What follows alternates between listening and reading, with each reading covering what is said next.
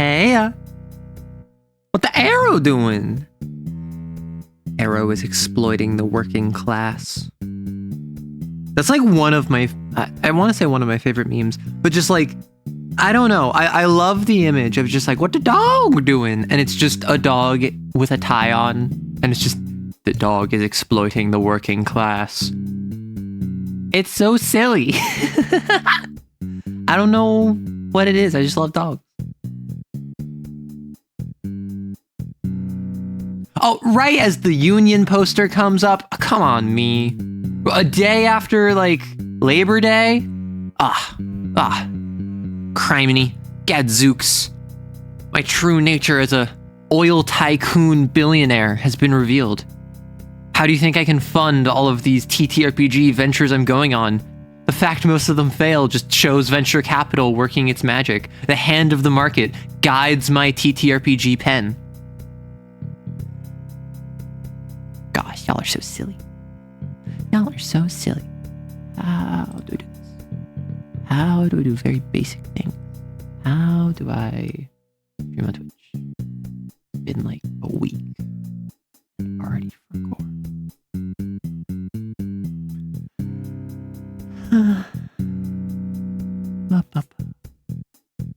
I wonder if I can do it.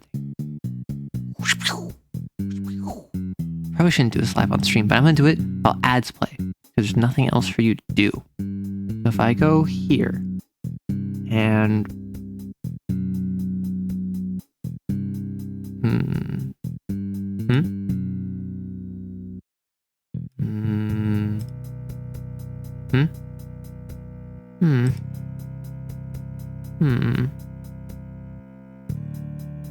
Never mind.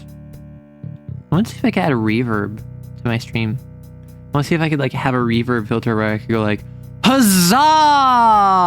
And then like have a trail after. I thought that'd be funny. Let me grab...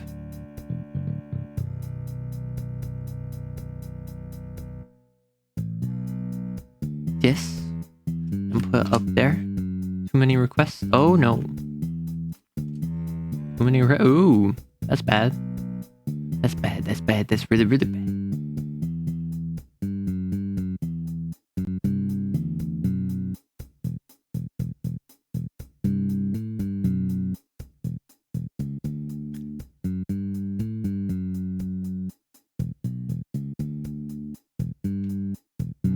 Shrimp.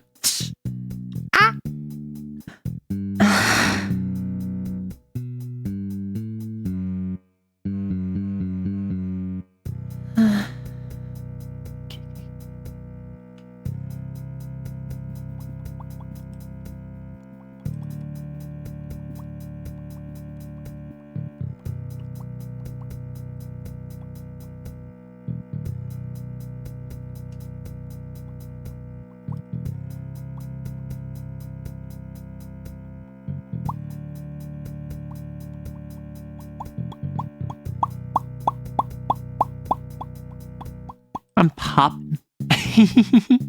I'm bored.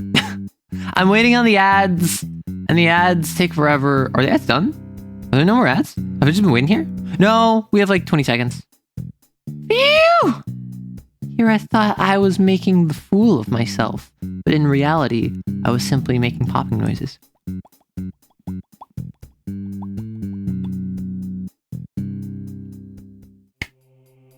I forgot my model's not on. Of all of the things, I was sitting here bored, and I'm like, I swear I'm forgetting something. I swear I'm forgetting something. And what it was is that I forgot to actually do the thing where the VTuber shows up. Because I'm silly. Don't question it, don't ask questions, and simply don't address the fact that I am silly goober you know me to be. Sorry, just had to get an explosion for a second. Ah, what? What the hecky? Oh.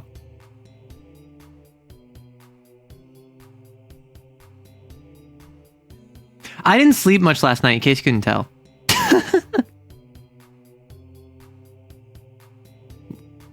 Listen, Doro, I don't even know what's going on here. Wait. I can come back with the power of ninjutsu. Okay, everything is reset. All is well here. We're all fine down here. How do we feel about this? You cannot stay long since you got 2 final projects due. Oh my goodness gracious. I hate finals. That's not a hot take. That's not a special take. That's not unique to me. But I do hate finals. So, what I'm thinking for today, we are going to go through, and I was going to play Die in the Dungeon, and I actually got a key for it, but it's tied to a website that I'm not registered for, and apparently I would have to register and wait to get approved for that, I believe. And even if I don't, I'm not sure if I want to sign up for that website, because looking it up, I heard mixed things about it. So I canned that. I might do that next week or something, because like I did like Die in the Dungeon when I played the demo like a year ago or like 8 months ago or whatever. But ultimately, like I'm not trying to like sign up for random websites just to get a key for a game. So I had someone in Hello Arrow, you're an amazing bagel. No. I had someone, I think it was Maddie actually, in the Discord point me to a game that is like a demo online where it is on constant delay. This is a narrative-driven educational game that explores the daily struggles of living with OCD. I have no idea what this is about or what it does outside of the fact that it is related to OCD. I'm going to hop in. It takes like half an hour, they said. So I'm going to try it out. I'm also going to yap because you know me. I love yapping. And we're going to world build some more. And by world build, I lied. It's TTRPG DEV.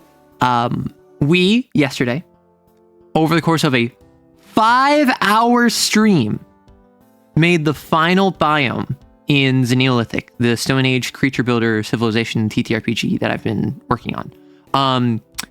As far as I'm concerned, we have like 5% of the game left. Like we are in like not just the final stretch, we are like the goal is in sight. The issue is I realized in making all of the biomes, I missed 2 things. 1, stats for all of the creatures, and 2, obstacles and like hazards for each biome. So what we're gonna do, either today or Friday, I'm not sure which, we are going to go through every single biome. We're going to kind of check our work. We're going to make sure everything is on the same level of detail so that one creature isn't like 3 more sentences of detail than every other creature, and one isn't like half the length in certain sort of description. We're going to check all of our work, including the biomes that you had no hand in, that you've never seen before. And we're going to add hazards, and we're going to add stats to all the creatures. In addition to that, I want to run through the entire system point by point and on stream, show it off, talk about it, give a summary of it. And you will be the judge of, does this make sense to someone that's never played the system, doesn't know what's going on? I will make sure, oh, I referenced momentum here, but I only referenced agenda. I didn't reference maxim. I need to go back. I need to change the wording here to better fit with the momentum section. And like, so it will be proofreading on my end. It will be proof of concept on your end. So I think that could be fun. That'll probably take like all stream once we do this. But before we do that, something I love doing is that if you're in stream, you give me your attention, whether you are chatting or lurking or watching the VOD. So feel free to drop a hello, a hi, or if you want to steal my thing, say a heya. Yummers. And I'll respond because that's really cool. I like to respond to you. I wish you luck in calm testing. Yes. Yeah, we did finish the last 2 creatures. Did my beetle make it, or did we get 2 shrubs? Your beetle did not make it, unfortunately, because we went 3 creatures, 3 animals. If you're a real arrow kisser, you can just imagine the model. No. If you're a real arrow kisser, you might have a Fantasia like Arrow Prime. Arrow Prime, i.e. me, the arrow kiss, the arrow rights, has a Fantasia. So I can't imagine the model. I can't just pretend there's a model here. I could have done a Fugi. Oh, I will say, I'm so sorry. Honestly, the diagnosis makes a lot of sense. Stream next Wednesday. Gonna figure out how to paint minis. Don't know how I'm gonna do that. But by next Wednesday, like in like the next like 5 days, I need to figure out a setup where I can safely paint. It's probably gonna be a hand reveal. You're gonna see my Yowie hands. It's gonna be a hand reveal. I don't think I'm gonna wear like gloves or anything, so it'll just be, you'll see how, like you'll see my hands much in the same way that you see my hands when I show off my model. And the goal is to not dox myself. Let's see if I can do that. Hey Amoth, hey Maddie, hi Ken, hey Raxies, hey Fextrous, hey Zap, hey Edgy, and everyone else who's watching, listening in the background, lurking. The name Arrow Kisser is funny to me. It makes me think, yeah, we kiss our friends here, but like platonic. I mean, basically. Although what I will say, Arrow Kisser, decided upon in the very beginning. It's unique to us. And really no one else is an Arrow Kisser. However, there was a small push on the Discord that it was the voices. So we might have a community name change. Or we might have yet another striation within the Discord. Because if you're on the Discord, you're part of the union. Let me just go to chatting. If you're on the Discord, you are part of the union. Because of stuff that happened in the very beginning of the Discord's history. And if you're in Twitch chat right now, you're the Mafia because you kill people. And if you're on YouTube, then you are part of the cult because that is where the cult was started. And so I feel like it's only natural that if we have a separate community event of Discord streams, that would have its own name because it's kind of separate from the Discord, even though it's part of the Discord. So those could be the voices. What's up, gamers? Hey, Ormy. Oh, it's simple. Put paint on minis. Keep doing that until it looks good. Yeah, the issue is, when does it look good? And also, we're already coming back. I'm so sorry. You know what? No, I'm not. I don't apologize for anything. I hate you. I don't want you here. If you want to go, go. The issue is that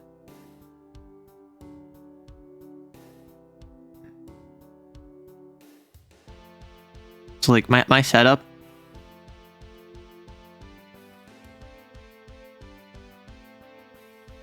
is like this. So like looking at it, like I have a camera here. I have my phone. Sorry. I have my phone here. I have keyboard. And I have mouse. I imagine I can just push my keyboard. I can push my mouse. I can remove my phone because I won't have my model open. And I can have my camera pointed down. So it captures this. And so instead it will look more like...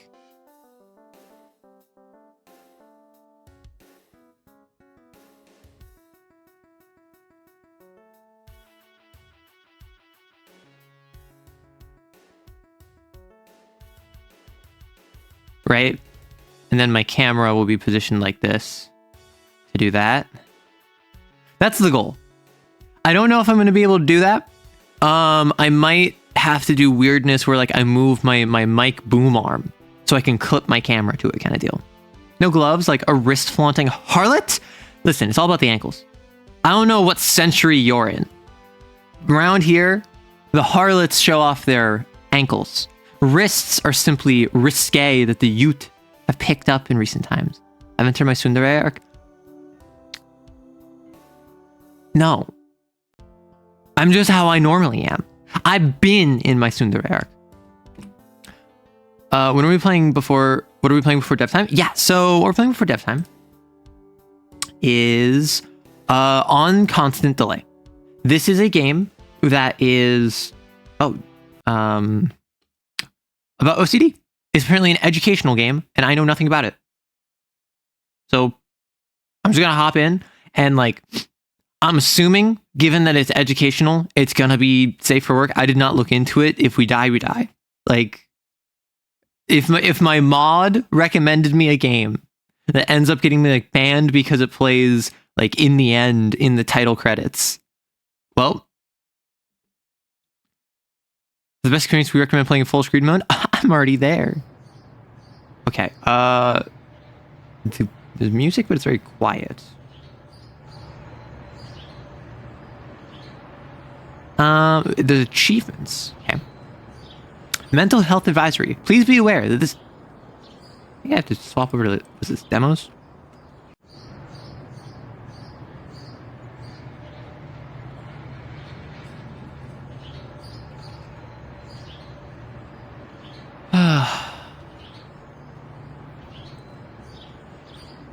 Sorry about that. Let me know. Sound check. Am I good? Is the game good? Am I a little bit too loud? Please be aware, this game is designed not only to entertain, but also to evoke emotions and convey certain experiences. As a result, some elements may be repetitive or frustrating. The game explores themes like obsessive-compulsive disorder and depicts situations that may be emotionally intense or disturbing for some players. This content includes representation of obsessive thoughts and compulsive behaviors. If you're particularly sensitive to such topics, don't watch or play the game. First time getting to see Arrow on Twitch. Hello! Hey, Edsker. Fellow Lancer heads, do I send Elite or Ultra Berserker at my newbie players? N. Send an Elite Berserker at them. Play really aggressively. And give it like one system that allows it to, when it's reduced to 0, it comes back at like half whole or something. So like it goes down to 0, it has its structure, and then it rolls, and then it might blow up, and then it goes down to 0 again, and then say it activates its Omnicore, and that brings it back up to half, and every single activation, it is going to take take 1d3 damage and heat, but it gains accuracy on all melee attacks. And then your players can go, ah! And then you scare them. And then, next combat, whip out an Ultra and show them the difference of an Elite and an Ultra, because they're gonna be like, oh my gosh, that boss was like so crazy. It had like structure, it was dealing a bunch of damage, it had like a super move that could come back after 0, and then you whip out the Ultra and they're just like, what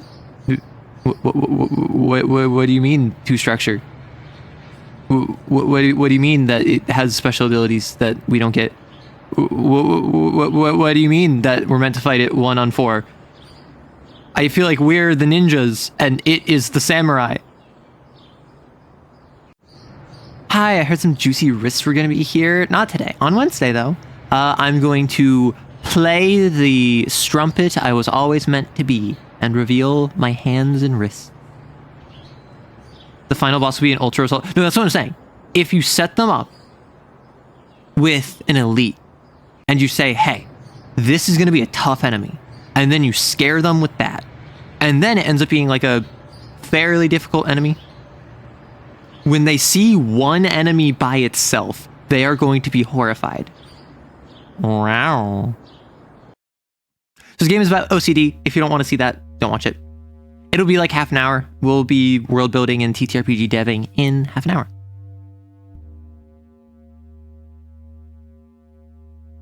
September the 14th, Thursday. Repeat after me, Leonard. I love my job. I love my job. I love my job. In my experience, Tuesday is the hardest day of the week. Besides Monday, of course. Oh, and Sunday. I'll need a lot of energy today. Better have a hearty breakfast. Click to move around. Hold to move continuously. When the magnifying glass appears, interact. Okay. Make coffee, scrambled eggs. Every time I have breakfast, I sit here. Sometimes I wonder if coffee and I are sincerely in love, or we're just afraid to part ways.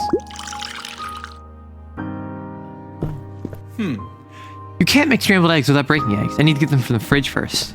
A couple of eggs is just what I need. The ability to identify the right consistency of scrambled eggs is always taken for granted. Breakfast is ready. Time to eat. I mean, like, he's not wrong. Let me check the traffic while eating breakfast. It'd be catastrophic to be late today. We're back. Did I close the stove? I must check.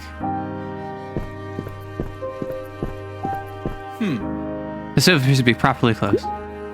I see what the running theme is going to be. I'm gonna watch TV. I don't think it's a good idea to turn on the TV. I've already showered and gotten dressed. I don't need to go back.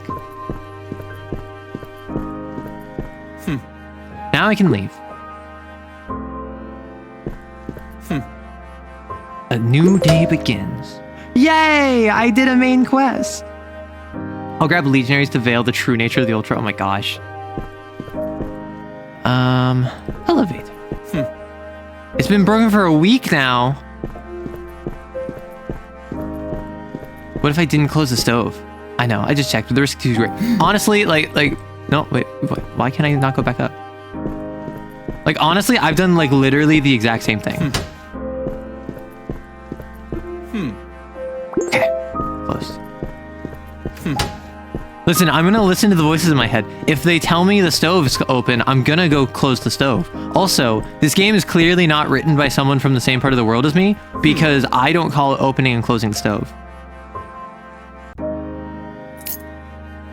Ha! I'm gonna be a good person that leaves behind the keys. Can I sprint? No. Oh, and I see the reason that the elevator is broken is it's gonna be really annoying to constantly run up and down the stairs. And as soon as I leave the building, they're gonna be like, I should check my keys again. And like, I hope that it's not just about this, or I should check my stove again. Hi, kitty! What are you doing here, Cassius? Have you been out here all night long? Better tell Suzanne that her cat is outside. Oh dear Mrs. Gill, since the elevator is broken, she only goes after the bare minimum. Do hope they'll repair it soon. Maybe I should take the legionaries' fresh recruits like a training camp? That's hilarious. Be evil, be mean. Marianne Gill. I should take her to the second floor. She's a grandmother to all of us. Where's the doorman? Put the keys in the box. Surely someone will look for them. Look, I'm gonna be late for work. Congratulations, me. I'm a good person.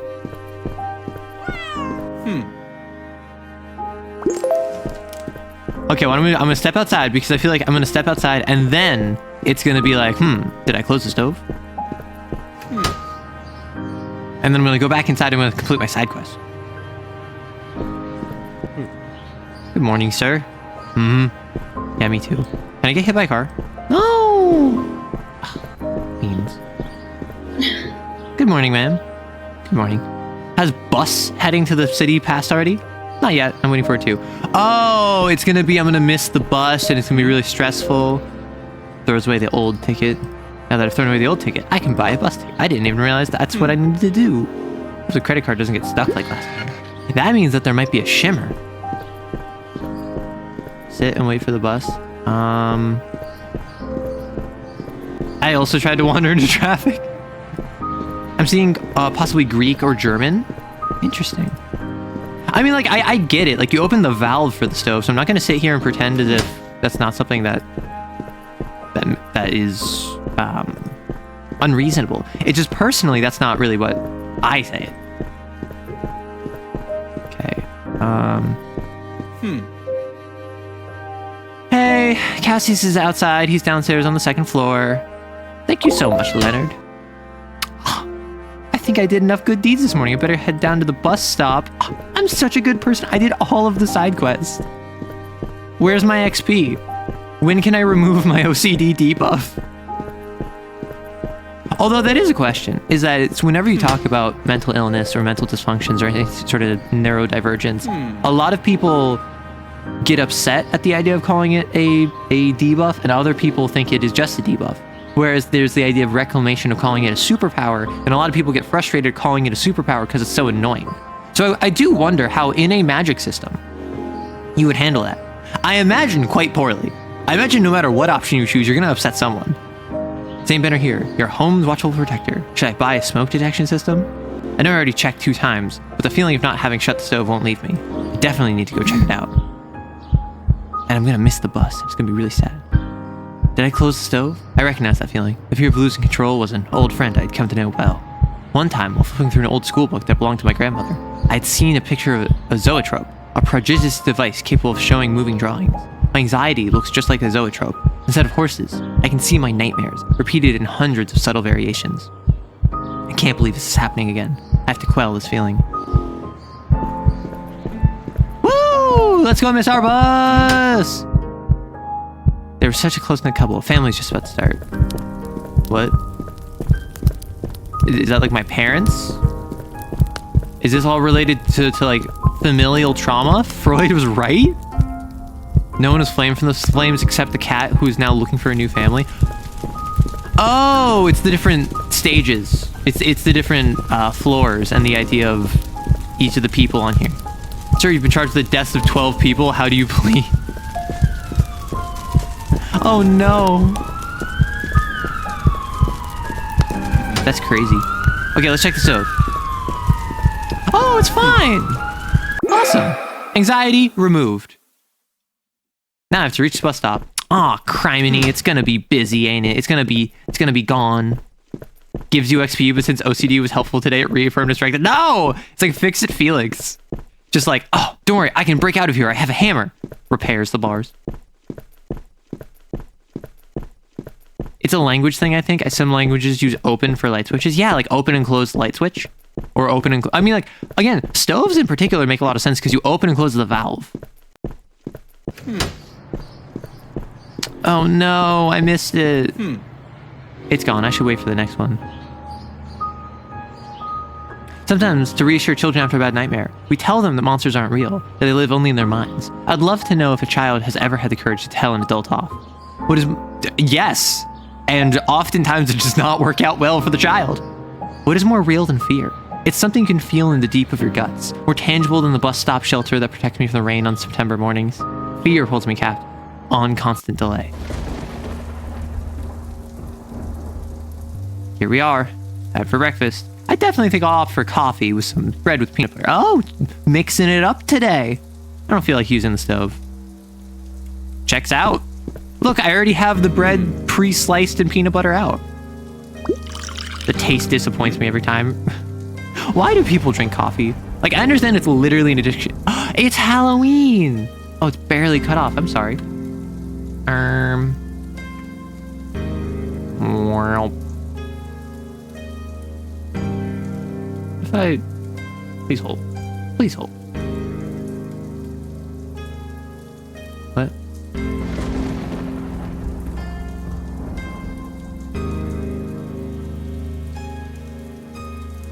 Are we pogging? I think we're pogging. No? We're not pogging? What? Sorry. I'm readjusting the window. This is not working the way I thought it would. Yeah, that did nothing. It is the exact same as it was before. Well, I guess we just like have a misaligned window now. Sorry. Might be, I guess. Sooner or later, I should buy a toaster. Seems like a wise investment. It does not seem like a wise investment, bro. Like, I'm not gonna sit here and judge you for something that you can't control, but clearly, if you feel uncomfortable with the stove, you very likely are not going to feel comfortable with a toaster. Like, that's just accommodating your own psychology. Yeah, it's Halloween. Maybe there's still a few jawbreaker candies from last year. Oh no. I decided not to give them away after reading that article, The Most Dangerous Candy for Children Under 5. Sorry to leave the children empty-handed. I'll stop at the store after work. When Paul gave these pumpkins to all of the residents, I thought it was a great idea. However, I prefer the candles to be out when no one's around. Just to be safe, you never know. Pumpkin Patrol. Oh, free candy! Oh. Someone could easily slip on this. I should probably pick it up. I wonder if there are others around.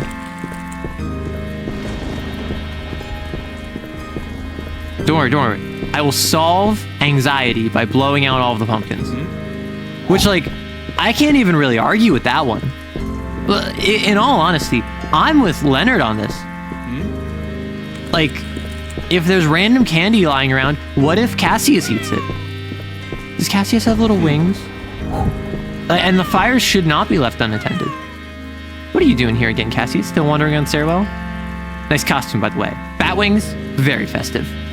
Better let Suzanne know her little bat is out and about. I see that Arrow has the same vision range as a character. No. This guy actually sees more than me because he can see behind him.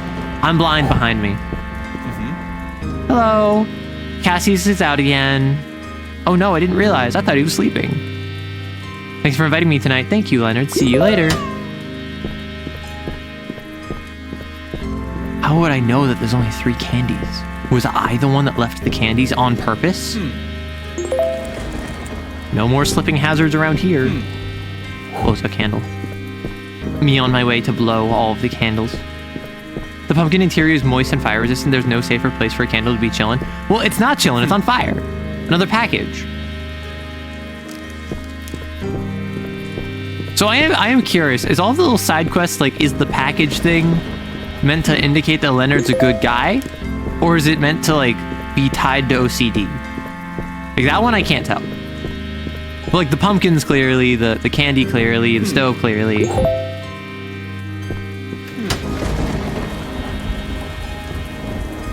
One thing I wish this game had included was a thought. Like, I know this is stupid, but I have to check just because the vast majority of people are aware. I mean, yeah, like, I've run into the same issue where with my stove, I've literally run into, like, over the course of an hour, I will check my stove 5 times because I didn't know if I turned it off. Even though I knew consciously I had just checked within the past 10 minutes, I still went back and checked because of this sort of, like, irrational fear, right? How many cars are on this street? I feel like I might be living... a green car. I feel like I might be living in a simulation. It's like blue, red. Oh, no, I thought it was blue, red, blue, green, blue, red, blue, green. What if it's not a simulation? What if it's just like a high traffic area, but everyone is like... What if this is a dystopian world where all of the traffic is in perfect lockstep due to the fact that the government is implanting thoughts into your head? And it's not actually us. We're not the weirdo one. We're not the one that's struggling with anything. We are a victim of our government. It's meant to indicate their a compulsive need to be a good person. Ah, got it. I mean, like, the packages in particular, I'm not getting that from, right? Also, I realize that this is a little bit loud. The title screen is a bit quiet. I feel like... I mean, I get all the side quests are like, hey, go do this thing, but like the cat and the package, those strike me more as just like someone wanting to do something. Whereas the pumpkins, the stove, and the candy strikes me more as like an intrusive, repeating, compulsive thought. All right, I need a bus ticket. But maybe that's just my misunderstanding of it. The bus should be here by now. The newspaper left here. Burglaries on the rise during Halloween. Should I be worried? Actually, I don't precisely remember if I locked my front door. I definitely need to go back and check. If I rush, I'll have time to go up and go back to the bus without missing a beat. I mean, honestly, I would too. Did I close the front door? How can a feeling be so familiar and yet so unpleasant? My mind began to spin like a fan gone mad. The blades with their rapid movements cut through the air, felt isolated from the outside world as if in a wind cage, in the eye of the storm. That's how many thoughts protect themselves. If I indulge them, the wind will subside. So... Oh? I will leave these candies here for when he wakes up. Yay. I mean, like, Leonard. Again, not judging you for things you can't control. I feel like you have the power to do anything more than power walk. But, like, maybe that's my preconceived notions of you. Maybe you really don't work out that much, and, like, that's okay. But, like, brother. Why can't I trust my eyes? Dude, I'm the same way. I got you. Here, unhoused man, have some floor candy. Yeah, what if it has, like, razor blades in it? Are you really gonna handle that, Leonard? Are you really gonna rock that? Are you gonna be responsible for giving arsenic to him? I need to check the front door again. I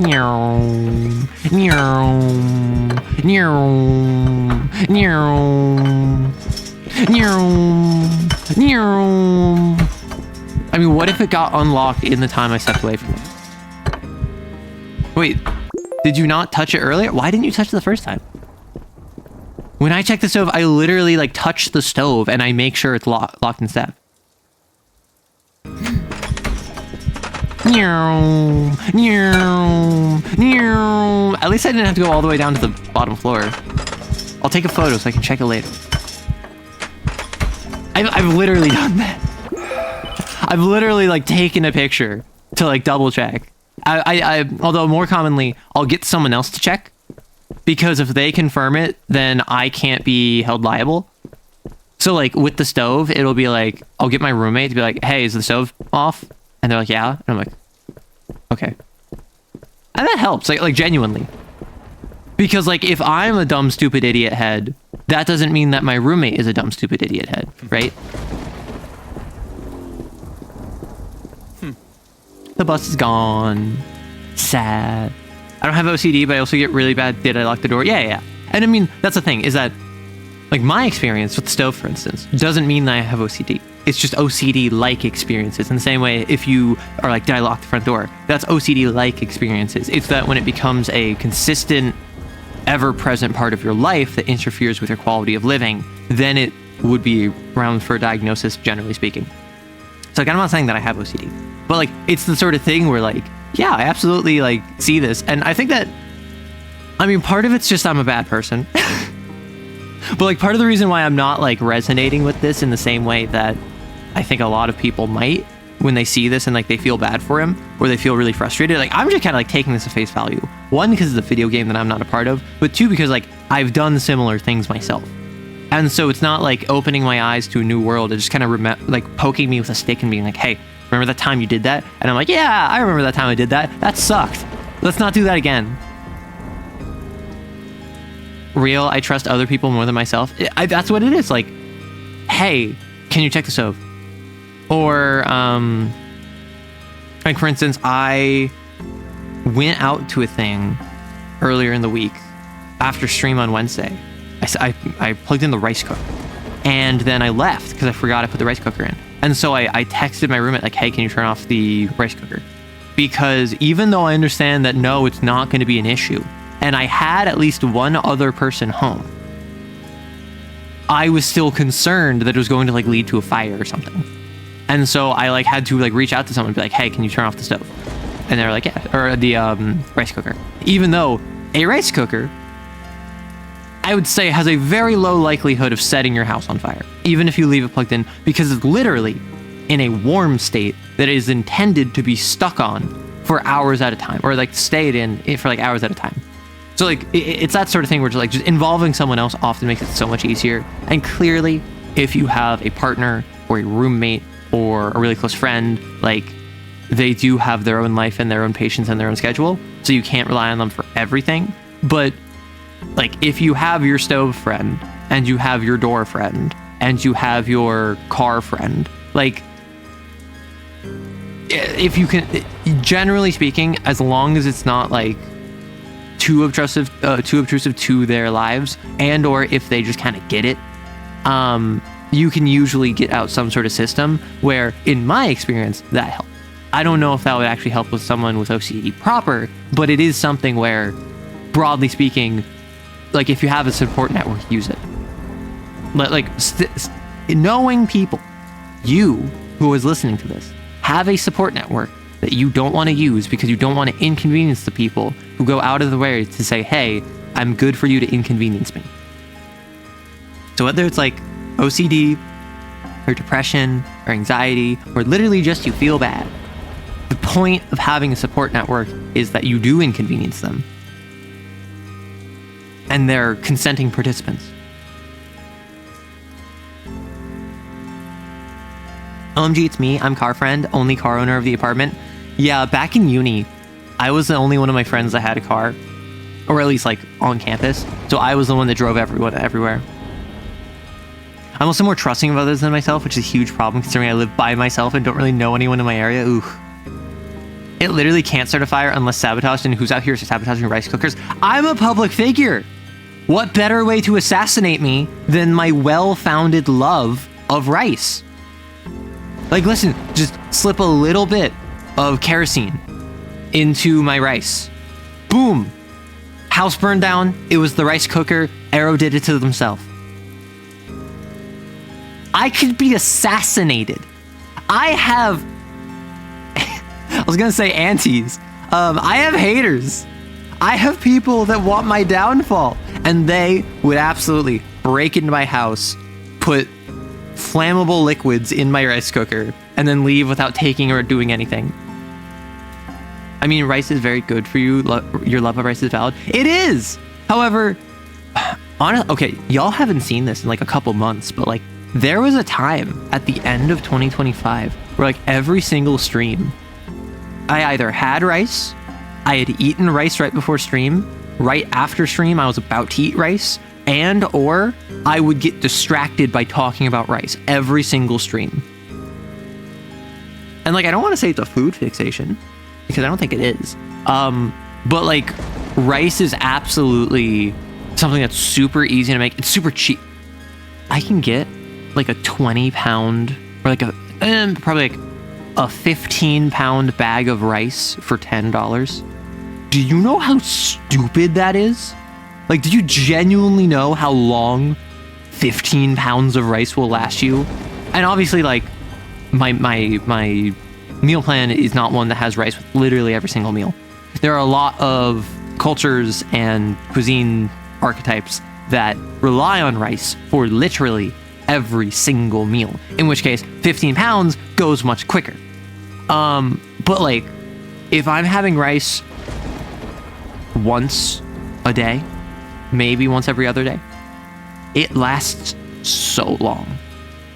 The rice tuber arc, that sounds like a subheading in a Google Docie where someone is doing something inappropriate. Impeach Obama ASAP 2010 is after you.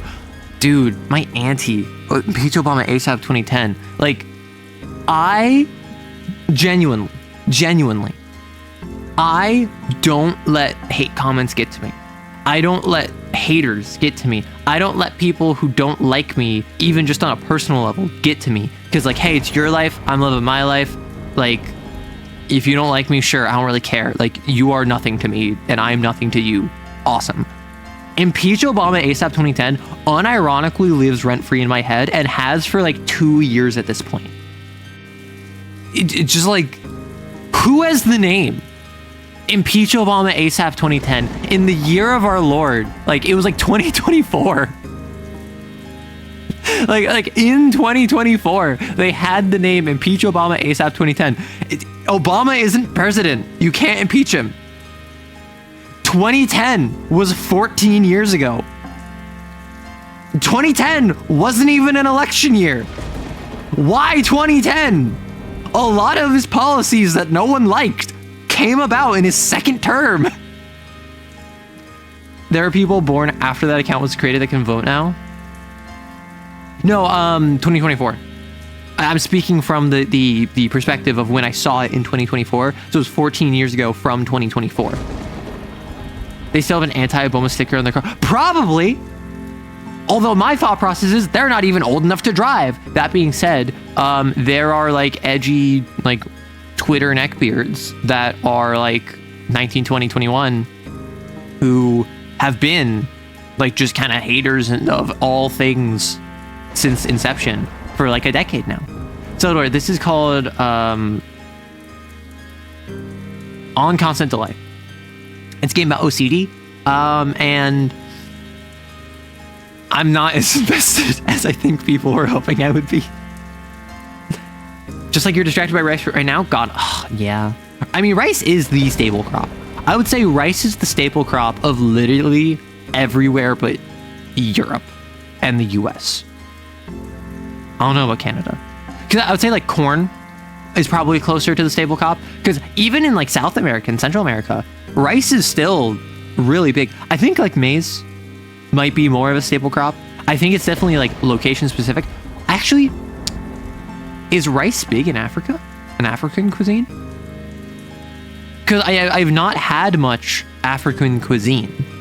Like food from Africa. I've had like Ethiopian food, and that mostly had flatbread that you would make with, you would have like with a curry or with sauced meats. I have a sickness where I need to bounce from project to project. Only now I forget about projects. Well, we're going to work later. We're going to work on projects later, so. It was a deception, an insidious trap placed by the thin line between reality and illusion. There's something certain. It's unpleasant consequences of my fears. As concrete as a cold metal is the lock I tap repeatedly to make sure the door is closed. A delay, missed opportunity, an undeserved failure. How many more buses do I have to miss? Oh, I was going to be like, did I stop like 5 lines from the end? It's the last day before Christmas holidays. One more push and it'll be over. I need to remember to bring the cookies to Anne and Paul. They wake up early, so this is the perfect time. Then there's work. Better have the usual fast breakfast. Don't want to be late. Okay, so like, this is gonna sound dismissive. Have you considered getting up earlier? Genuinely. Like, I understand that's not gonna solve the issue. However, if you're able, are you able to accommodate the schedule by expanding your time? I don't know, Anne and Paul. Oh, and root vegetables? Yeah. I think it's common in parts of North Africa, but not 100. I mean, honestly, like, from my understanding, anything in the Mediterranean basin is common with everything else in the Mediterranean basin because trans-Mediterranean trade has been going on for thousands of years, right? Look at those fancy reindeer antlers, getting in the holiday spirit. Well, I suppose I should warn Suzanne again. Takes a picture. Haha. See, sometimes you just need to have like alternative coping mechanisms, and that's okay. Are y'all who I have to deliver cookies to?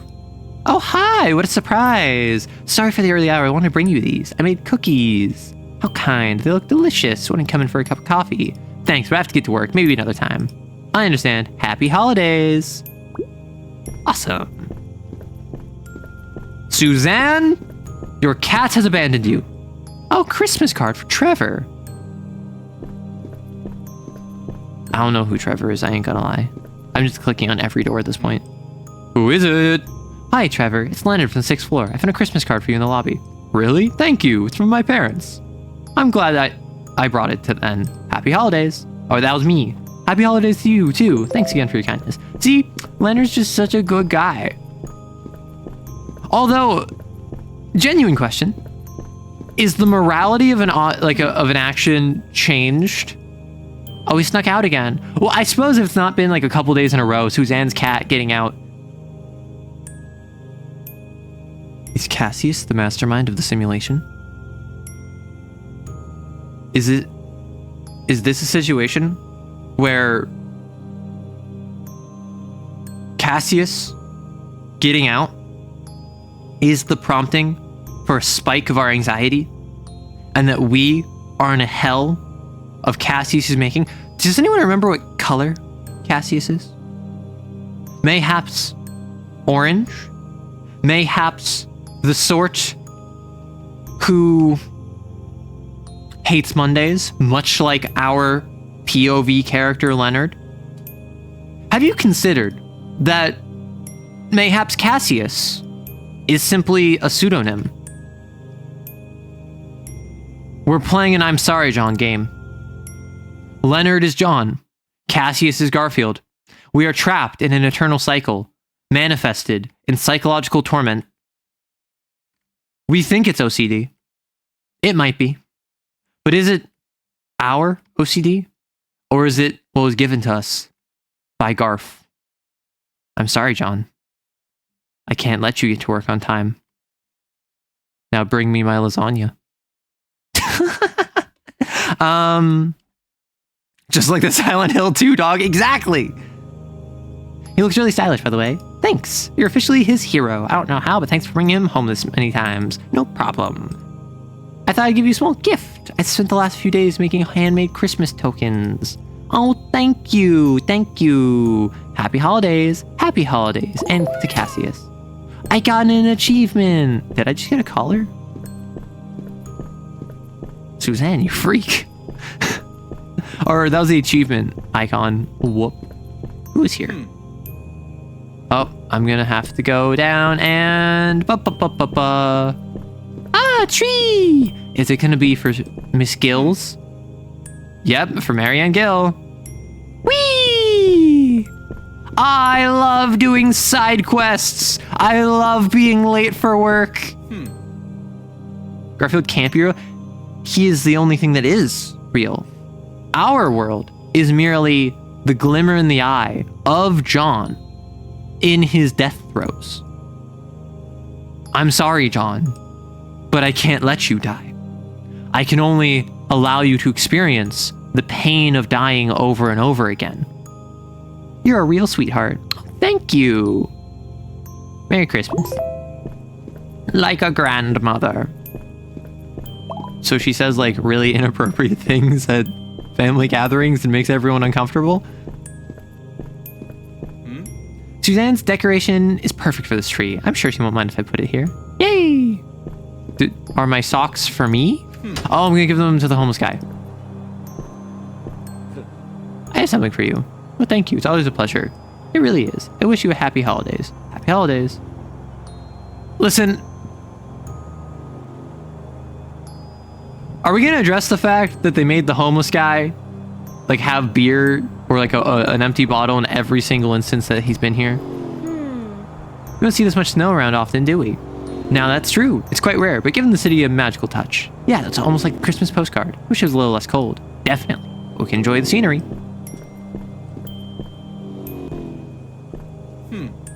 That's a bottle of sparkling water. Ah, yeah, of course. Have I talked about my disdain for like sparkling water and how I don't like seltzer? And how don't Europeans all drink sparkling? Like sparkling, my main exposure is seltzer, which has the kind of lemon, the citrus flavor to it, right? It's got that bitter undertone to it, which I'm not a fan of. But apparently sparkling water as a whole doesn't have that. Yet every single time I've had sparkling water, I'm like, this tastes bitter. And I think it's the carbonation. Bro could just be reusing a beer bottle for water. It's not that deep. So, I suppose we've established that this is not the US. First of all, we call it opening and closing the stove. Second of all, they're centigrade. And third of all, if this was really the US, this guy would be chased out of the apartment complex. Like let's not mince words here. You'd be chased away from the front door of the apartment complex, if not by the police, by security. The US kind of hates homeless people. That being said, you would not be able to drink from a beer bottle, even if it was water, in the US. You have to have plausible deniability, because I think it's drinking in public is not like drinking alcohol in public is not allowed. However, if you have plausible deniability, it's accepted. So that's why there's the stereotype of brown paper bags, particularly with people that are like disadvantaged, where they will have alcohol in a brown paper bag so they can drink it in a public area without, like, quote unquote, like, you don't know what's in the bag, so it's reasonable to assume that it's just water or something. But also, fun fact, fraternities and sororities, the reason the red Solo cup is so popular is not just because it's cheap, but also because it's opaque. And this is a marketing thing where, generally speaking, fraternities and sororities are not supposed to post anything that involves their members with alcohol, even if like everyone's above 21. But clearly, especially if they're under 21 in the US. So that's why red Solo cups are used, is because, well, anything could be in there. It could just be juice. Now, if it's like jungle juice that is spiked with like multiple different alcohols in a cocktail that will knock a lightweight on their butt in half a sip, you don't need to know that. There's a red Solo cup blocking the way. So like, no, it's not the US, because the US has like systems in place to prevent you from seeing people drink. What if the cookies are contaminated? Can't stop thinking, did I use the right ingredients? What if I made a mistake? Can't take the risk. I need to take them back. It's better that no one eats them. If I go back now, I can grab the cookies and still make it on time. Okay, this is where I would draw the line. I'm gonna lie. Like, this is where I would not do this. Not because I wasn't concerned about the cookies, but because my social anxiety would overcome my anxiety over the cookies. Like, even if I feel, wow, those cookies, like, what if I accidentally put rat poison in it? I know I have rat poison in the cabinet right next to where I put my flour. Oops, I accidentally made these cookies with a base of rat poison instead of flour. I would still be like, hey, if they die, they die. I'm too anxious to go and approach them and be like, hey, I think I might have accidentally poisoned you. Can I get these back? I feel I can make a choice. I can let these thoughts pass, like a cloud in the sky. If I give in, the anxiety will subside temporarily, but the cycle will start all over again. If I resist, maybe I can break the chain, even if just for a day. Go back to the cookies or get on the bus. I gotta go for the cookies. I gotta choose the unhealthy option. I gotta choose the option that keeps Leonard trapped in the cycle. I'm a willing participant in his torture. I am Garfield's agent in the world. They're so happy, now they're gonna get sick because of me. Did I go up one too high? Nope. Leonard, is everything okay? Hi, I'm sorry, but I need to take the cookies back. Oh, is there any problem? I'm not sure I followed the recipe correctly. I'm afraid they might not have turned out well. I'd rather check them just to be safe. Thank you. Don't worry, take your time. We're here to talk. Really appreciate it. Happy holidays. Woo! Man, I love not breaking free of the cycle of compulsive thoughts that I have and simply allowing them to overtake my life. How could I? Dude, I told you. I'm a willing participant in the torture of Leonard. Why else would I be playing this game if not to bring Leonard suffering? Barry can't really just came here to torture him, man. Listen. That's what people come here for. And apparently people pay for it. If I had to choose a picture representing my life these past few months, it would be a departing bus. I am not on that bus. You can see me, a tiny person at the bus stop. I am a hamster. The building stairs are my personal wheel. And then the cycle of repeated actions. Anne's words, however, stuck with me. It was as if she understood. As if someone had, for once, peeked into my world. I'd like to tell her everything on my mind. Tell her my reality. I think I'll take that coffee. I was wondering, was this going to actually be a bad end? Because she was very, like, accommodating. And she was like, yeah, of course. Just let me know if you need anything. So maybe I bring her up on coffee and I tell her and I talk to her. Oh my gosh. Do I do chapter 3? I don't really care. But I don't think anyone else is playing, like, anyone else is streaming this. So sure. I will go and get the good ending because... Because I am evil. I'm going to ignore the side quests. I'm gonna speedrun this. If Leonard would just actually walk with any degree of speed.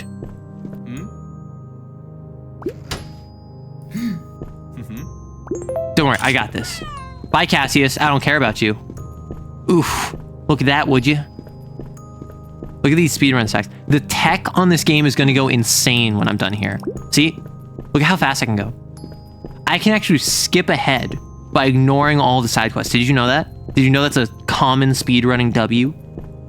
You're gonna get fired? Probably. I mean, like, realistically, this is not the US, so I don't know what their labor laws are like regarding disability. Because generally most neurodivergencies are considered disabilities that, like, have to be protected, at least in the US. So I don't know what other countries are like. I don't know what this country is like. Can I just go in the street?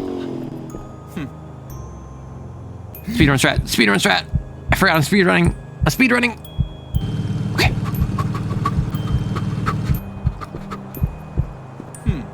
Here we go. Breaking the cycle. The sun is rising high. The shy snow of this night will melt soon. My thoughts are better when they're illuminated by sunlight. No one's on this bus. Am I going to heaven? Is the bus a psychopomp? That I've been chasing the light at the end of the tunnel for my entire life? stuck in the tunnel vision of OCD, only to break free of the cruel shackles of unreality that I found myself trapped within, an eternal cycle of Mondays where the lasagna at the end sits upon its heavenly platter, beckoning me forth, and yet I only now am rising towards it? And only by ascending past the ignorant masses stuck in their own cycles of Mondays that I alone can ascend? Is that what this is symbolic of? She says cookies are delicious. She says she'll have to hide them or there won't be any left for Paul. I like to do small things to make others happy. I'd like to host a party, open the door to all my neighbors. Leonard, your meticulous 6th floor neighbor, invites you to celebrate the long overdue elevator repair. That would be nice. Oh, I wonder if the dialogue on the elevator would change based on what chapter I'm in. I don't feel like a hero for taking the bus. From the window I can see so many versions of myself still sitting at the bus stop. I could wave to them, but I know they wouldn't see me, each one locked in their own cage of thoughts. When the light eventually comes, I feel compassion for those left in the dark. I'd like to hold out my hand to them. I'd like to hold out a hand to myself for all the times I was the one in the dark. I'd like to stop the bus and tell all the Leonards standing still in the snow that there's still time. That it's possible to move lightly even when the air gets thicker. That I'm here for them. Okay, is it crazy that while I think that the correct choice is to get on the bus, I think that it's a more hopeful and realistic message to go back inside and to have Anne be like, hey, like, coffee. She's like, hey, I like my men like I like my coffee. Tall, strong, and sweet like toffee. Yeah, so that was the game. I had a silly time playing it because I'm a silly little person. Let's hop in TTRPG Dev.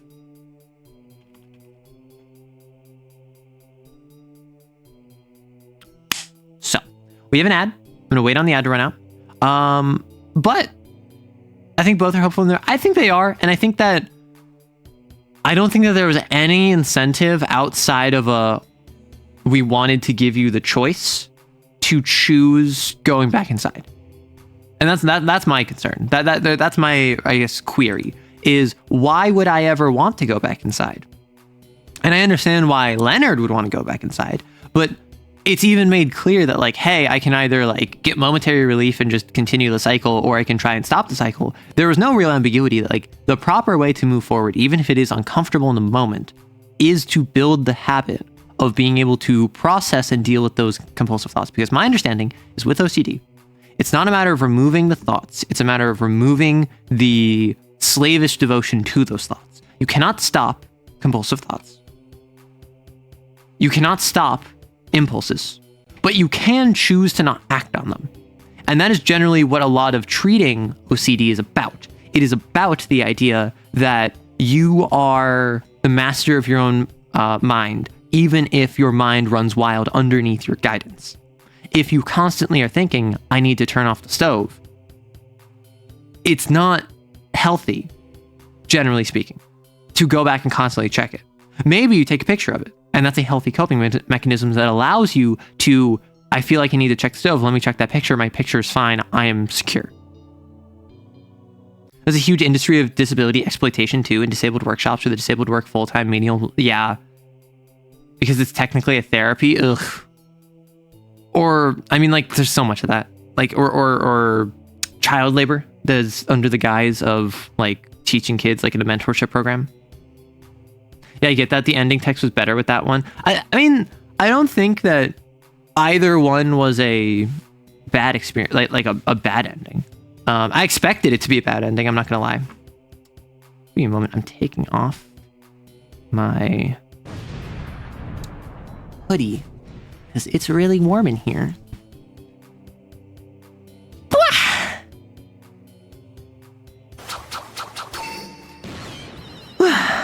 Hello, driver. There have been massive exposés about this for years, yet still nothing really changed. These places operate like this. I mean, that's the issue, right? Is when you have a group that is at risk of exploitation, you need people that are not a part of that group to also lend their assistance. And at least in the US, there has been a massive divide between various groups for a really long time.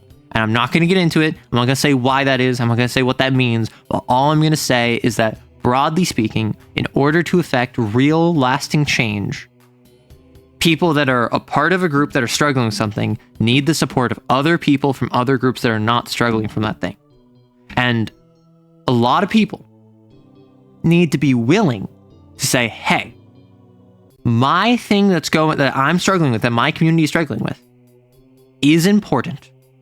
But I'm not going to focus on that right now in favor of this other thing that I am not struggling with. Because one thing at a time, if everyone devotes their energy, not even 100%, but just like 70% towards one thing at a time, we will solve the one thing, and then the second thing, and then the third thing as we shift attention back and forth. As opposed to if everyone devotes 100% of their attention to completely separate things, nothing happens. And then we all blame each other because we all think we're entitled to go first. That's my soapbox. It's been way too long since I saw a stream. I mean, I only stream once a week on Twitch. On YouTube, though, I am streaming multiple times a week. So, if you're here, I assume you know about Xeneolithic, the TTRPG we're making, but you might not. So, with Xeneolithic, we are making a TTRPG where it is Stone Age technology level in a world of magic is fading. You create an entire species, and that entire species you evolve over time. You gotta go get work. You gotta get working on projects. See ya. It's probably gonna be a short stream because yesterday went long. But I'm thinking that we just go through and we do obstacles and we do trees. We do stats. We do obstacles. So in the Phalangefeld, the very first biome I made, this is a section of plains covered in fingers growing from the ground called grass roots. This competes with mud fuzz, a slimy mucus that coats the majority of the region not occupied by fingers. The largest flora of any consistency in the area are twistle bushes and their whistling reeds, though trap paw pads are common enough to require travelers to stay wary. Pack quips swarm the region, held only in check by arc gropers combing the fields. Nevermoles burrow and uproot grass roots to allow for more mud fuzz growth. Can we get N's Ma fan art? Sure. Let me grab that.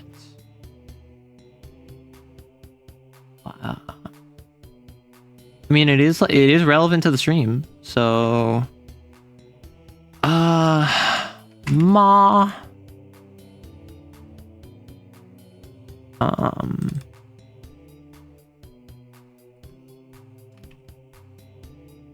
sorry, I'm just grabbing this.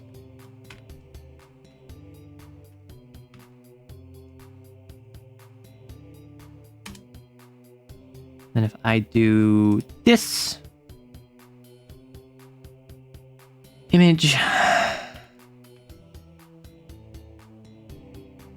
I can put it on my fridge. And of course, by my fridge, I mean by my keys, as all good fan art goes. I'm going to put it, you know what? I'm going to put it right there. Just a little dude. Just a little friend, right? How do you feel about that? The face of true anguish returns. Exactly. So, the Phalangefeld. It is a field of fingers that act like grass. We have bushes. We have plains. So, like, generally it's rolling, flat, rugged, unmanaged winds, fingers crawling from the ground. So what we want obstacles that when you are traveling through the Phalangefeld, you roll 2d6, and depending on how fast you're traveling, you will have to contend with certain obstacles. The faster you're traveling, the more likely it is you will rush into an obstacle. So, if you roll low on the 2d6, you encounter a weather obstacle. If you roll high on the 2d6, you encounter a wildlife obstacle. We need to come up with, for the Phalangefeld, which is a field, or which is a plain, 6 weather obstacles and 6 wildlife obstacles. These are when you encounter the obstacles, the players choose which one it is. So these don't need to be like in order of severity or anything. So we could be like howling winds that XYZ. So generally, I don't know if I want to do like, I don't think that we add mechanics. I think it's just howling winds, right? And then I think, I yawn. Don't judge me. Let me grab the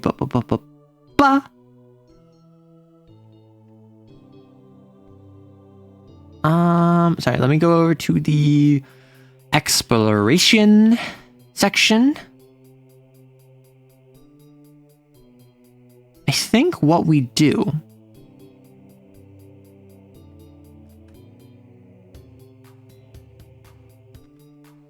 so if I grab this.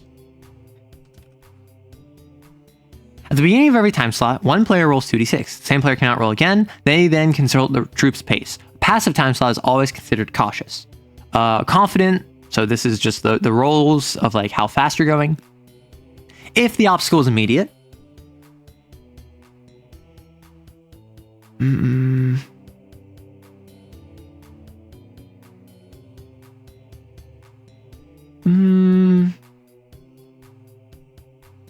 No, I like keeping 2s and 12s as like a crit fail.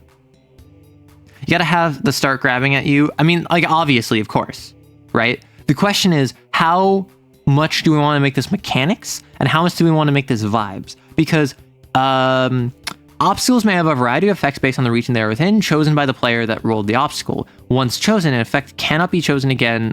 A hazard cannot be chosen again until all the other options of that type are selected. If the troop did not prepare for it when it arrives, it will likely inflict a payment. The GM offers a choice like normal, and the players agree on one of the consequences each creature suffers individually. So, fingers grasping. So I think we add like a sentence fragment for each of them. And we have it be like a particularly dense patch of grass roots.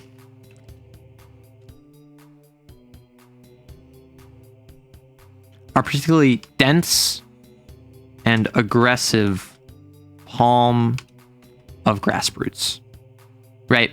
So this is just like the weather obstacle you roll is it's a particularly dense and aggressive palm of grass roots. What does that mean? Good question. When you run into it, the GM will say, okay, so you're traveling, you run into a patch of grass roots, it's an immediate thing because you rolled a 2. Yeah, so you couldn't prepare for it, so you're going to take a payment, and the payment is going to be in time. It's going to slow you down significantly. And so you have to deal with the fact that like now you're stuck in this thing of grass roots. So I don't think we write mechanics. I don't think we make it anything that is like a thing of grass roots grabs and slows down progress by 1 node. Like, I don't think we add mechanics to it. I think it's just vibes. I think it's a particularly dense and aggressive palm of grass roots. I think it's howling wind buffets the troop. The troop runs into a dense and aggressive palm of grass roots. Howling wind buffets the troop. The troop stumbles into trap paw pads. Into like some of these are just going to be you run into like the fauna and the flora, right? Like the troop stumbles into a chamber of trap paw pads. What does that mean? Well, when you hit it, it's just going to be you step into a bunch of trap paw pads. The question is, are these wildlife obstacles? Because they are wildlife, and there's 6 of each, so we could instead do this. And then this is like weather obstacles. It's like rain, storm, sleet, winds, dry, and like dust. and then we remove sleet, and like, because the idea is that if this is literally just weather impacts, stuff not tied to any of the individual wildlife. I think it's like muddy is one of them. So there's the mud fuzz, right? The mud fuzz is, so this whole place is dirt with fingers like grass, mud fuzz, which is like a slippery, slimy gunk. And then there's like never moles, there's arc gropers. So I think what it is that it's the wildlife obstacles is 1 per each, right?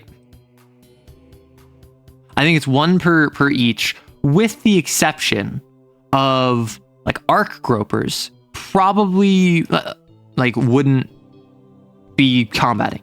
They're just kind of like birds that scout the area. They float along. They're like a filter feeder. They're not gonna fight a troop. So instead of having an arc groper one, we can have a section where like other sentients attack. Right? Thanks for the follow. XFC. So we have to think of like, how do we want the weather obstacles to be distinct from one another? Like the plains.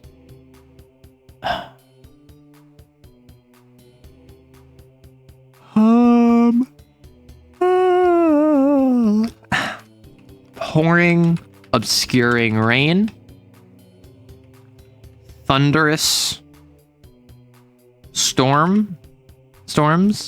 I think we do like rain and wind. I like the idea of like a thick obscuring fog rolling across the entire plain. Oh, wait, what if we can get weird with it. What am I on about? We can have like blood raining from the sky. We can have like bone like fragments sticking out of the ground in an area. Like weather obstacles is just what is a weird thing that would happen in the Phalangefeld that you might run into. And I think all of the plants, all of the animals, the flora, the fauna, the minerals, that is all tied to the wildlife. Hey, a ploy. But I think that for the weather obstacles, we go more... It's not just rain, it's like blood rain. I think it's bloody rain,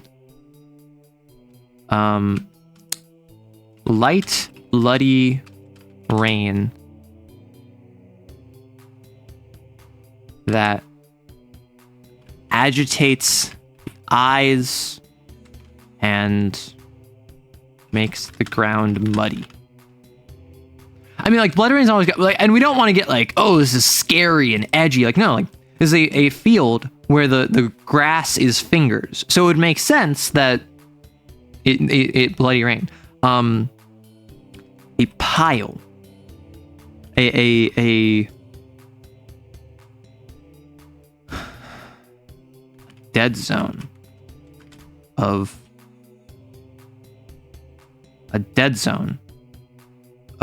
vegetation where only grassroot nails are left.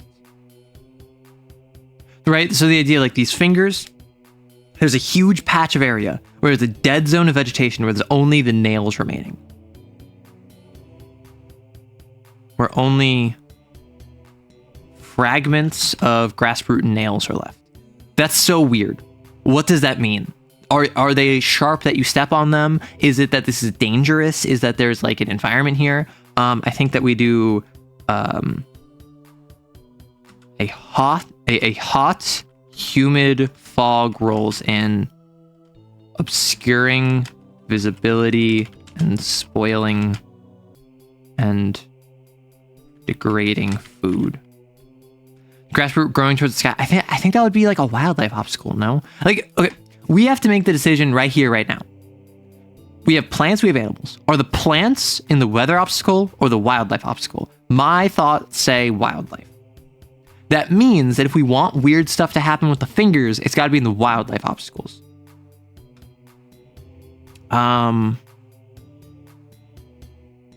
Ew. A dust storm of dead skin cells of dead skin rolls in abrading gear and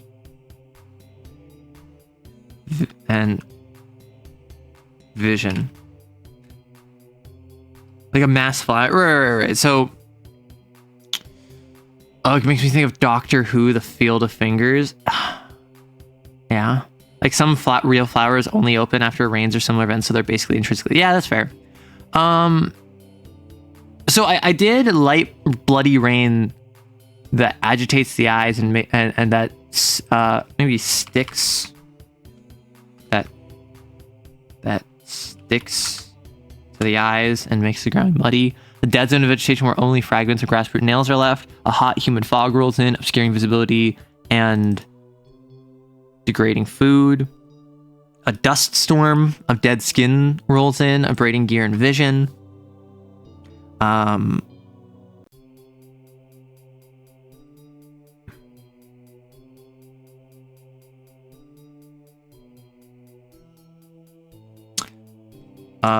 Mud fuzz bloom renders an entire area slick and slippery.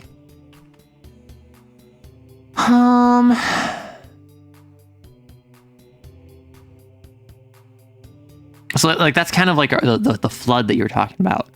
And then do we want something where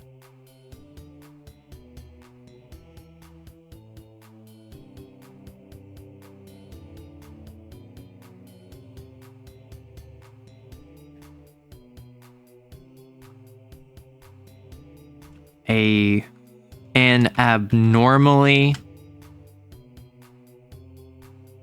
tall palm of grass roots growing a meter tall?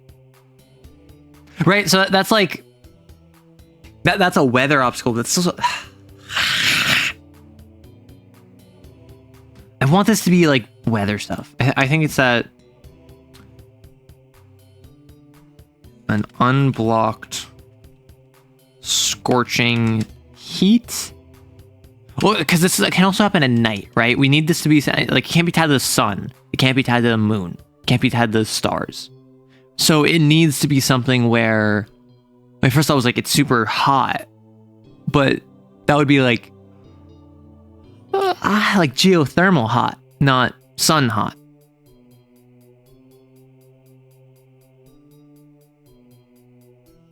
I feel like the hot, humid fog doesn't fit either. Because, like, yeah, it fits with the fleshiness of this area, but I feel like it would fit better with the Great Breathing Basin, which is the hill area. You can describe the splashing as the fingers twitch. Yeah. Maybe Dran's mana? I mean, so in this setting, there are two types of regions. There is an ether starved and an ether bleached. Ether is like the mana, the magic, the whatever. Ether starved is what plains are. The Flangefeld is plains, which is ether starved. This doesn't have a lot of ether. So what it could be, there could be something where it like absorbs, like it's a complete void of ether. No, I know I'm gonna have to overlap, but like I don't want the plains to have fog, and also the hills to have a fog, and also the mountains to have a fog, and also the swamps to have a fog, and also the subterranean to have a fog, and also the coastal to have a fog, and also the volcanic to have a fog. Because like I can think of a reasonable fog for any of those. The issue is this place is like the least tied to like a fog. A mudslide maybe that could work. Maybe a mix of skin cells and rain makes a thermal reaction. Ooh, an earthquake. Yeah, it's on a fault line. All grass roots retreat into the ground before an earthquake. I think that's weird. I love it. So they run into a dense and aggressive palm of grass roots. The troop stumbles into a chamber of trap paw pads.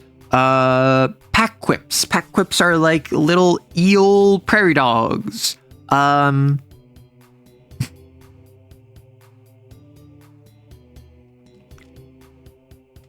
a platoon of pack quips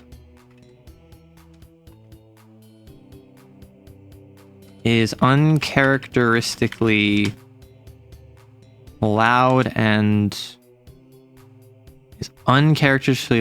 close. These things normally like they have like a bite that's painful but not really going to kill you, and they run away if they're outnumbered. So it's something where a loud platoon of pack quips is unnaturally a large platoon of pack quips is uncharacteristically loud.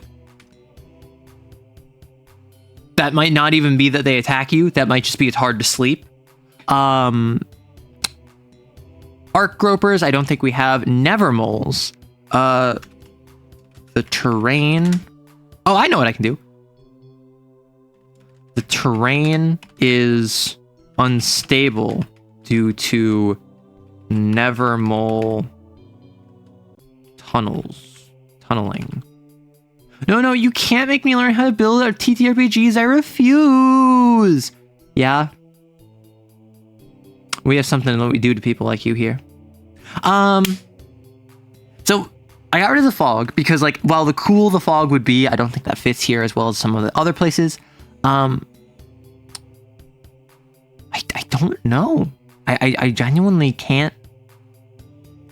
But let me first off uncapitalize these, because these are like just normal creature names. I'm probably gonna need to rewrite this. Ugh, gross.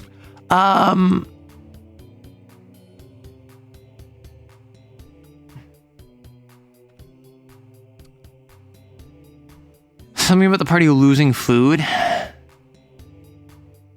Oh, whoops. That should be capital P.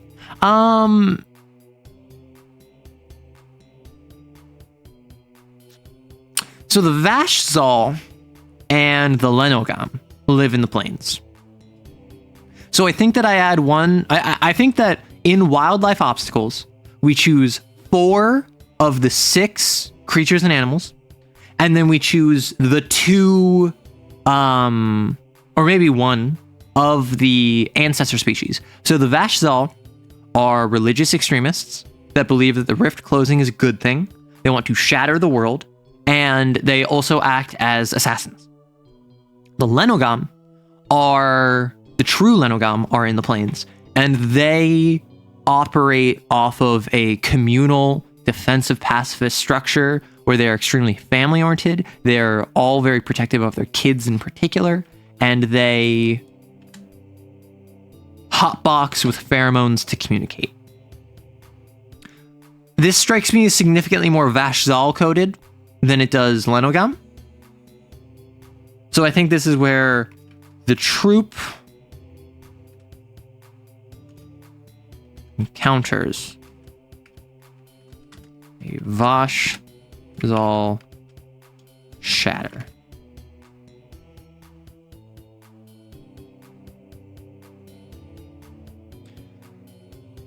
Right. So I think that like the wildlife, like the obstacles are just inspiration. Right. So we have pack whips, trap paw pads, grass roots, a tangled mass of multiple twistle bushes grown together blocks the path. A tangled mass of many twistle bushes grown together blocks. I want this to be 2 lines. I don't want this to be more than 2 lines. A mass of many twistle bushes grown together blocks the path. And one more. Do we add in the Lenogam? Do we add in... I don't think Nevermoles. I don't think Arc Gropers. Oh, I know.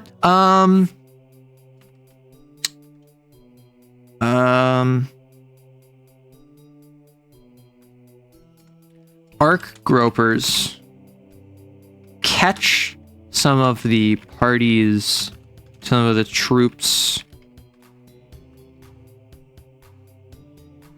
food in their tassels.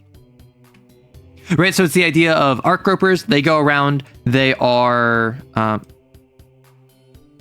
arc gropers. They go around. They have these tassels that they drag on the floor beneath them. They're meant to catch pack whips, these kind of like prairie dog like eel things, and they pick them up, and then they die. They stab into them, and then they eat them elsewhere. So the arc groper accidentally caught your food with it. So now, the fun bit of adding stats to all of these things, which I really don't want to do. Ugh.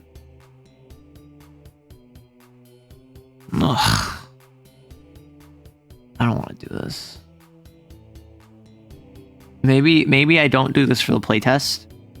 I feel like it would be most useful for the playtest, but like just the standard stat line of the phalange field, I don't think you're gonna need the grass roots. Like yes, you could use a tree to indicate like, oh, navigating around it, stepping through it. If you don't, then who? That's true. So I think that we do tree.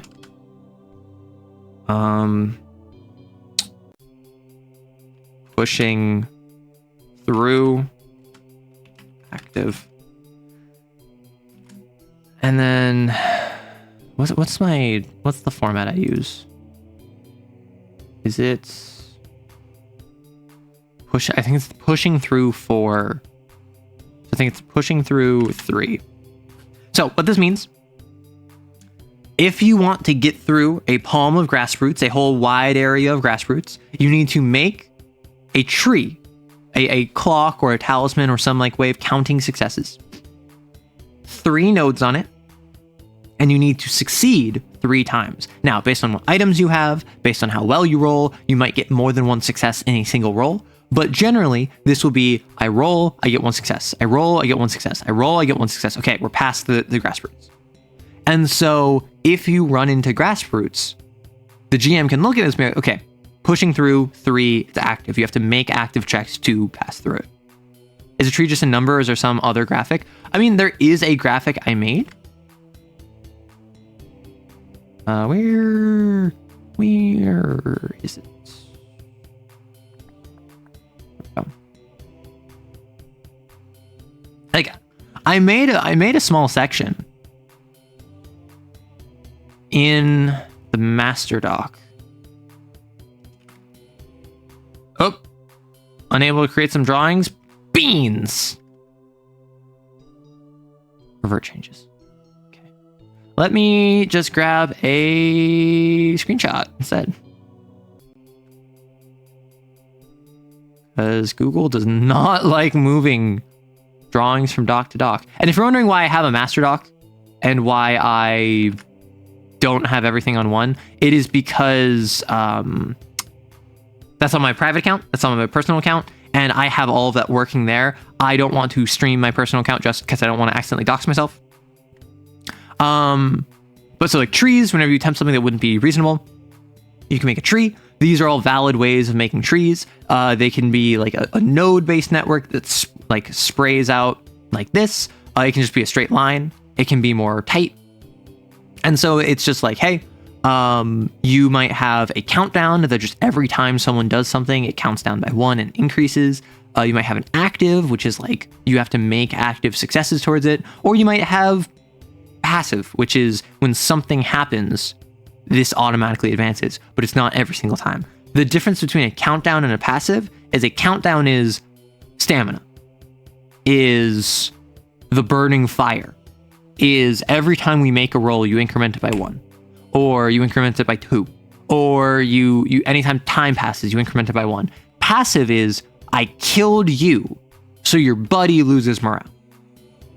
Right? So active is I'm making rolls to accomplish this. Passive is I'm doing things that accomplish this, and countdown is this happens automatically. So that's oh, you like this? What, the node framework? Lenogams steal your lunch? No, the fallen Lenogam do. Maybe a fungus that drains mana if you get too close because of the spores. So what this is that we've already gone through and we've made all of the biomes. For instance, like in the Arctic, we have the Uber de Toit, and we have like scorchers, which is like a sludge that's drawn to metal deposits, oxidizes through the topsoil of iron, and produces rust as a waste product. We have a spurg, which is flowers that grow about 20 centimeters with like thin spiky petals that they use from collected rust. A rust room, which is a fungus, a mycelia that goes around and uses magnetic force to actually attract metal and specifically rust to it and make a little like mech suit. So we're not trying to come up with new creatures. We're trying to figure out how would the existing ecosystem of the Phalangifeld, which is up here, which is about fingers, and it's about trap paw pads, which are like little lily pads that if you step on them, they like clasp around you. Twistle bushes, which are like basically brambles. Pack quips, which are like prairie dog, eels. Arc gropers, which are like birds that have these tassels that drag across the ground, picking up prey. Like, we're trying to figure out what would you encounter in this environment. So like these are the sort of obstacles we're dealing with. Now we got to go through and give all of these things stats. If you encounter a palm of grass brute, how do you deal with it? Was it stats per se? You probably can't kill it. Like you could presumably, like if you set it on fire, you could probably do that. But like pushing through it would probably take a couple checks. I think twistle bushes. Oh, twistle bushes is. Did I have this? What? Hecky. Yeah, tree. Twistle bushes. Cut down 2. Active. Right, so like how difficult are these to get through? I don't know if I need to do this for the plants, is my issue. Trap paw pad. So like tree. Escape 2. Active. Like I don't think it's difficult to escape a trap paw pad. Pack quips. I think it's a joint tree of health would be like 2. Active. Morale 2. Passive. So this is if you do stuff to scare them, they run away. If you just fight them, you kill them. And I don't think this is for an individual. I think it's for a platoon. But like that, this is the sort of mentality that we have. It's like, hey, you don't just have to kill it. You can scare it off. There's mechanics baked into, and then probably stamina. Be like 4 countdown. This is like that kind of the holy trinity of creature stats that I'm rocking. Health is active, passive morale, countdown stamina. Right? How many turns will it be able to fight you if it like you go shot for shot and you're just like not managing to kill it? Pack whips don't have that much stamina. They don't have that much morale. So if you kill their friends, they're probably going to flee immediately. Health, they don't have much health, so they're very easy to kill. So if I do that, arc groper.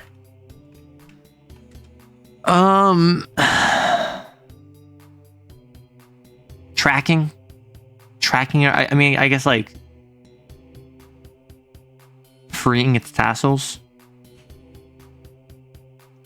Like, I guess you like arc gropers aren't really like a thing you might fight. I mean, like, I guess. But like, why would you be fight? I guess if you're hunting it.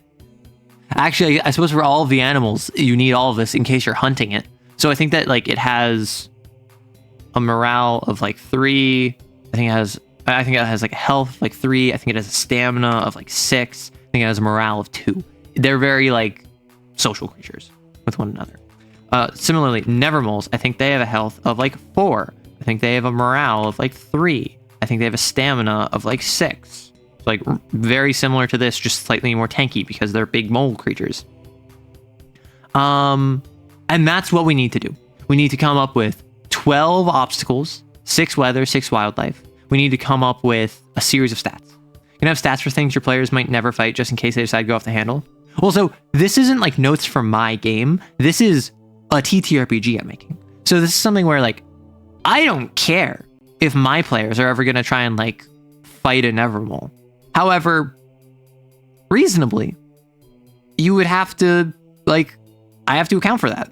If I tell you, hey, here's an Evermole, I have to expect that at least one player is going to try and kill it. How much health do the mosaic makers have? We're not there yet. That's the point of what we're doing right now. So I'm going to go over here. I'm going to grab the hills and the forest. The hills and the forest, like this. And the hills and the forest are not properly formatted, so I need to properly format them as we go through because it sucks. I'm sorry that I'm just scrolling back and forth. This is not convenient for you, I imagine. We're going to grab weather obstacles, wildlife obstacles. We're going to bring this back down to the Grand Breathing Basin. Criminy beans. What the heck? So we're going to remove this and go like that. We're going to go like that. And we're going to go like pop, pop, pop. And we're going to go pop, pop, pop, pop just for now. So we need 6. We need 6. These are the Great Breathing Basin. Hills that slowly expand and contract in a tide cycle daily. Water caught between them gets pumped through the channels to a collection of pools and basins. Swillaby cling to these hillsides, hanging over anostor vines circling the pools and basins. Myconarl run through the area between.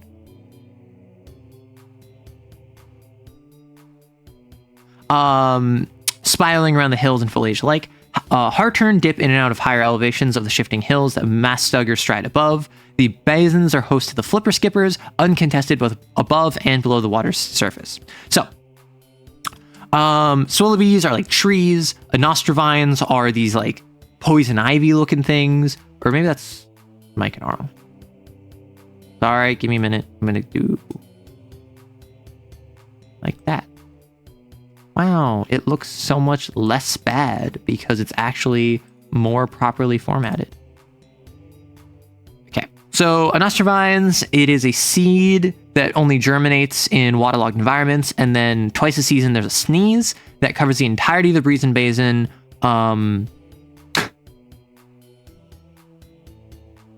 Non-residents have about a 50-50 chance of being allergic. There's the Swillabys, which are the trees that have these like peppers that they produce. Myconarl are fibrous material that is covered in fine quills.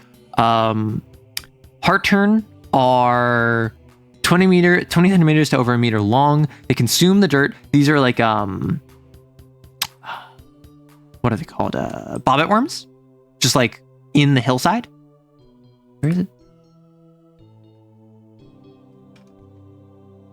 And then we have Mastuggers, which a Mastugger is a giant creature that literally walks from hilltop to hilltop, foot by foot, because each leg extends 8 meters in length, and it's just super huge, just literally strides above the entire Great Breathing Basin. And then Flipper Skippers. These are weirder little dudes that have like toothpick arms that they use to push off the shore, but when they submerge underwater, they fan out and become like noodles. So they can skip along the top of the surface, but then if they submerge underwater, they're closer like a jellyfish. So I think what we do is weather obstacle, it's got to be a sneeze. I think weather obstacle, it's got to be fog. I think it's rain. I think it... I think the hills have like a hiccup, oddly enough. I think they like quiver. And like what else would there be? I think like an earthquake could be? What if you had a bird whose entire diet was cleaning the legs of the giant 8-meter legged creatures of biomass and debris? Well, when you run this game, you can add that. And you can tell me how it goes. Because I already did. I already put my time in. I did my waiting, 12 years of it. But yeah, I have a lot of creatures who like are symbiotically in relationships like that. The entire Badlands is oddly super symbiotic, right? So we had a lot of fun making the coastal environment where everything has a single anchor species. It's all related to this one species. In the desert, everything was like family oriented. In the Arctic, everything wanted to kill each other. And in the Badlands, everything was like weirdly symbiotic. We had themes to the different regions. Sneeze, fog, rain, hiccup, flood. Like obviously this place is very wet. It has basins, it has rivers, it has water all over it. I think a thunderstorm. So the Anostrovine in Anostrovine sneeze blankets the entire area in pollen. I think this is where we go. A warm, humid fog rolls in and obscures visibility. Light rain batters the hills. Light rain batters the hills. Or someone said like an earth slide. We could do like a mudslide. Light rain batters the hills, leading to treacherous... leading to muddy hill. Batters the hillside. Hillsides, leading to muddy... Light rain batters the hillsides, leading to muddy steps.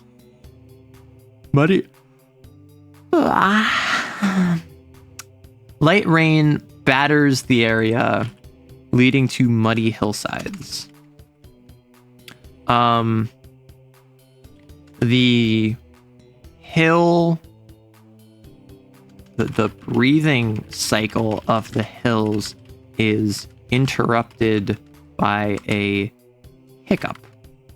What does that mean? Good question, GM.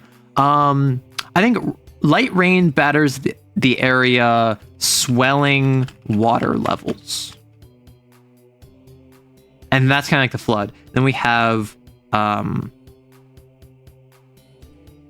loose debris and mud. Loose debris falls in a mudslide down upon the troop. Goober idea. What about a creature that's just a living hand warmer, anchors itself to another creature's hands and steals food out of the palm sometimes, but otherwise gives harmless and gently pleasant, warm, fuzzy, cute? Listen, where were all these ideas when we were making creatures yesterday? You can't wear one if you don't have hands. A lot of creatures don't have hands. That's discrimination. Oh, and then thunderstorm.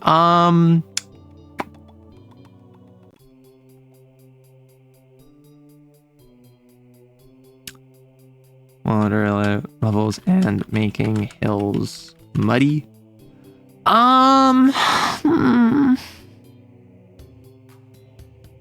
We have a sneeze, a fog, rain, a hiccup, mudslide.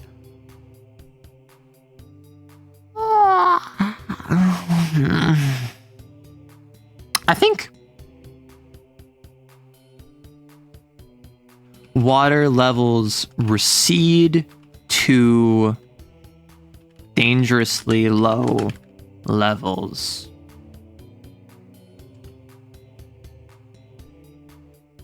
I think it's just water levels recede to dangerously low levels, because like sometimes rivers go dry for a bit. Vomit? No. I think for wildlife obstacles, we got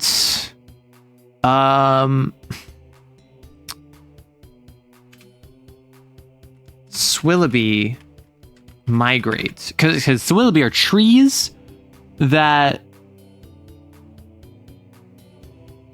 Okay, sorry, that's superstition.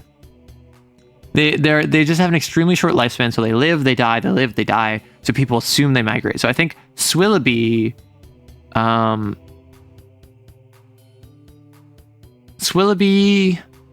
are producing peppers and increase.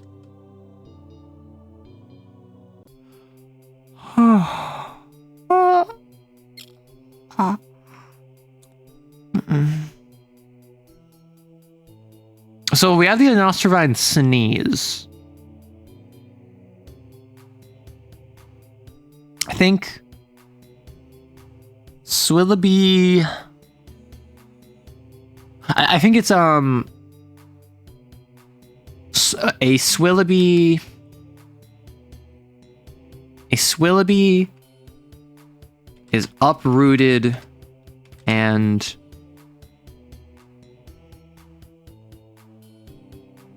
collapsed in the troops' path. Like just a fallen tree, you know? Arrow, don't yawn. Why no yawn? I went to bed late last night and then I woke up thinking, man, I'm tired. I don't want to go to stream, but I gotta because it's important. And so I did. And now we're doing TTRPG stuff. And hopefully we're going to get like at least 6 of these done. I don't know if we're going to get all 12 done, but we're going to run through these. Do the weather obstacles, the wildlife obstacles. We are going to do some reformatting. And then like we should get the Friday timeline done if I go through at least 6 of these. So a Swilliby is uprooted and collapsed in the troop's path.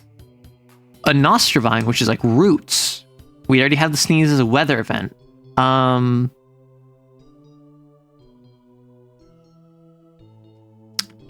Nostrovine. Roots.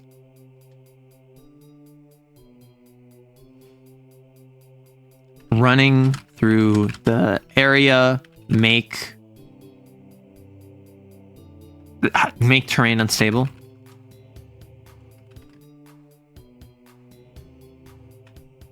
And then we have the myconarl.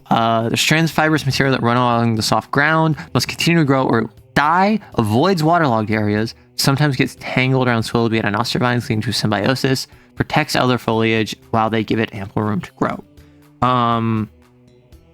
What was it? A spool? Strain of myconarl. Myconarl. A strain of myconarl has grown out of control, filling an entire basin. Filling a dried basin.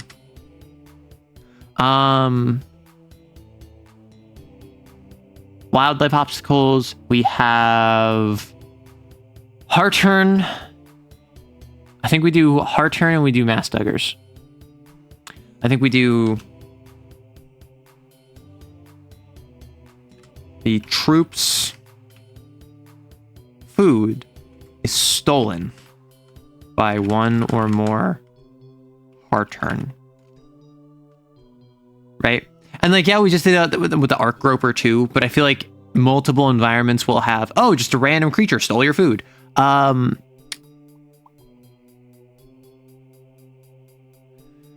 Mass Duggars. Mass Duggar passes by overhead. A Mass Duggar passes by overhead. A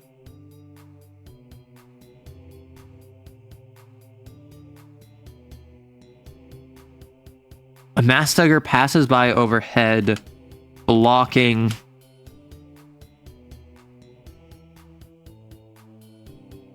I mean, it could just be a Mass Duggar passes overhead, blocking sight of the sky.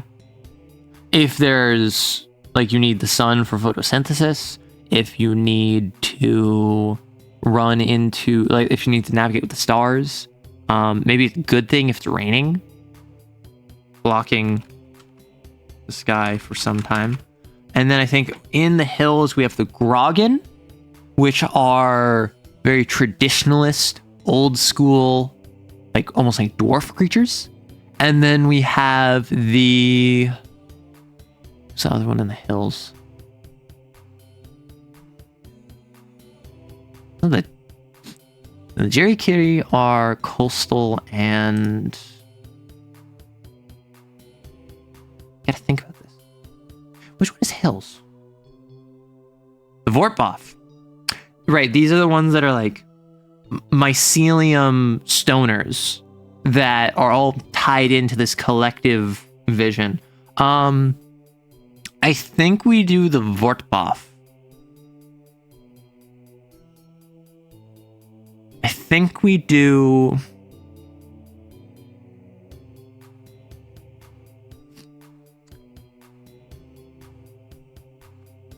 A lone Vortboff has fled its colony and is not... I feel like a lone Vortboff has fled its colony. The Vortboff is another sapient species. This is something you can talk to. This is something that might have gear. Why did it flee? It might be because it's not tied into the collective unconscious that all Vortboff are tied into. It might be due to the fact that it killed someone. It might be due to the fact that it was exiled. It might be due to the fact that it's just not there. I feel like a lone Vortboff has fled. Like, we could add in like the Vortboff are attacking, or like the Grogan are attacking, but I don't think that outside of like the Cling, that doesn't really fit. Hey, a B. I don't know what would fit best for the Vortboff if it's... So like if each biome has one of the ancestors. I want there to be an opportunity that you can run into ancestors of the local area. And so in the Great Breathing Basin, there are Vortboff. Are there Grogan? I don't know. Grogan are native to the hills. The Great Breathing Basin is a subset of the hills. But are the Grogan part of the Great Breathing Basin? I don't know. The Vortboff are. And the Vortboff are communal. So...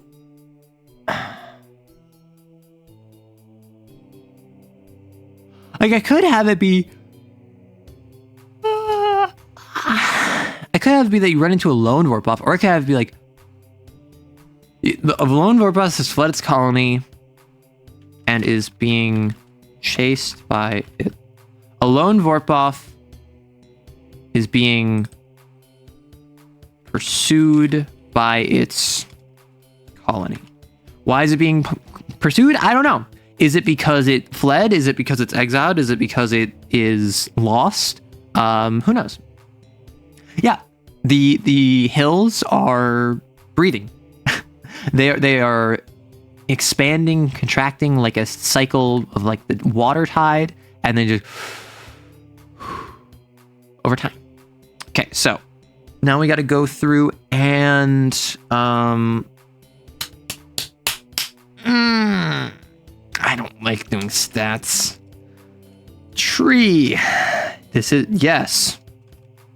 The Swilliby is a tree. So tree, I would say harvest peppers 3 active. It takes a couple times to harvest pepper. Tree. I think that it's navigate roots to be like a 2. Like, I think that most of the plants are 2, 3, maybe 4 in their trees, because the point is that, oh no, an individual thing of Nostrovines is not that difficult. An individual thing of Myconarl is ultimately not that difficult. The issue is that when you run into a lot of Nostrovines or a lot of Myconarl, or you're trying to harvest from a lot of Swillibys, it just takes forever. So I think this is active. tree, and then I think allergies would be a 4 countdown. I think allergic reaction, right? So it's the idea of to navigate through it. It's like it takes 2 active, but if you have an allergic reaction, it lasts a couple of actions, right? Tree. I suppose that'd be trees. Covered in fine quills. I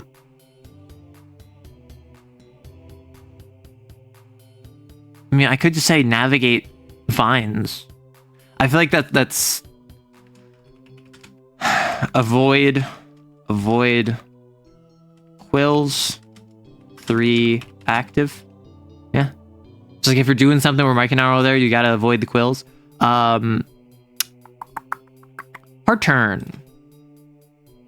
And then this is where we go joint tree. This is health. Active. This is morale. Passive. This is stamina. Countdown. What this is, these are like bobbit worms. So I think that they have like a small amount of health. I think they have a small amount of morale. I think that they are decently stamina though. And the specific stats are prone to change. The way this works is that a joint tree is all of these are combined together. If you reduce its health to 0, you don't have to worry about morale or stamina. If its morale goes to 0, you don't have to worry about its health or stamina. If you get its stamina to 0, you don't have to worry about its health or morale. That's how this works. So the fact it has like a 3 health, 3 morale, 6 stamina means that it is easier to just kill or scare than it is to tire out, broadly speaking. And I don't think it matters if it has the same stat line as something else. Like, for instance, the Mastugger would probably be... Oh, I should probably... Ugh. In the forest. Do that. Womp womp. And I do that. Womp womp. What? That didn't work. So if I do that. Womp womp. And I do that. Womp womp. Okay, cool. So if I can now grab the heart turn, put it for Mastugger, they have a joint tree. They have health of like 8. I think they have morale of like 3. And they have stamina of like 12. A Mastugger is not an easy thing to take out. A Mastugger is really easy to scare.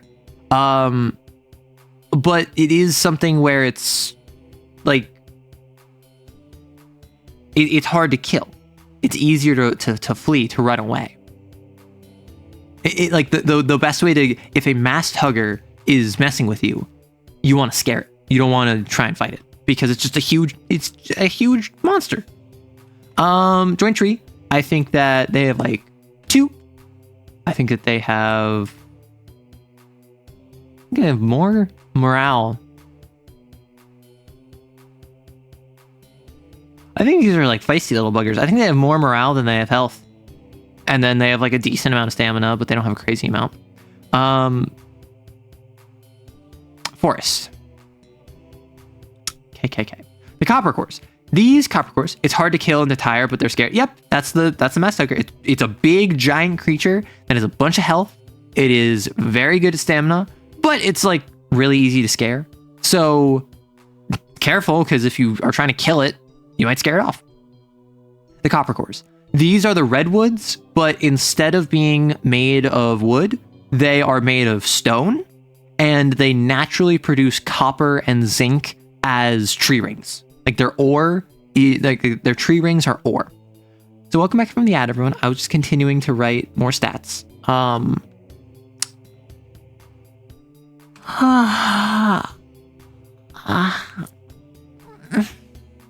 So in here, it is the Thissatrix and the Cling. The Thissatrix have a forest specific variation where they have a forest specific variation called the Foratrix, which are very community oriented. They make dens. They are very isolationist. They're shy. They're skittish. Whereas the Kling are conquerors.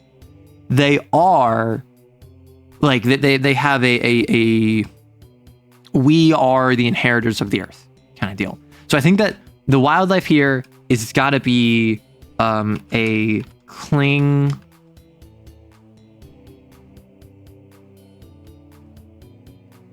A troop of Kling warriors approaches the troop. Right? So I think that it's like they approach the troop. Are they here to kill you? Are they here to talk? Are they here? Like, I don't want this to be like, oh, you get attacked by this other sentient species. What if in your game, your troop has favorable relationships with the Kling? That means a group of warriors approach you. Maybe they're here to ask for your help. Maybe they're here to trade. Maybe they're here to say, hey, we're going east, you're going west, but it's approaching night. Do you want to all sleep in the same camp so we have more eyes? So we have more like people on guard, and then we'll just like part ways tomorrow. And then they can like trade information as like, that's the sort of thing I want. I don't want an obstacle to necessarily be, you have to fight something, right? So I think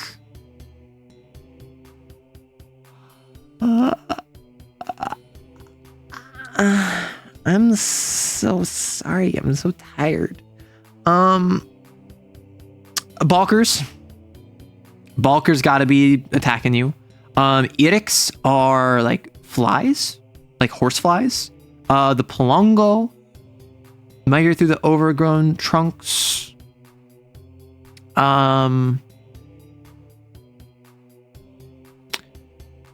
So, link from trunk to trunk, the Arablimo. So first off, the copper cores. They don't do anything. I don't think they, like, oddly enough, the copper cores are more of a weather obstacle than they are a wildlife obstacle. Kind of like how the grass roots are kind of more of a wildlife obstacle than more of a weather obstacle than a wildlife obstacle. But I think a fallen copper core blocks an entire section of the forest. Right? A redwood fell. Oh my gosh, that is like blocking like many meters. How big are they? Yeah, reaching 30 meters at its tallest height as a juvenile. Many exceed twice that height. Like, it just falls over, and 60 meters are just blocked off from you, and you have to go all the way around in a forest. I think the Balkers.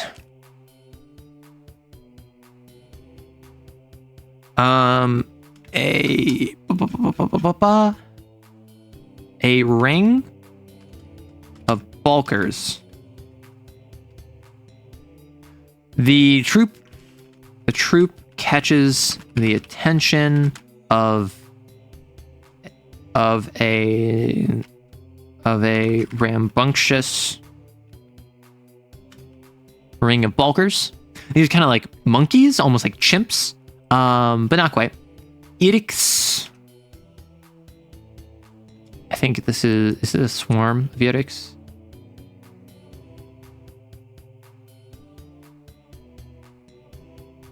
A bedlam of Irix swarm the troop and refuse.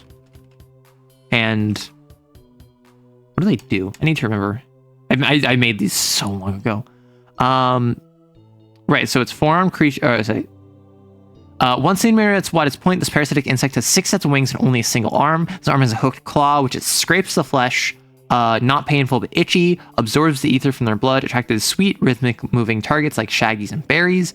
Lays eggs in soft shaded areas such as under Zerkrasti. Extremely short lifespan, rarely longer than a week post pupating. A bedlam of edicts swarm the troop and make everything itchy. The Plongo. Let me do this. And I do that. And I do that. Serpentine creatures growing well over 2 meters in length. Their undercarriage is lined from anywhere from 1 to 2 dozen limbs. Limbs are uniform for an individual, but vary from 2 to 4 digits across the Plongo. Covered in thin angular shell, neck can extend up to 1 meter. Head has thick jaw with broad flat teeth, consumes spouts and Zerkrasti leaves. Blind, relies on sense of smell and touch. Poor hearing, but good enough to avoid balkers. Juveniles grow a wreath of horns across the outer of their shell for mating displays. Well, if they're blind, why would it be a mating display? For mating dances? Migratory over the seasons. So...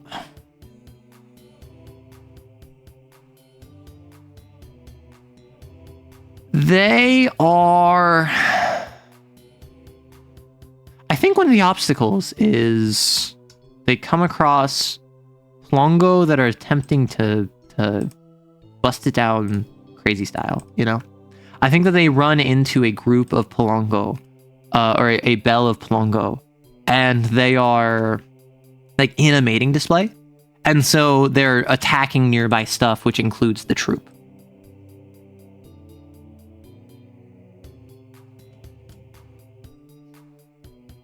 Okay, so fixing the formatting here, at least somewhat.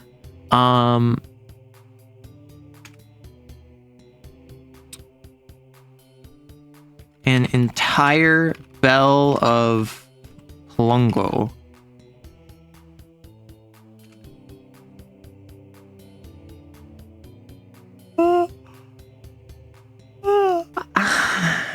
An entire bell of Plongo are in a competitive mating dance battle. And then I think this is... I don't think it's a Zerkrasti. I think it's the Arablimo. I think the Arablimo... all of the Arablimo in an area have fallen and built. All the Arablimo in an area are fallen and I guess like cut off would be better. So like I'm thinking Arablimo, they're vines. They grow from trunk to trunk. They either have like these shaggy hair-like structures or they have these broad flat leaves. And often they are used by like the balkers to climb from area to area. They are the vines in the canopy that like monkeys would climb across. So I'm wondering, all of the Arablimo in an area are fallen and blocking, are fallen and withered. Weather obstacles. What weather would you find in the Redwood Forest?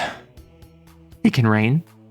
You're probably not going to have to deal with like most precipitation outside of heavy rain. I think a thunderstorm risks striking nearby copper cores. Striking copper cores near the troop. Because if these things are like, they're made of stone, their interiors are all metal.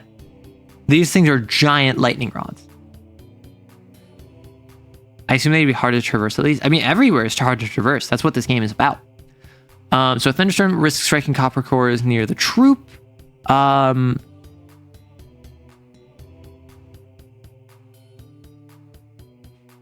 sinkhole opens up. A sinkhole opens up, collapsing all ground aside from the copper cores. Like the copper cores are like pillars that go underground. Maybe fog. I mean, fog could be good. Like we have a thunderstorm. We have a sinkhole. We could do another earthquake. Like we could do something that could like tear down a copper core. I like the idea that something happens with the stone. I mean, this could be like a wind tunnel situation. This could be like wind picks up and funnels at, like the way the copper cores are set up makes that the wind is all funneled in a single direction. The wind picks up, funneled by the copper cores into a single direction. So like you're in like a wind tunnel. A metallic tasting fog settles.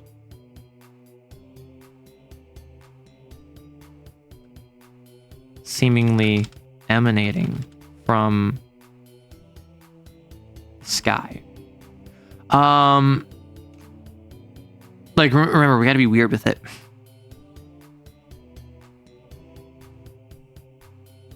A section of the forest is completely I think it's just like the troop encounters a clearing where no copper cores grow.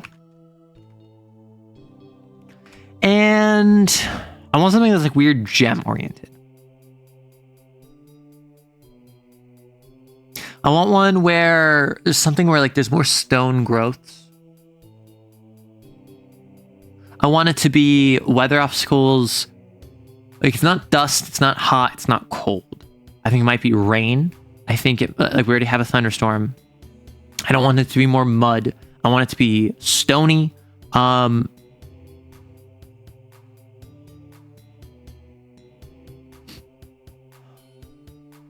Maybe it's maybe the fog, instead of being metallic tasting from the sky, it's a dusty fog emanates from the copper cores as they're like shedding their outer layer, almost like they're like producing like coal dust almost. They have stony leaves. If they do, they start falling. I was thinking of that. They have florets, which if you know like broccoli, they have the thing that's on the top of broccoli. They're in warm colors. Roots are notably jagged, seemingly stabbing into the ground and tangled with one another. Rocky, dry environs. Could be something like the roots.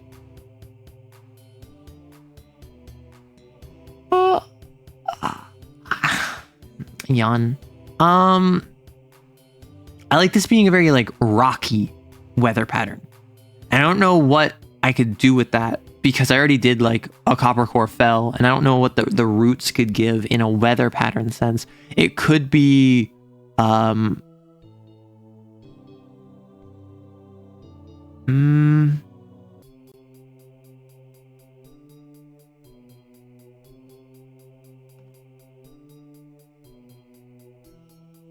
pieces of stone bark fall from the copper cores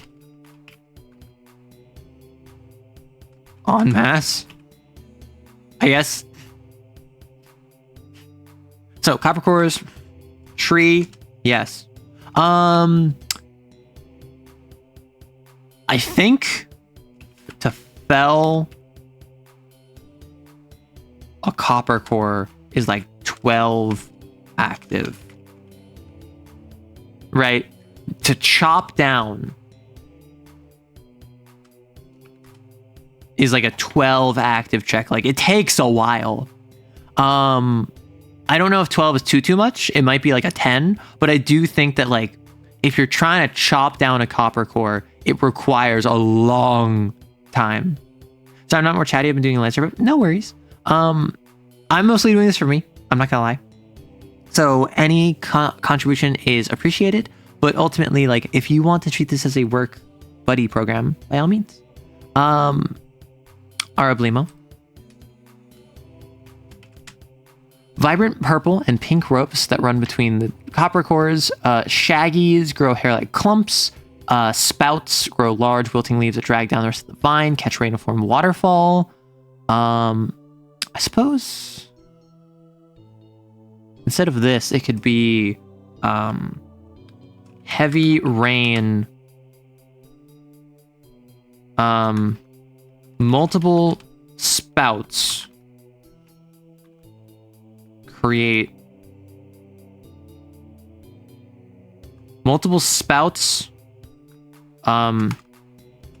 rain runoff from spouts creates a temporary pond. Rain runoff from spouts creates a temporary pond. It's like the idea of there's enough spouts and enough rain that it catches on that, it pools together, and this entire area was like literally just filled with water. Temporary floodplain. So the tree of the Arab Limo, I think this is stability or integrity. And I think this is like I think it's like 2. I think each individual one has a like how much can you like abuse it before it breaks. That'd be a passive.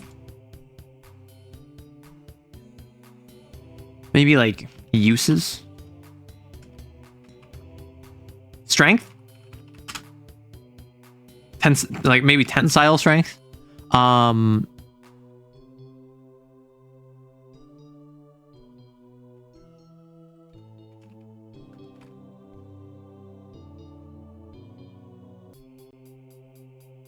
So there's Zacrasti. Stout leafy plants that spread up 3 meters horizontally, favor the basic copper cores, using their exposed roots as anchors, produce watery berries that range in earth tones. Greener are more tart and less juicy. Browner are more savory and larger. Green berries keep longer. So as a tree, there's no like thorns here or nothing. I think it's just harvest berries too active. Honestly, like it doesn't even require 2, so it's not even like a tree. The only thing I can think is harvest berries like despite roots, like navigate around roots because they're so tied into the jagged roots of the copper cores. So flash flood candy, that's what I'm thinking.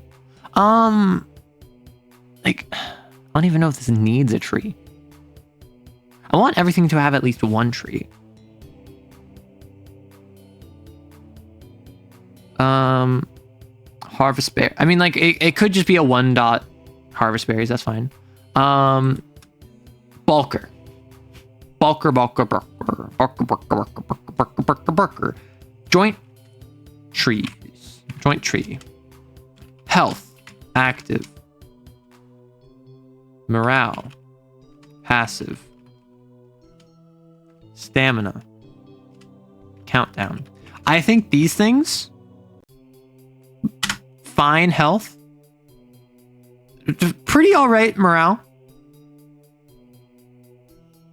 I think their weakness might be their stamina.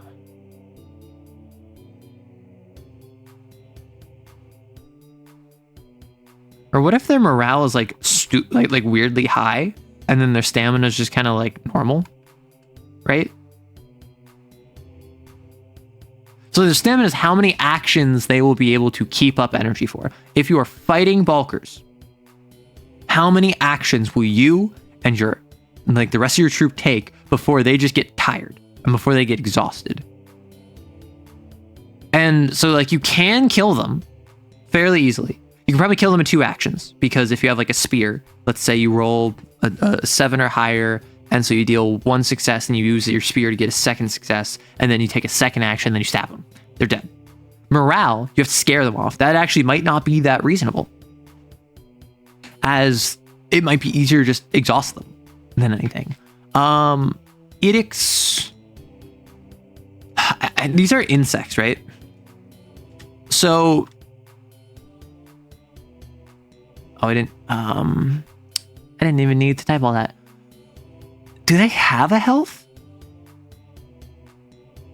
I think it's feeding.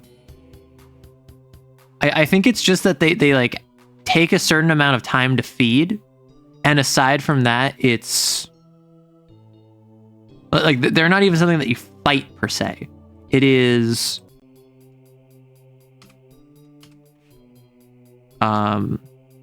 swat away 3. You think a bedlam should have a collective health? Well, that's the thing, right? Is that I'm not worried about like, oh, I'm going to make sure to specify in the rules for this that if you have a flipper skipper, a single flipper skipper has 2 health, but a group of flipper skippers has 4 health. Like, personally, I would say our armada of flipper skippers probably has like 2 health. A platoon of pack whips probably has like 2 health.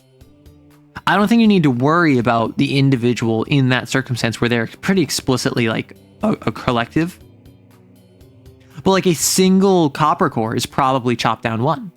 And so I feel like it's up to the GM. Do you want to run like 20 edicts, all of which require 3 swat away? Or do you want to just have all like the entire swarm? Like I could say like joint for bedlam because they only show up in bedlams. Like, but I don't think that that's necessary personally. Although maybe that's just me being dumb. I think these things have more health. I think they have more morale. And I think they have more stamina. They're the big creature of this area. Let's get 7 stamina. They have slightly more stamina than they have health or morale. Like, they don't have a stupid amount of health. I mean, maybe they only have 5. 5, 6, 7. 6, 7, 6, 7. Okay, so now we have the swamp. Unless I am mistaken. So we have the hills, we have the forest, we have the swamp. And in the swamp, I'm just going to take this. I'm going to be smart. Because I am an intelligent creature. Don't ask me why. Don't ask me how I'm intelligent. Simply trust that I am. And I'm going to grab y'all. Do that. This is really just like the boring bits. I'm so sorry. Like, this is probably something I could just do on my own, but like I would be bored. So you are here to entertain me as I engage in the boring bits of basically just like reformatting and like checking my homework. The fun bits was creating the different biomes. Now we get to go back and we get to see what all of these biomes are actually like. And so I'm going to go back up here and grab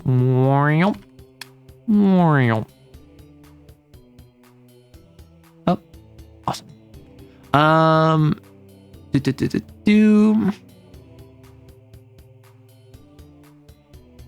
This is probably incomprehensible to anyone that doesn't have like if you're not actively working on this document, I'm so sorry, because I imagine this is very hard to follow. Not because it's like overly complicated, because I keep scrolling back and forth. And I keep having to go up and down to grab different things. I should just have on a separate document. What would be really smart if I did this. If I did that. Suddenly, Palpatine has returned. So, the Salt Drift. It is a marsh, a swamp where everything is super salty. Everything revolves around sodium and salt. There is like these runoffs of these pools of brackish water that just kind of sit there, and they just get more and more filled with brine muck and have drift skim over them. And there's like big fish in them, and there's little like Minirock hermit crabs that use salt as like shells. These are salty swamps. Maybe a weather condition could be a mummified corpse. Yeah, I like that. A pickled corpse of one of the troops' species floats by. Because if it's salty, it would be pickled. I think it's a flood. I think it is a surge in the water level, flooding the nearby area with water. I think that it is a increase in salinity, making everything more buoyant. A decrease in salinity, making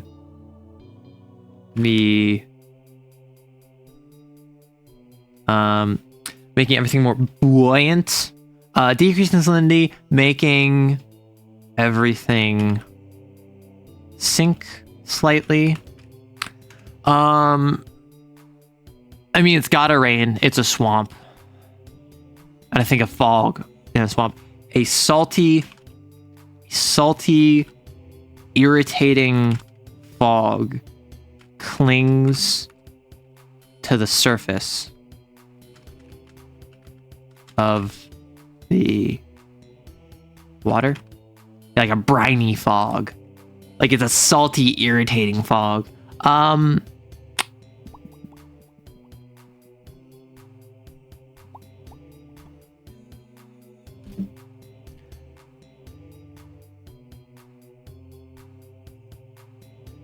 don't know. Salt mass, like an ice. Sure. A massive chunk of salt floats by. This is so dumb. A massive chunk of salt floats by along the. A massive chunk of salt. A massive chunk of salt sediment blocks the path forward. Wildlife obstacles. So we have brine muck that is all over the bottom of this swamp's floor. We have drift skim, which are little like lily pad, like flowering things that float along the surface. We have solastra, which are trees that use like salty bark to subsist. The wapatape are little like featherless bipeds, so they're men that run across the water surface because it's so salty. Minorocs are little hermit crab dudes that use salt buildup with like mucus secretions to build up a shell. And then Kyubi are giant koi fish. In the swamp, there's the Strovodellum, which are the sentient, the sapient ancestor species that are like aristocrats. And then we also have in the swamps, I think that the Vortbuff. We were just talking about the Vortbuff.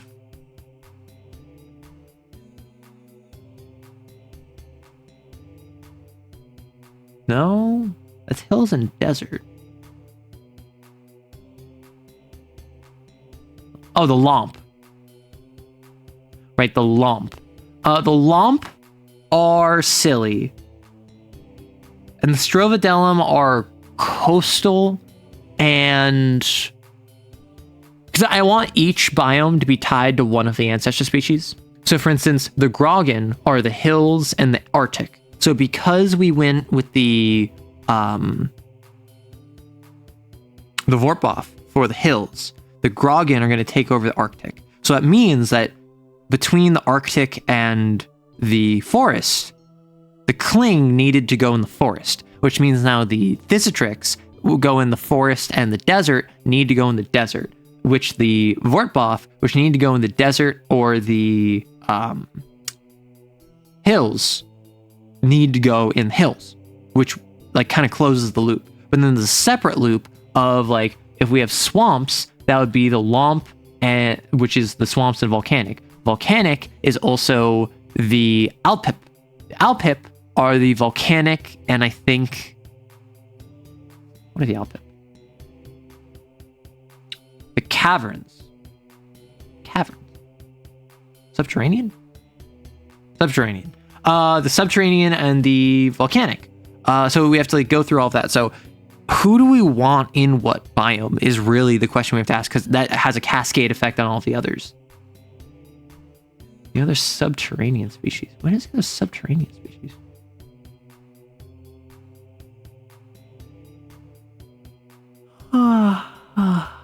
Criminy.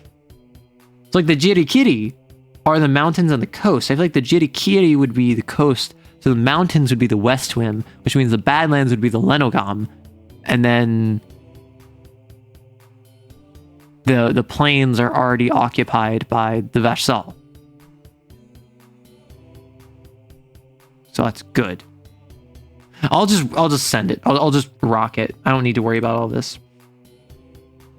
The lily pad ones have a mass so thick you can't tell where the solid ground is. Maybe one of the fauna are also beneath the surface. So I feel like we can do drift skim.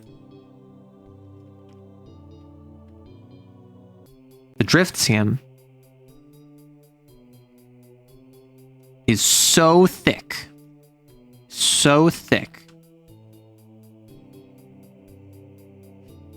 It's unclear where the water where the shore begins and ends. I think the brine muck. There's so much brine muck. The water is, how would I say, like literally unable to be seen. So like brine muck covers the bottom. It's like if you have a tank that has algae growing across the bottom. Imagine if that algae was like black.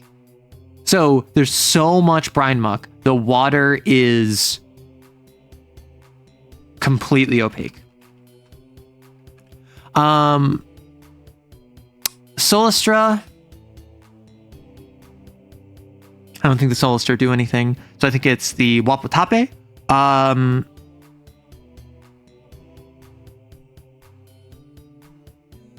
Obscured?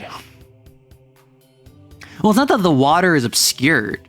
It's that the water is above the brine muck, and looking down into the water, you see the brine muck, and it's so much brine muck that you can't see the floor. And so the entirety of the water looks black. Because that's how water works, right? It refracts light, it reflects light. It is, if you look into water, you'll see what's at the bottom. Depending on the color and the light of the thing at the bottom, that'll determine how well you can see the water. The Wapatape use the water's bounce to run along its surface. The Wapatape are they're little men. They're little bipedal, featherless bipeds. What do they do? Do they attack you? Do they just run by? I feel like, wait, they have a thing about this.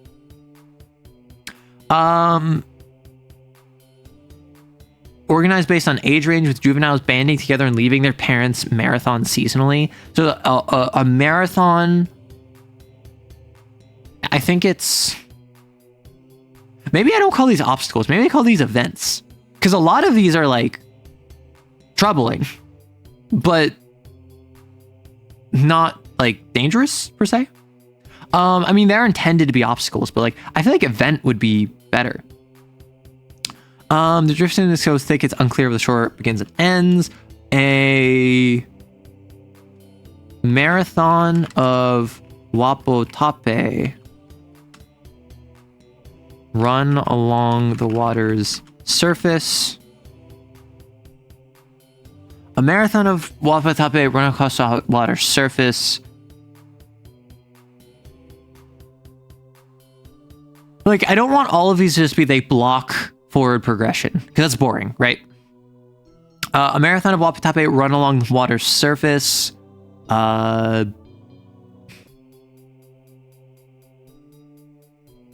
marathon of Wapotape disrupt the, not the water level, but like if a bunch of them run across at the same time, that would send ripples down that would impact elsewhere, right? It wouldn't be a lot, but it would be a small amount. A marathon of Wapotape.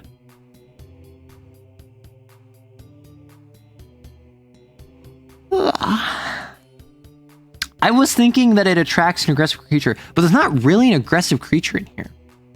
The closest thing would be the QB, which males max out about 40 centimeters snout to snout and are pale pink, lavender, and yellow. Females range from 150 to 300 centimeters snout to snout. They have a primary snout with 4 concentric eyes surrounding a central ridge. This extends into a sleek, finned torso with exceptional musculature. Rear has a secondary snout with vestigial eyes, can only see movement. Primary mouth babbles and snaps to communicate. Tassel-like tails trail from its ventral fins. Barbed clusters at the tips. Mildly venomous, incredibly painful. Like, the QB could be... Like, the QB are going to have their own thing, right?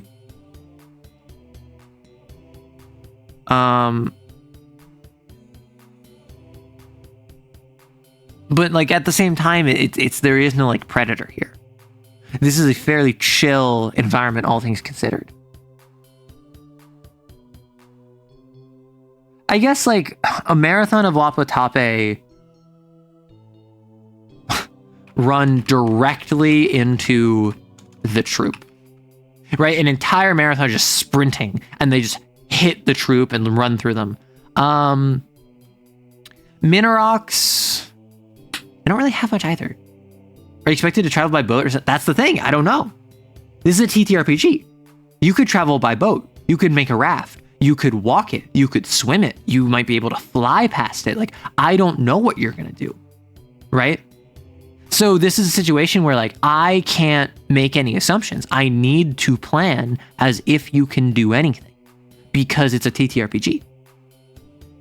So this is a situation where like, I think most troops would in the swamp build a raft and like probably like Venice like pole boat it, you know, like push off the ground and like just kind of like not raft but like skim their way through the water. But I can also see a lot of other ones just being like, we're just gonna walk around. We're gonna walk around the water's edge. I can see others being like, well, we're all adapted for the water anyway. We'll just swim it. Group of Minox try to harvest the salt. Oh, that's good. That's good. Ugh. What are they called? What are they called? What are they called?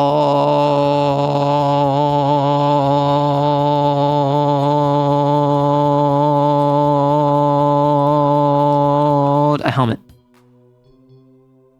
Why couldn't you remind me of that? I was asking you a question and you ignored me?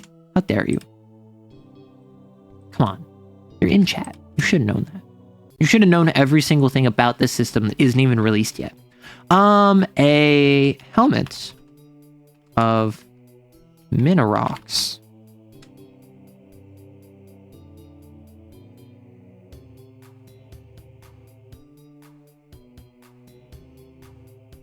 Harvest the salt from the troops' gear and flesh. So it's kind of like, are they just chilling? Are they aggressive? Are they hurting you? I don't know. Probably not, but QB. Their venom that flares the irritation of their victims' wounds. A female QB is in the water.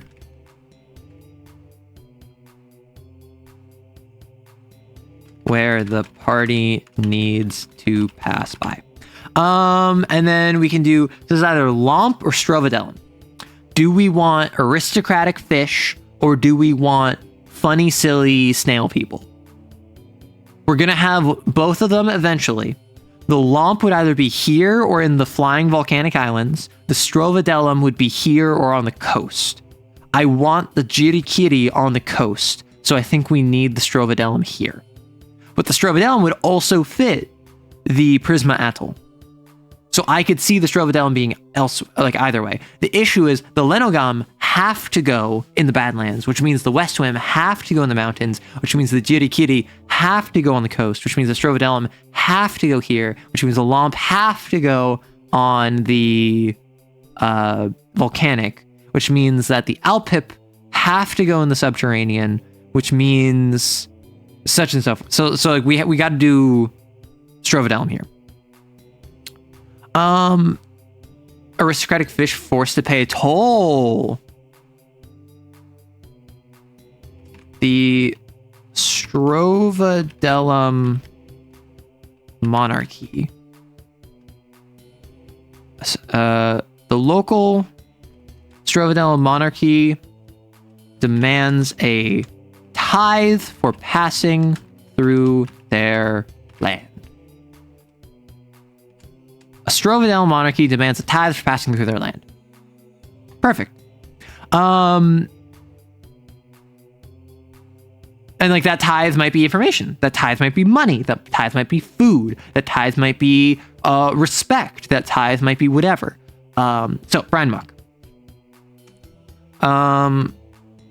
Joint escape to active. Right? So it's the idea of if you're underwater and it like grabs onto you, escape is just like 2. Drift skim.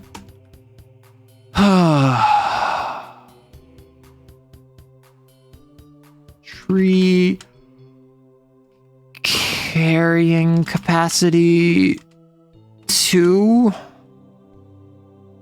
Passive? Like does that get the point across? Like if I say carrying capacity 2 passive, does that indicate to you that if we do 2 things, that will remove your carrying capacity? Or maybe it's not carrying capacity, it is succumbing to weight. So it's the idea of like if you step on it, it has like a 2 succumbing to weight. Because that's the thing is like with the trees, I'm constantly wondering like, is it you have health that you are actively getting towards and then it hits 0 and then they're dead, or do they have death and then once you complete it you enact their death? The Oscar Academy finally banned AI from ever winning an Oscar. Pog! Love that. Tree, yes.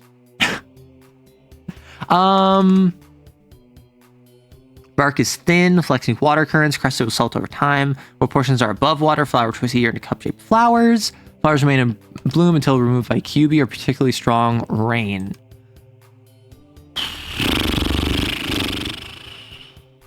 I must away. Good luck with working out the details. You can do the thing. Thank you. We're going to be doing it more on Friday.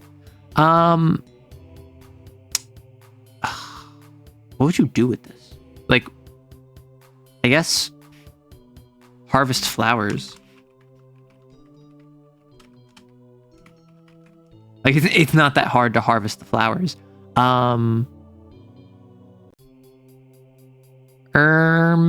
Maybe it's anchor strength 3 passive. So like if you're caught up in a current, maybe? I don't know. So these harvest bark and or flowers. I mean, that's the thing is that like I could make something for, oh, if you want to harvest the bark, you need to roll and like you need to get at least, like I think that ultimately most of those are going to be 1 success, right? A tree is usually for multiple, like things that require multiple successes.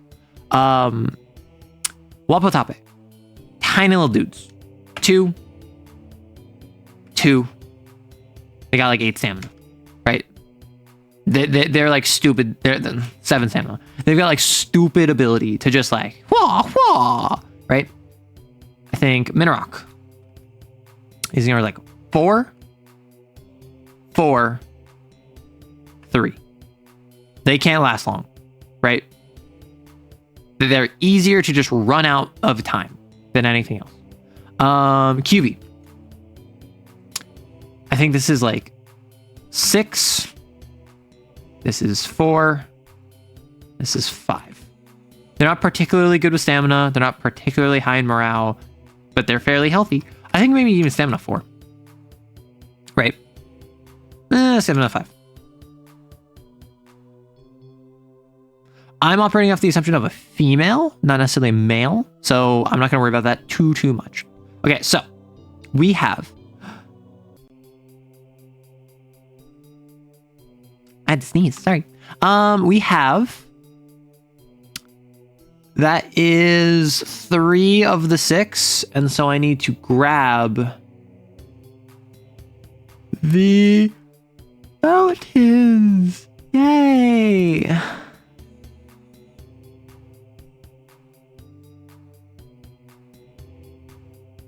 Where are the mountains? There we are. Okay, so mountains. And... Huh? Is that it? Okay. Oh, because I skipped some. Whoop. Whoop. Okay, so the mountains. These are... Let me just run through this real quick. Caw-caw! Oh, gosh. Gosh darn.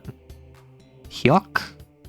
So, the mountains are these giant pillars of bone that stab into the sky. And they're like filled with like these cavity-like caverns that creatures can perch in. They're natural caves. It's really weird and like wacky. So you have flowers that float through the air and release their pollen. You have gliding creatures that climb up the mountains by hand and then float down along air currents. You have... Oh, did I not? I don't even have a description for it. Boo me. Boo. I don't have a description for either of these.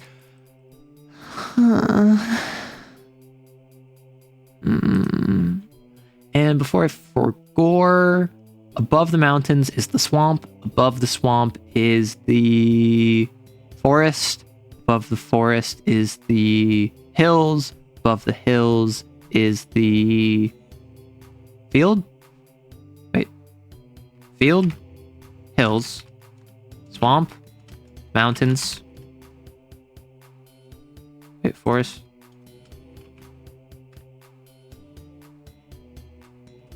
Field, hills, forest, swamp, mountains. Did I forget? Did I make it? Strovodome are swamp and subterranean. Vashzal are plains and subterranean. Caverns? Did I forget a biome? I forgot a biome. Huh. Neat. Well, I guess I'm making a biome. That's silly. Are the Wapatape literally just fatherless little bipeds? No. Thank you for the bless you. So I need to make a biome. I need to make the caverns. I never made the caverns. Whoop. Here we go again. I don't know if I want to make caverns right now. So like,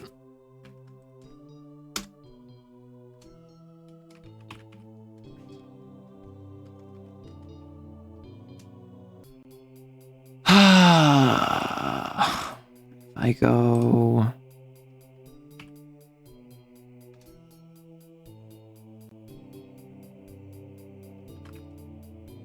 Are we making a biome? Yeah. Yeah. I mean, y'all know the drill at this point. Y'all know what this is. The only issue? This is rift starved. The caverns are rift starved. So this means we can't go stupid, go crazy in the same way we did before. We have to make it something that could realistically, without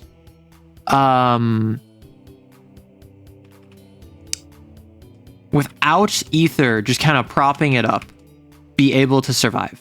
Now, does that mean this has to be normal? No, my friend. This has to be weird and crazy and stupid and wacky. However, it also means that we have to make it so that it does have a natural-ish biodiversity.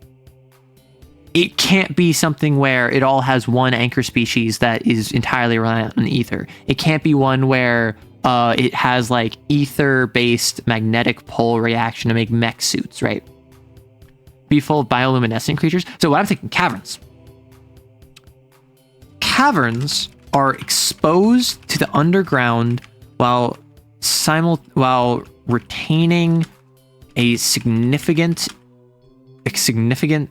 caverns are recessed into the ground while retaining a significant exposure to the surface. while the sky might be blocked via overhangs, there is still active wind flow and the ability to... There's still active wind flow and the ability to... There's still active wind flow and precipitation of the surrounding area. Valleys and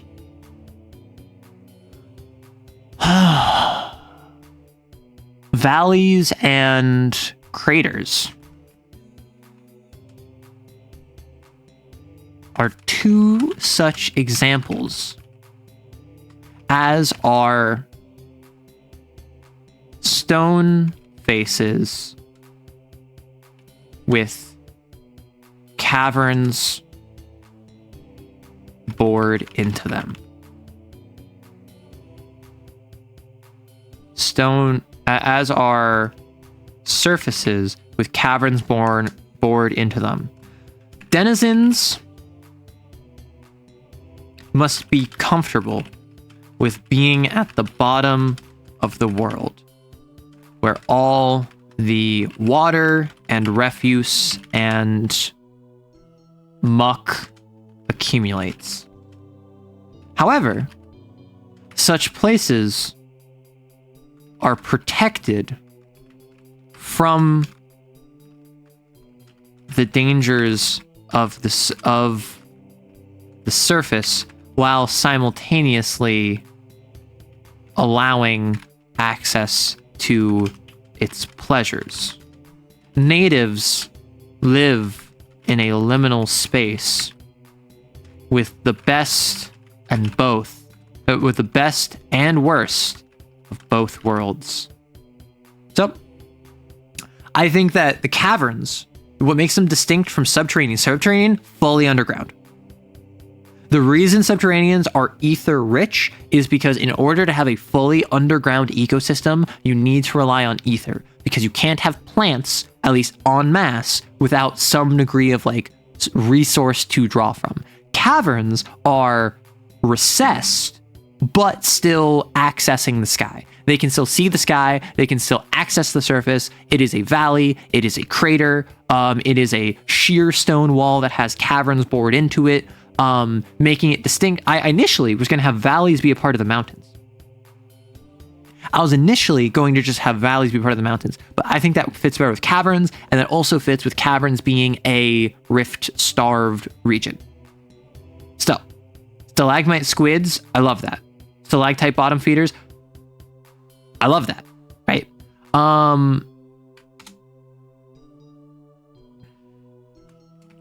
Stalagmite, I think C is ceiling. Stalactite is the ceiling one. So stalagmite, bottom feeders. Stalactite squids. Like kind of ropers from D&D. And I think we... What's a stupid go crazy that we can do? Like obviously not it has like metallurgy and like uses metallic fields to draw on rust. But like we have the kind of the theme of, I think, the stalactite bottom feeders, plant, stalactite squids, animal. I like the idea of bioluminescence. The coast also has a lot of bioluminescence. So I don't know if I just want to go really hard on bioluminescence. If we make a shire, a bunch of mounds with caves, trees that want to grow super high and form a canopy. Oh. So we don't... But like, what if we just have it be that the entire region is like... It's like, kind of like that. But the thing that makes it a valley, or the thing that makes it a cavern, is that it has trees.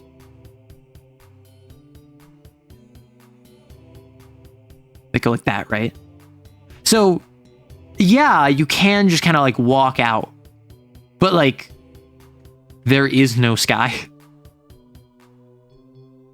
The trees four, like literally, it is between like a single digit number of these massive trees that form literal walls around you.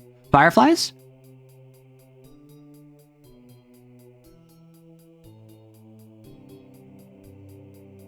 Okay. We make the deep sea in a cavern. We choose a couple things from the deep sea. We choose like a colossal squid. We choose some bioluminescence. We choose like maybe a cookie cutter shark. And we make the deep sea under a huge canopy. This is a little microcosm of the deep sea in a cavern. I was thinking there are underground caves and stuff. These trees mark the entrance and exits to the subterranean. Biomes are right next to each other. So a cavern leads to a subterranean. Like one of the maw's mouths is right there. Right? And so this like liminal space, this is a face. Like it literally, like I just drew a mouth and there's the eyeballs. And if I go like, that's hair. And if I give them ears, if I give them a long pointed nose, and I can do like, it's like they're like a super villain because they have like the bandana over their eyes and like they have like this ascot and they have a stylized V for their logo to indicate they're a villain. And then they have, no, that looks like a bib. I don't like that. I think that they have like a lapel.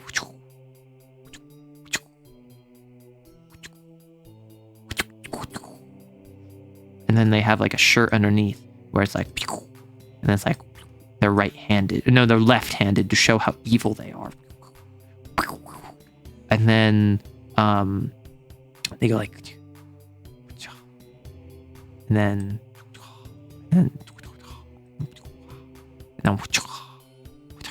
they have long spindly fingers. And then they have their other arm. It goes over here. And you'd expect it to be the exact same arm. But actually on this one, they have a hook. And on their hook arm,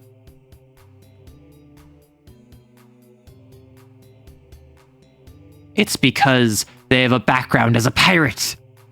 And then they have a big old belt with a big old embossed belt buckle.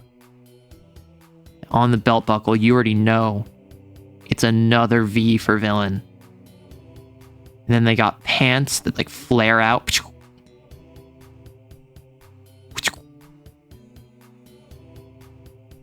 And then like their shoes are like pointed, but like they only barely managed to get out of this. And like, this is my OC, please do not steal. Arrow, is this the fabled villain biome? Yeah. The trees would be making this entrance to the caverns is what I mean. Oh, understood. Ah, this is the fabled villain biome. Arrow, wake up, it's been 120 years. The Martians are invading. But I made a villain. Look at how villainous they are. And their goal, they want to steal the public sanitation works documentation because they are convinced that there's an embezzling ring going on with how poor the sanitation is, or you might even call it right? We need you to get in the mech suit and take orders from a toxic Yuri poison handler. I'm not interested. I'm not interested in being dehumanized in that way in a work setting. Like, come on. What is wrong with you? Why would I want to breach HR like that? If anything, keep work out of play and keep play out of work, and particularly keep pet play out of work. All right, back to the game. Back to the TTRPG. I think we have big old treaties. And these mark the entrance. So what we could do, we could... Goodbye, villain. Pardon, I gift you to chat. So we could have it be like, and then underneath it's like, oh, I know, wait, and this is where it's like, you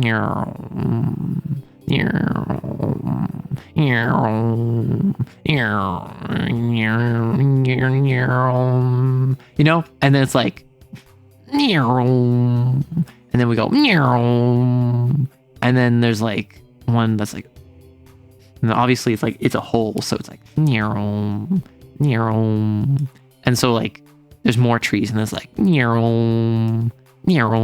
do you get what I'm going for? Do the neumes make sense? Is the vision here? Do we have the vision? There's like an upper area of the caverns, and then there's a lower area of the caverns, and like it's still exposed. Although maybe like this is wider, it's like, you know, like, so it's like, I mean, what if it's literally just like, and then we go, then we go, and then underneath here we go, does that make sense? This biome is green for amazing reasons. There are no humans in this world except for this guy where you can only find by rolling a 2 and a D100.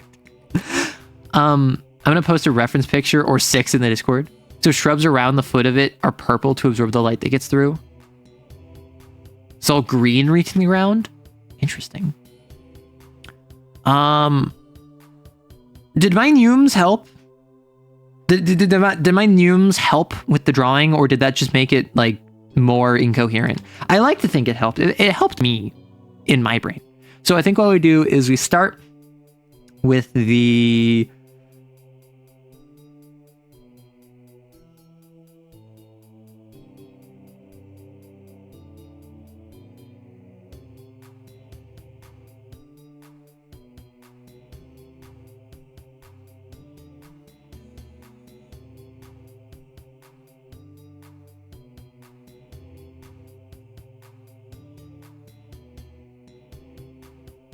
What if we go like straight bridge? So instead of like a literal cavern, it's like this is all a dusty, dirt-like canopy made by these trees, like a single-digit number of these trees. And so there are gaps in it.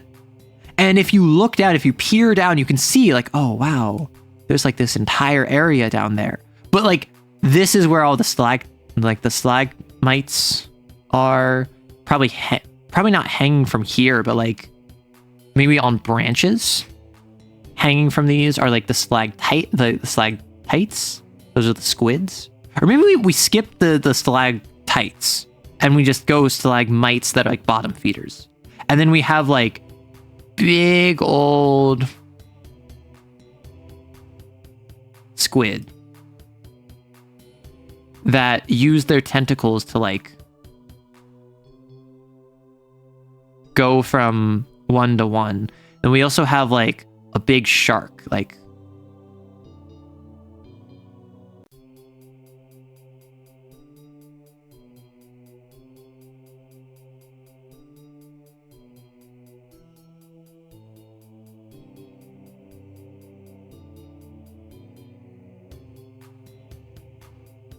right?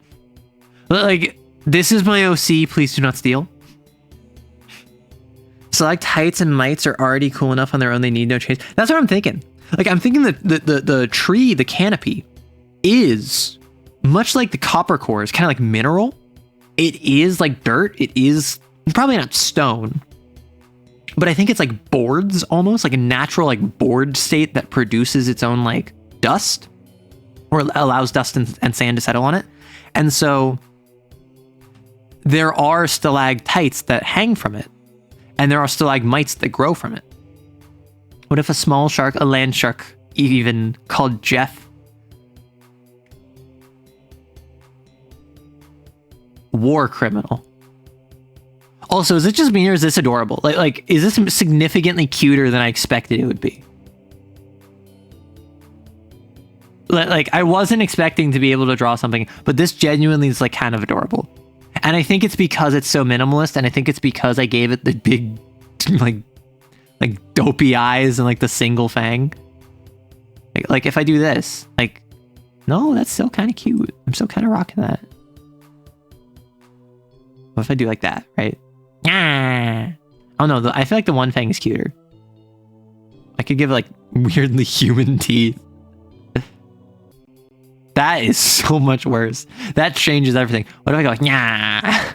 What if I go, nya? What if I go, nya? What if I go, nya? It's surprisingly charming. I kind of love this. I love this little dude. Mascot of the game right there. Yeah, the villain that I spent like 4 times as long drawing, out the window. Don't care about them. Gonzo. This little shark dude, instant friend. Not Jeff the Land Shark. We hate Jeff the Land Shark. So what are we feeling about big old treaties? I think we just make a giant squid shark pog. I think these aren't stalagmites that are bottom feeders. I think these are... Call me crazy. Stalagmite, termite bottom feeders. These are termites that make stalactites. Or stalagmite-like structures. And they mimic stalagmites in their termite structures. And then we have a giant squid shark pog. That's like the apex predator. That's the big monster. And I think... What other creature would we have down here? It's caverns, so there's not a lot of light. What would eat the insects that would be eaten by the giant squid shark pog?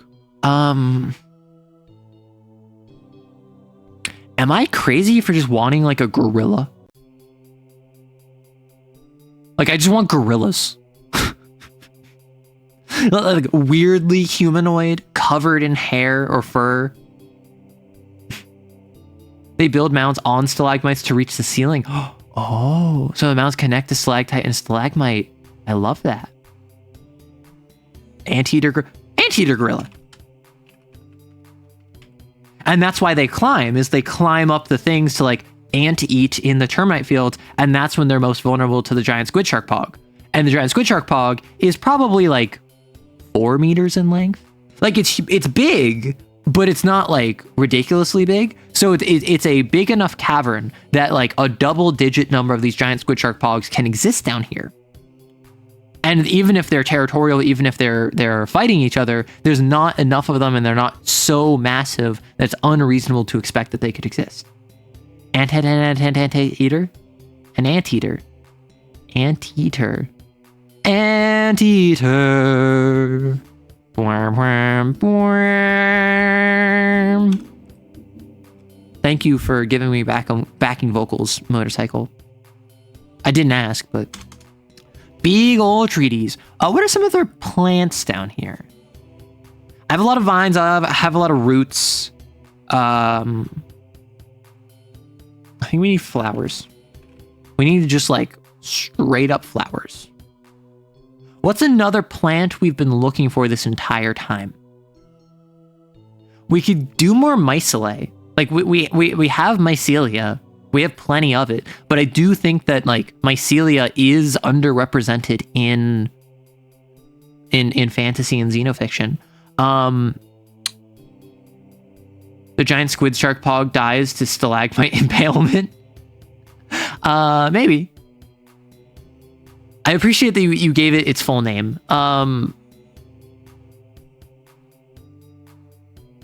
Big F off lichen? Sure. Big F off lichens. Lichen is the one that's just kind of like flat against the wall, right? Yeah. So what would that do? What would lichen do? Maybe it's scraped? So do we want flowers then, or do we want this to be like big giant trees, big F off lichen, and then... Why did Wibbly... wobbly grass come to mind. Flowers for the termites.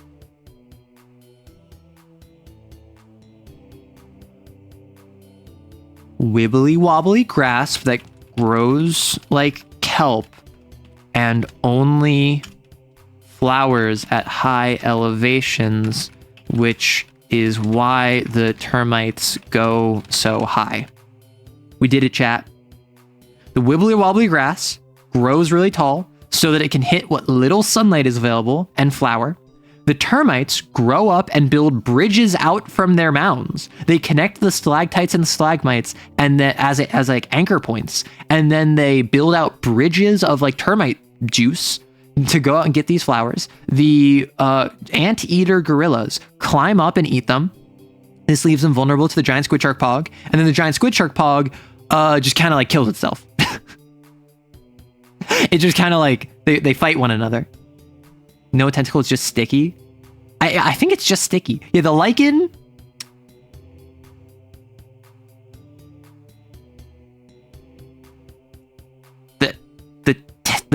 The termites constantly go on the squid shark pog.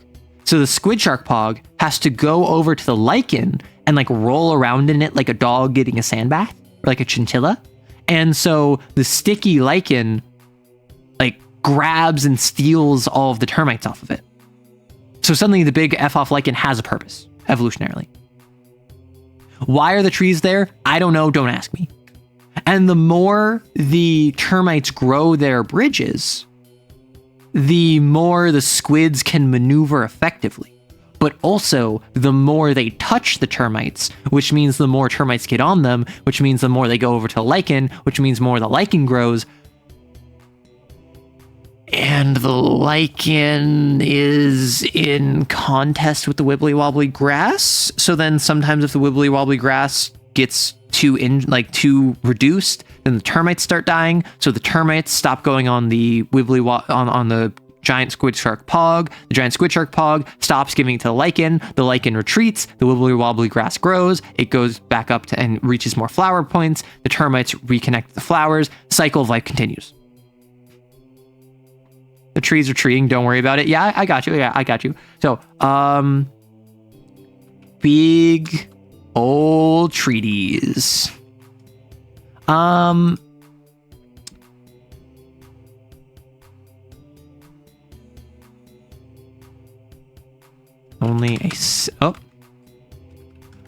a single digit number has been cited.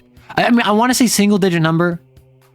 And I think a lot of people will be like, why not just name the number then? Because I want you in your game to be like, is it one tree that does this? Is it 2 trees that do this? Is it 8 trees that do this? Like, it's up to you. You can set a completely different scene if you have 1 Elden Ring tree versus if you have 9 trees that all lean into each other, right? The tree photosynthesize and have a symbiotic relationship with the lichen on its roots to exchange minerals for energy. Only single number. Okay, how like? I think this is the single largest organism we're making. It's bigger than the copper cores, right?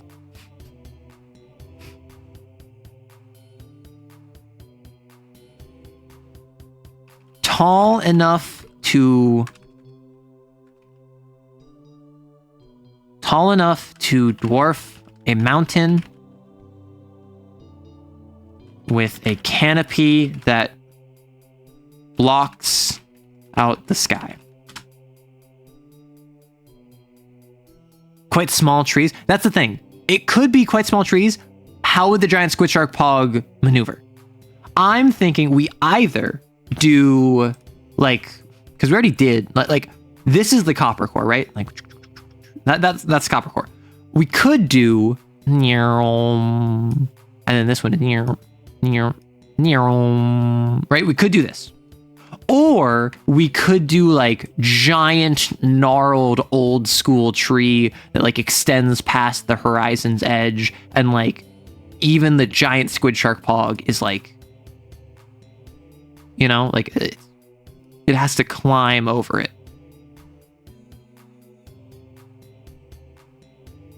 Right? It needs to climb through and around it in order to actually navigate around it. Or we could do the really narrow ones. Oh, Jeebus, that's it. Yeah. I'm saying like huge. The squid shark pog lives in the caverns, not just in the mouths though. So, I mean, I'm operating off the assumption. We could do...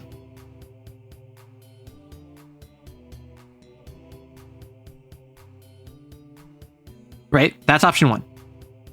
Or we could do...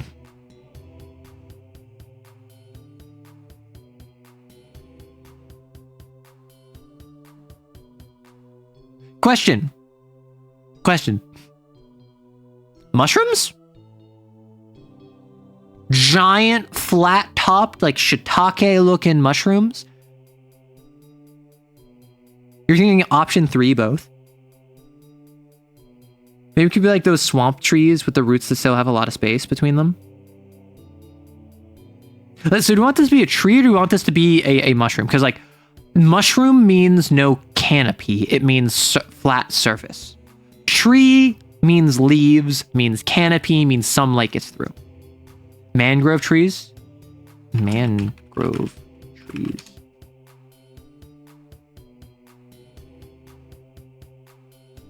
Honestly, this is kind of what I was going for the Solastra, yeah. Like the trees in the swamp.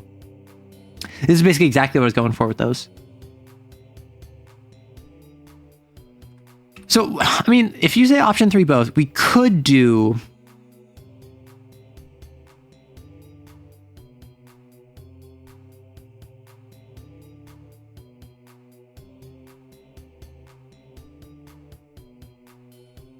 Right? And I think like they all kind of come together, or maybe even one is like, right? And some are like outside of the natural recess. Like we could do something like this. Like the cavern mouth has, see, that's the thing. I don't think we're doing a cavern like this, right?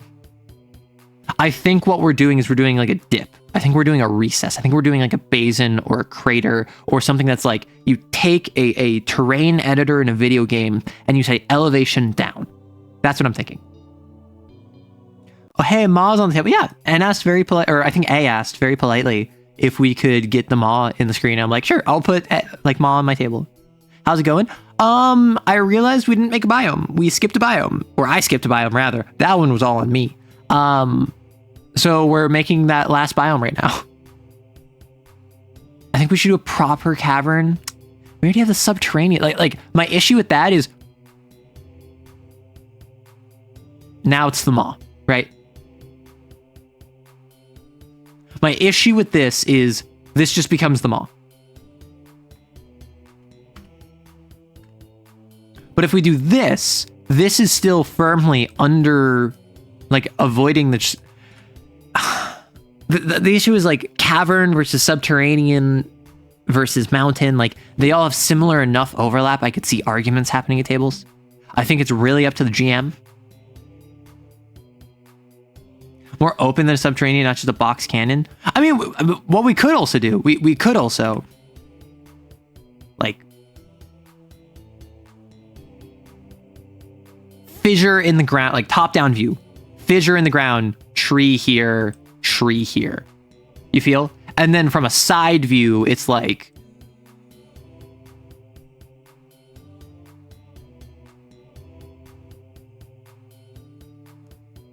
you feel?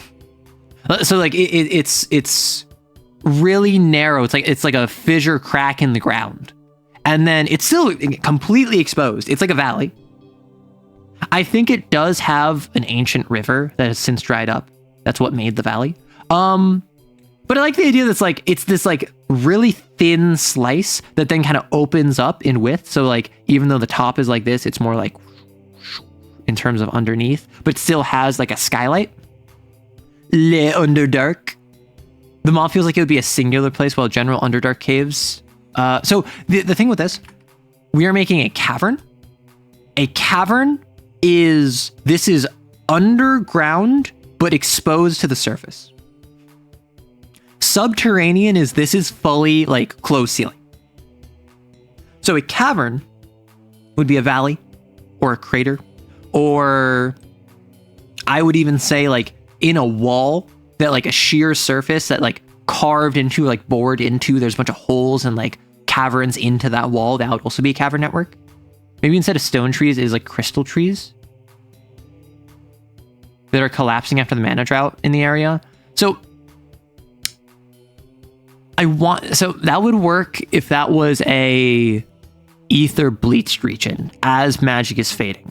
This should be an environment that has a reasonable chance of surviving after the rift closes, because this should be fully like, it's not reliant on ether to stay afloat. The maw is reliant on that giant like F-off creature that's under the ground to stay alive. And that creature's probably only alive, or it is literally only alive, by consuming ether from creatures within it. So very related to Cavern's question, have I read Stormlight Archives? Out of Brandon Sanderson, I have read The Librarians, like the first book of that, like years ago. And I read the first Mistborn book. I have the other two Mistborn books literally in this bin right here. I see it. Hello, Mistborn books. I want to read the rest of Mistborn. I've heard great things about the Stormlight Archive. I'm intimidated. I'm not going to lie. And right now I'm basically getting back into reading, and I have been for a bit now. I read a book last year from my local library, and it wasn't that good. It was fine. It was serviceable. It wasn't that good though. And I've talked about it a little bit on stream. And more recently, I've started going to the library more consistently and getting manga, because with manga, I have a consistent, like, I can finish a volume in a week. So I've been trying to read more manga, and I actually just grabbed Junji Ito. It's Black Paradox by Junji Ito that I want to check out. I know nothing about it outside of the premise. So if I was to start reading more like novels, I'd probably start with Mistborn, because I enjoyed Mistborn. I would want to read. I wonder if my library has Murderbot. I read the first novella of Murderbot, which, side tangent, Murderbot is a story about a private security android called Murderbot that is incredibly socially anxious and doesn't like talking to people and like hates doing their job and just wants to sit in their like recuperation bay and watch like reruns of old show tunes, which is such a vibe. And the first story is all about Murderbot like working with this crew of scientists who are all like pretty nice, and like none of them are like, maybe one of them is like a jerk to Murderbot, but like overwhelmingly like they're like, hey Murderbot, like we're all going to like go drinking, would you like to accompany us? And Murderbot's like, I'm going to return to my rounds. And they're like, okay, Murderbot, no worries. And then Murderbot just goes back to their room and watches like TV. And then obviously Murderbot has to like save all of them. And then they're like, hey, Murderbot, we want to like hire you full time. We don't want you to go back to your like private security unit. Like, we love you. You're great. You saved us. Like, we want you to keep staying with us. And Murderbot's just like, that sounds horrifying, because they hate social interaction. Oh, B, I thought you were already VIP. I thought you were... Who is the previous boss? I have no idea. The chasms there are pretty awesome.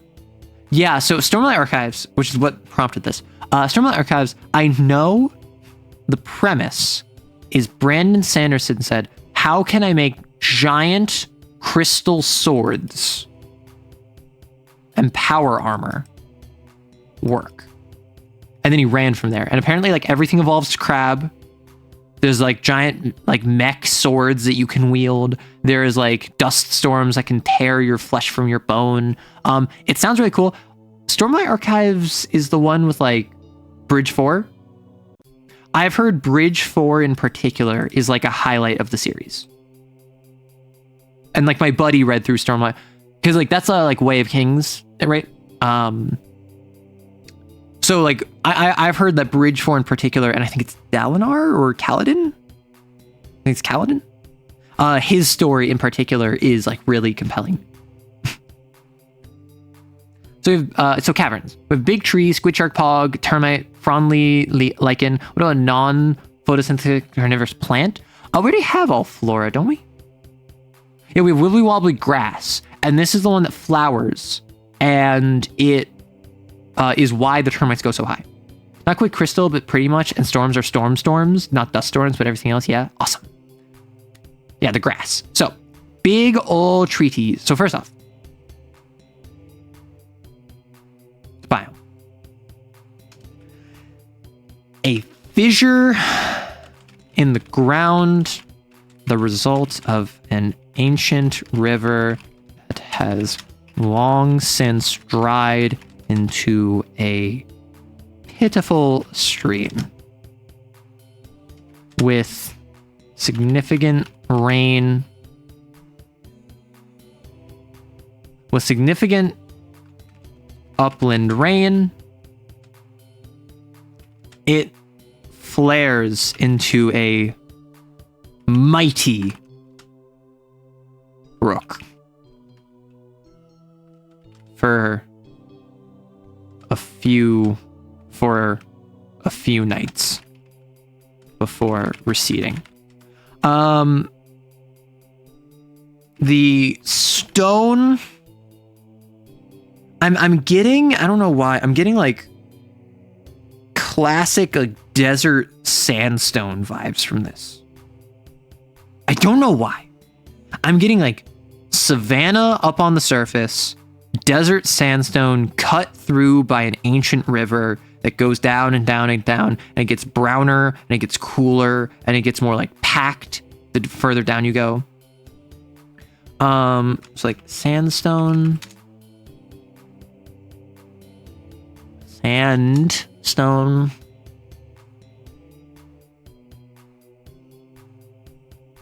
Whoa. This is trippy. It's also like presumably hyper saturated from real life, so it's not actually what sandstone looks like. This is closer. But like, whoa, mama. Whoa. I want it to be sandstone. I want it to be because sandstone's pretty soft, right? So the sandstone sediment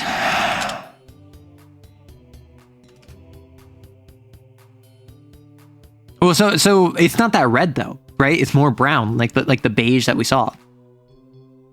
With significant upland rain, it flares into a mighty brook for a few nights before receding. Sandstone sediment, it can be very red. Huh. Usually, I'm more experienced with it being brownish. And then like, I have family in Arizona. So like I've seen like sandstone, I've seen mountains or whatever, and they are reddish, but not that like bright red.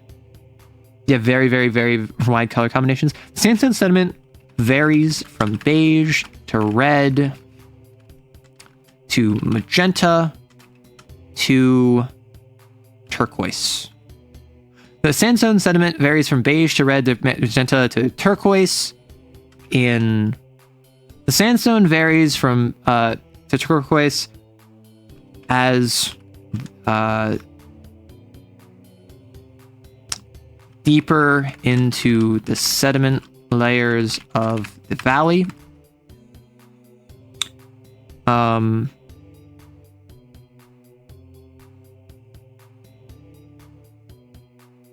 Stalactites and stalagmites of...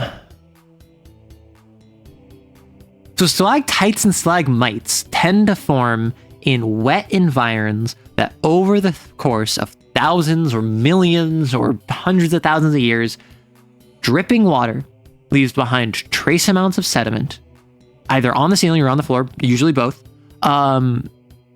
And so that means that you need a wet area that will consistently be drip-fed water.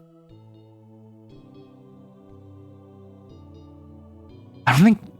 You can't have sandstone stalactites. I don't think you can. Can you?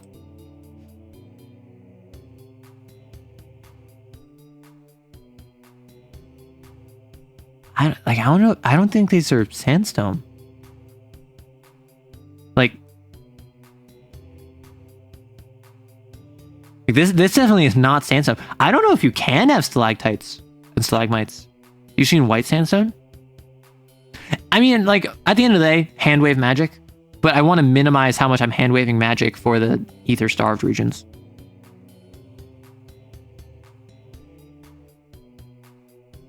Interesting. Glowstone. It's like glowstone. Okay, so stalactites and stalagmites.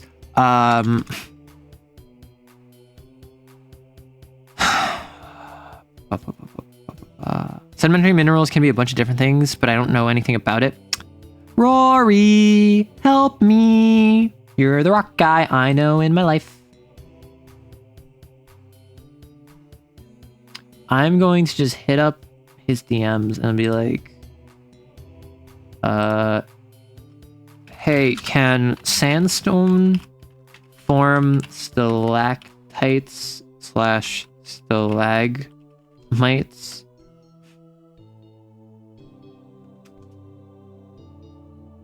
And now I wait. Okay. Cursory Wikipedia search says limestone. I mean, we can swap it to limestone. It doesn't have to be sandstone. I just like the appearance doesn't matter. We can make it whatever we want. So if I say limestone, like, so because like this is more limestone, right? This is less what I have in my mind. Like, I'm less picturing like, okay, now imagine this is a wall that goes up like 50 more meters. I'm less imagining that. I'm more imagining like this. I'm imagining this goes up for like 50 meters. And like, I don't know why. I just have like the swooping strands of sandstone. I think that I'm going to stick with sandstone. And if he says like, no, it can't make it because of X, Y, or Z, I'm just going to be like, magic. Okay, so termites build burrows, build nests that that connect stalactites and stalagmites.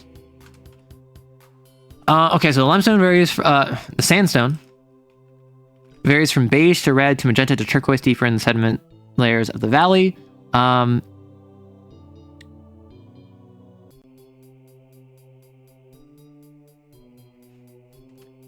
Despite the dust of the surface, despite the dust, the warmth and dust of the surface, even the top layers of the caverns are cool and damp.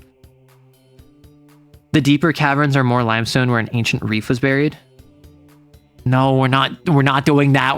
We can have that be a separate biome. That can be a separate biome. Okay, so big old treaties. Tall enough to dwarf a mountain with a canopy that blocks out the sky. Only a single digit number has been cited.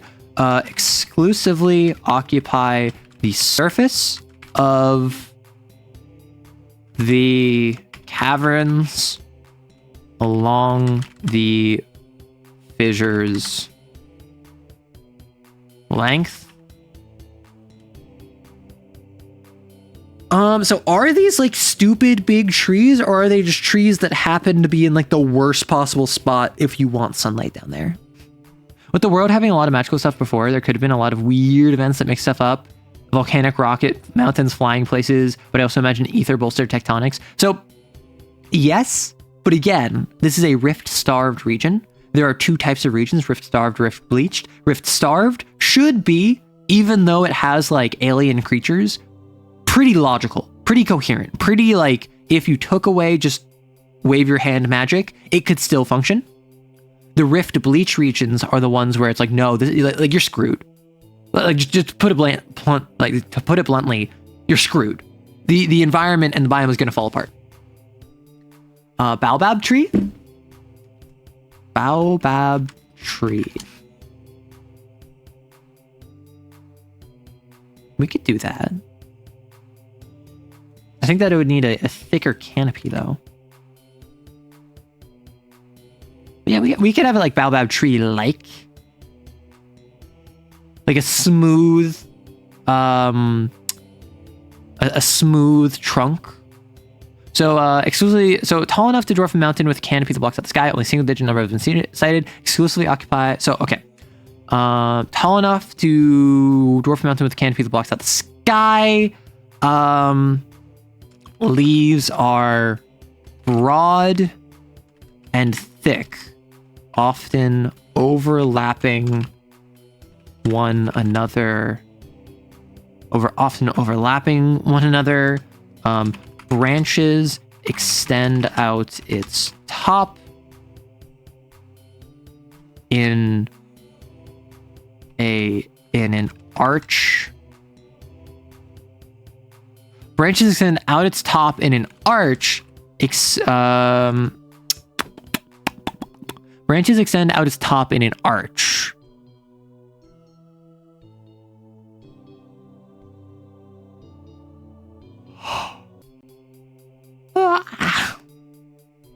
Branches extend out its top in an arch. I'm trying to think that, like, does that make sense? If I'm trying to describe, like,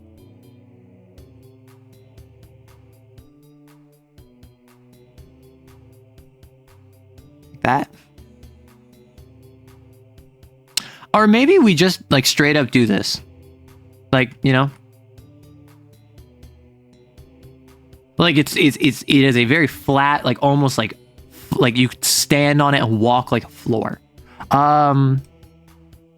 Leaves are broad and thick, often overlapping each other. Branches only extend from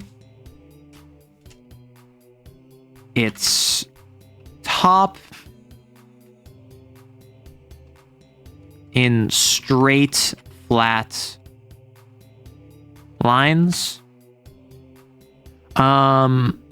Tree can anchor into cracks and stretch up a bunch. Branches only extend from its top in straight, flat lines, making from its top, making a flat surface of the canopy. Reminds me of plant fungal cave maps in Risk of Rain. I mean, this is like your classic, like, big giant tree that covers the sky. So tall enough to dwarf a mountain with canopy that blocks out the sky. Leaves are broad and thick, often overlapping one another. Branches only extend from its top, making a flat surface making a flat canopy. That's a walkable surface.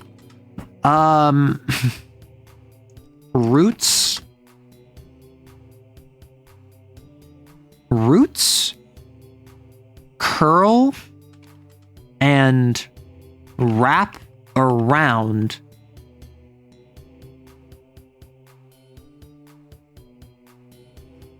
do we want it to be like there's also this weird, like, the roots are trying to, like, stitch together the fissure? Roots curl and roots prefer that, like, roots reach out across the fissure. So walkable surface, only single digit has been cited, exclusively occupy the surface of the caverns along the fissure's length. Roots reach out across the cavern's mouth and curl into the opposing edge. Look, Like I like to think that these are like, they're literally trying to like seal this cavern. Why? That's so weird. I think it's so cool. Function as bridges between the two sides.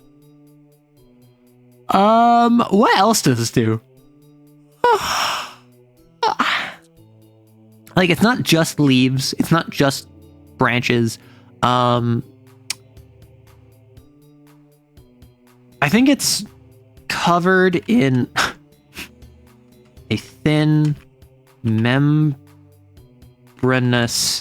skin that is translucent, showing yellow fluid pulsing within.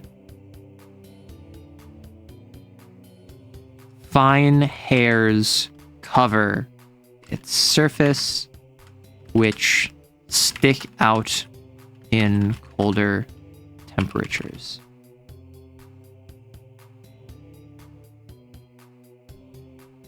All trees have skin? Yeah, so you say skin, but this is like, it's not bark, it's like flesh. It's like flesh tubes. The tree has skin, the tree has skin, the tree has skin. Maybe branches grow along the whole length, but older layers of them fall off. Okay. Branches make a flat canopy that's a walkable surface. Older, bi-yearly, sheds lower branches bi-yearly. Sheds lower branches bi-yearly, raising the canopy. Only a single numbered, exclusively occupy, only a single digit have been cited. It continually grows new branches and sheds the old ones, and growing a smooth trunk that resists termite attack. Maybe. I don't think that they're worried about the termites. I definitely think that the branches that fall down are essential for the sapients that live down there. So uses. I think, I mean, it's got to be like a stitch, right? Or a suture. A suture of big old trees. Uses. I think that can be tapped for a sticky yellow sap.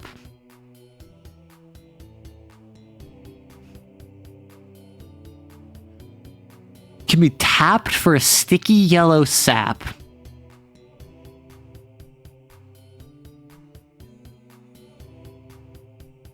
Sticky. I don't want to, like, I don't want people to call it pee. Like, that's my concern. Can be tapped for a sticky yellow sap.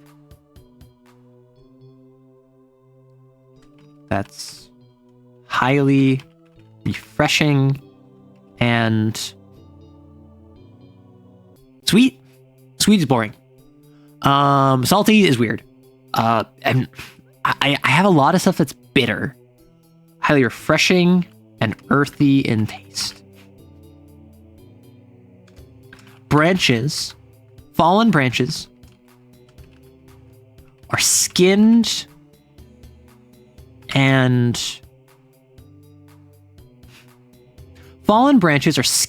snapped to use as building materials, as like it could be construction materials, it could be for tools. Like I like the idea this is like fleshy. It's kind of like wood and flesh both in one.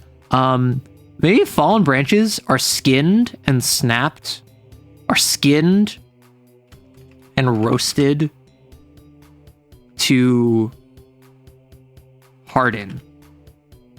Are skinned and hardened over a fire. are roasted to harden, forming construction materials. And then, I mean, like, the bridge between the two sides. I don't think its hair does anything. I mean, what does the skin do?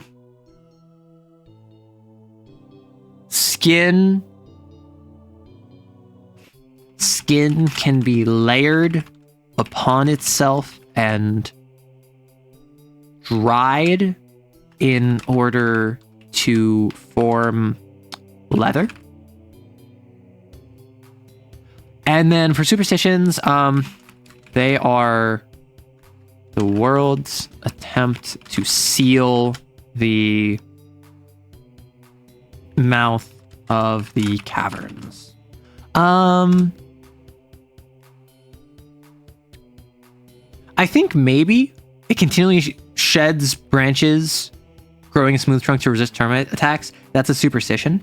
Its smooth trunk and shed branches are to avoid the termites.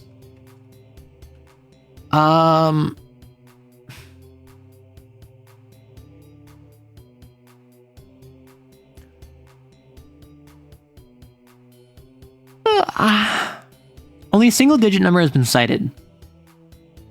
There are more of them. Where are they? Right? I don't think people think these are the last ones or the only ones in existence. I think sapients assume maybe there used to be more of them. Maybe a different biome has more of them. I don't know what it is. A smooth trunk and shed branches are to avoid the termites.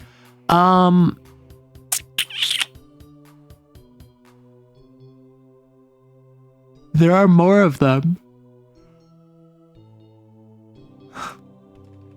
There are more.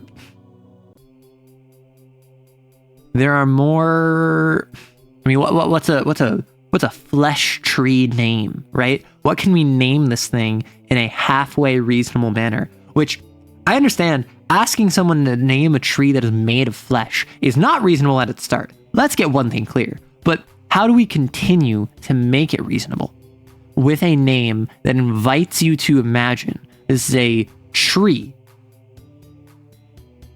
I mean, what if it's leaves or skin? What if it's leaves or skin, and instead of leaves with a canopy, it's just a flap of skin that covers this entire area? And the reason that a little bit of sunlight comes through is because the skin is transparent. And so in order to read the sun, you have to see what color is shining through the skin. How about one of the superstitions people believe creatures form from the flesh, and creatures then abduct creatures that have been trapped in its skin?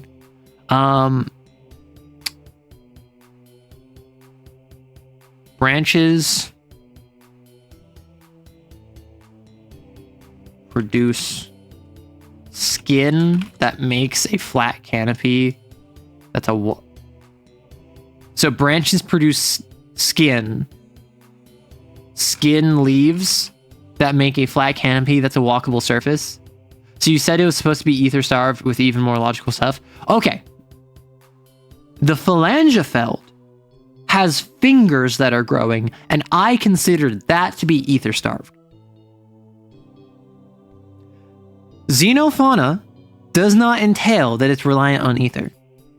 Now, obviously, the entire world is going to shift. The entire world is going to change as ether fades. It's just, will the ecosystem be devastated by losing out on ether?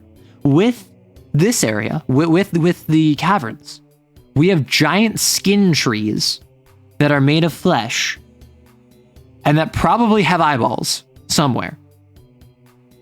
That does not mean they're reliant on ether. That just means that they're weirdo.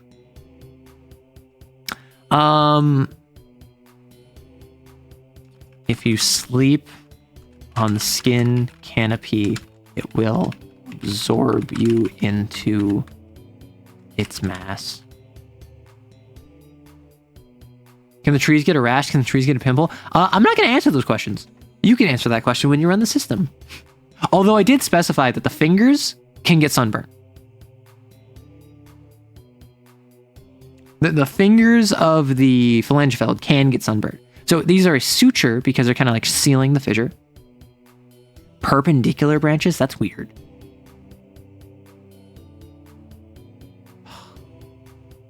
I don't know how I would add that. Big old treaties. So these are flesh, these are skin flaps, these are skin branches. These are epidermis. Epi branches.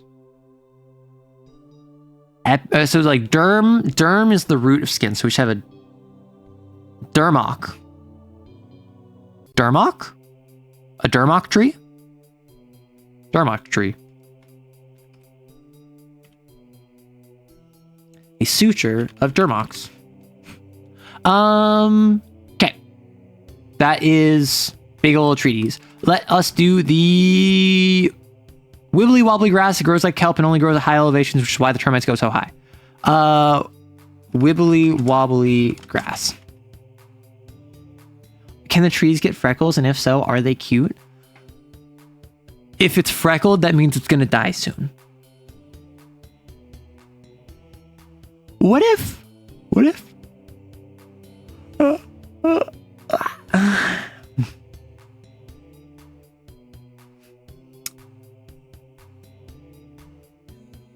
A dermock that develops a rash is going to die. Excuse me. Die in a day. Die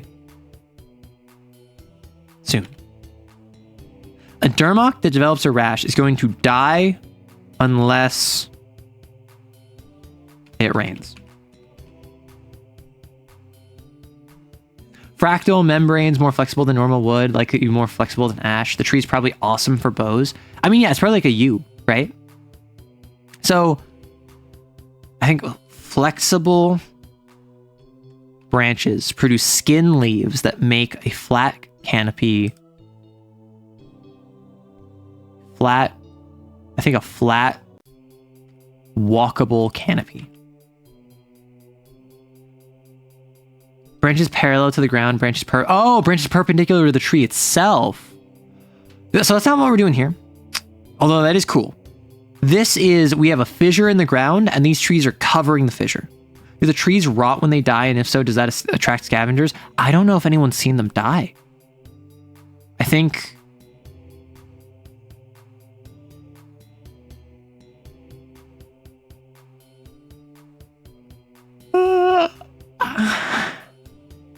I don't think that I developed it as a sign. Seeing a dermock with a rash is a sign you will soon follow. Yo, what's good? Hey, Shadow. Yeah, I have a rumor about that, which is why I want to change that rumor. Which is why it's good to talk about this stuff. Seeing a dermock with a rash is a sign you will soon fall ill. So, when a dermock gets a rash, does a rash spread to you like poison oak? Maybe. I don't think that's the point of this biome. The point of this biome is we have this like fissure in the ground. And this cavern underneath it. And we have the dermocks that are like this.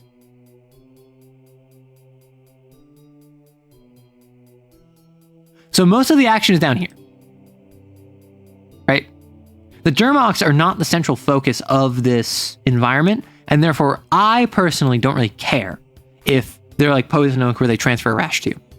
That said, I think that could be interesting for a game. Also, while I'm here, I may as well do tree. Yes. Tree chop down.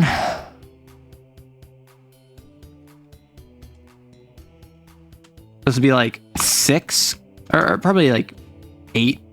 It's not as I don't think it's as difficult as a copper core. because it's not made of stone. So that'd be active. Cross roots. I think that would be like a 3 active. And I think this is, well, actually this needs to be like that. Cross roots and cross canopy.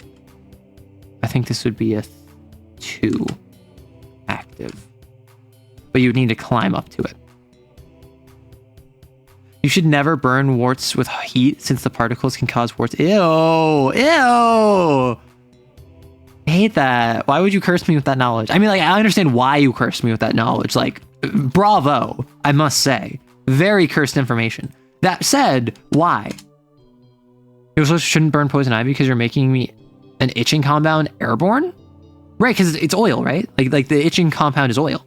Is wibbly wobbly grass waving and squirming on its own accord, or is it just like wavy shaped? I think it's wibbly wobbly. I think it wibbles and it wobbles back and forth. So thin,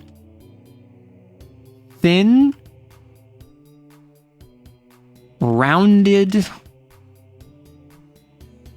blades, or thin rounded leaves, thin rounded stems that extend, that grow from the bottom of the caverns. Grow until they reach a patch of sunlight. Grow until they reach a patch of sunlight, at which point the top splits open and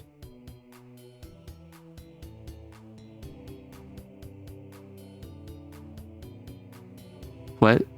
I just got a notification for something that I don't think matters or happened. Scorpions using metal in their biology, thermal vent snails to make armor out of metal. Dancy grass, move them hips, exactly. So grow until they reach a patch of sunlight, at which point the top splits open, and I don't think it's flowers. I think it's something horrifying. I think it's horrifying. Oh, there we go. Thank you for the prime, Kowalski. Calcium is technically metal, and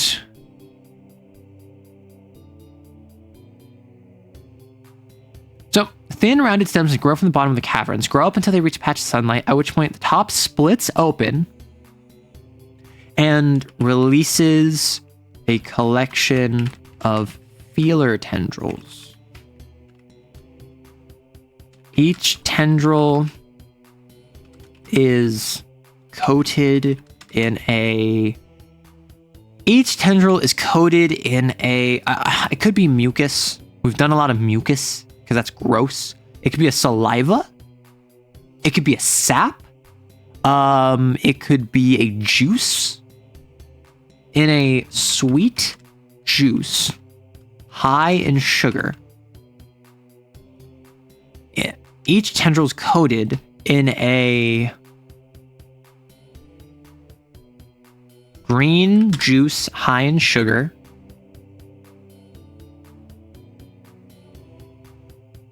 Meant to attract termites. Upon consumption, upon contact, the tendrils release pollen that catches on nearby creatures and spreads to other grass. Do you know what a love dart is? Is that where like a creature shoots a dart forward and then inseminates their partner by like literally piercing them with a dart? Well, welcome back from the ad, everyone. So upon contact, the tendrils release pollen that catch on nearby creatures and spreads to other grass.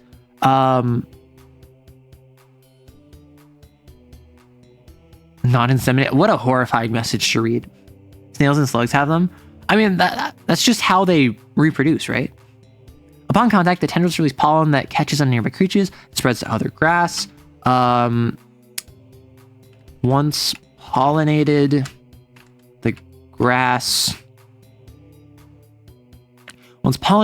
the grass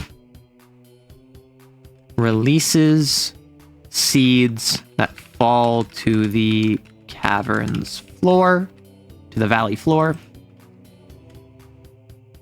I think at this point,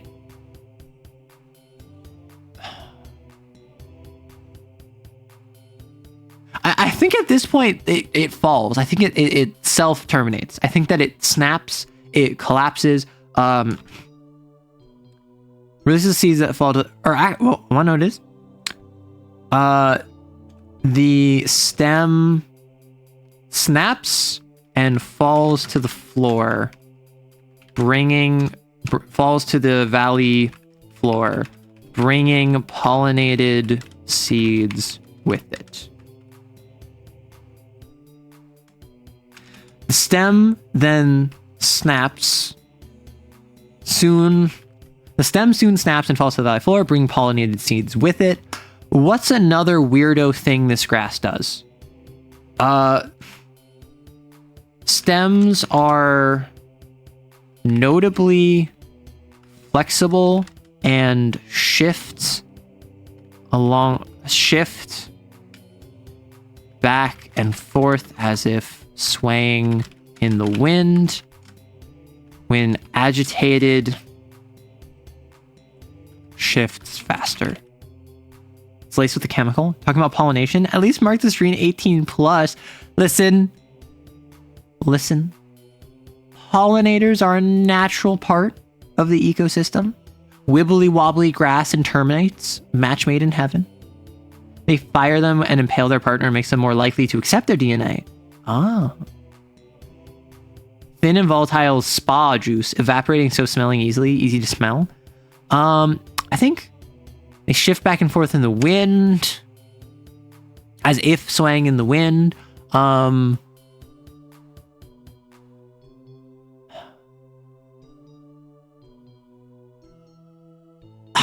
want to say like filled with a bitter fluid, because people would be weird about that. But like,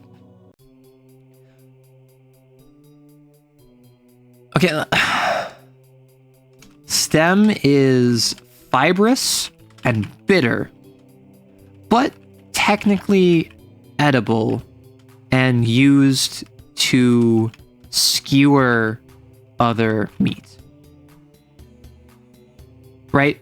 So like it's the stem itself is basically like a toothpick, where it's like it's technically digestible. You shouldn't eat it, but like it's usually used to skewer other food. I think that the green juice collected. The green juice is collected and watered down as a sugary beverage or syrup, or thickened to a syrup. You're back and you're the boss. Nice. Meaty fluid. Maybe the shift and dance, but patches of it will try to cling to you and wrap around. Maybe. I don't think the seeds or anything. I don't think the pollen does anything. Stems are notably flexible and shift back and forth as if swaying in the wind. A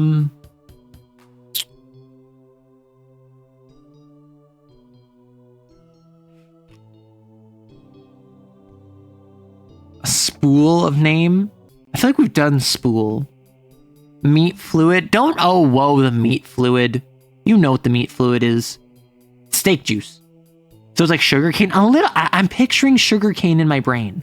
Sugarcane that sways back and forth all tubularly, right? So it could be like a cane of X. So a cane of wibbly wobbly grass. War babble. A cane of war babble.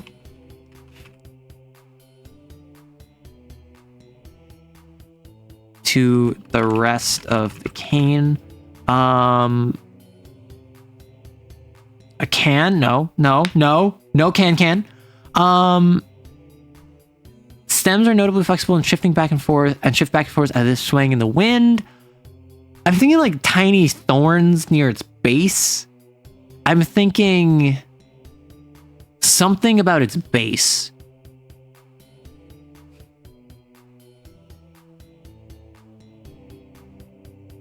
Do they make noise? They can make noise. I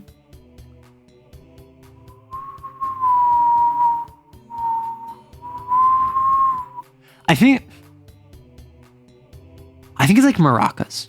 I think it's shh, shh, shh, shh, shh. And it's just the kind of consistent background noise of the entire cavern system. Make a quiet... How would you describe that? Shh, shh, shh, shh. Thank you for this free ASMR. No, I keep doing that for free. Like a rain... Yeah, a little bit like a rain stick. Yeah. So they're in a cavern. There is no wind to blow over them. Make a quiet shifting noise as it moves, as if filled with sand. Rattling? Make a quiet rattling noise. They could just be used to climb into higher sections of the cavern. I don't think they're sturdy enough for that. I don't think they are. Plinking? Well, that's more like plink, plink, plink, plink, plink. That's like a water hitting a steel, like a surface of rain. I think stem is fibrous and bitter, but technically edible and used to skewer food. Used as a percussive instrument with length of stem indicating pitch. Superstitions. They follow the wind patterns above the cavern, right? They sway as if the wind is going over them because they are following the wind patterns that they are not subjected to. I think, are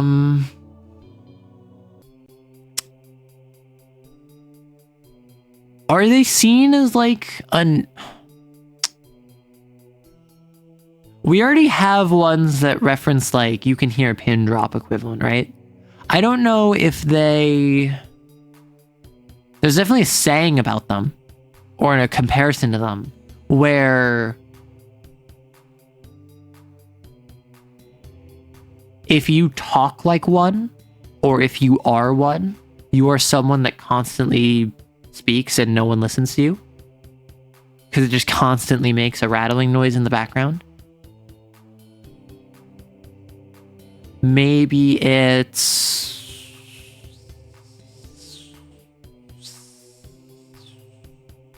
I think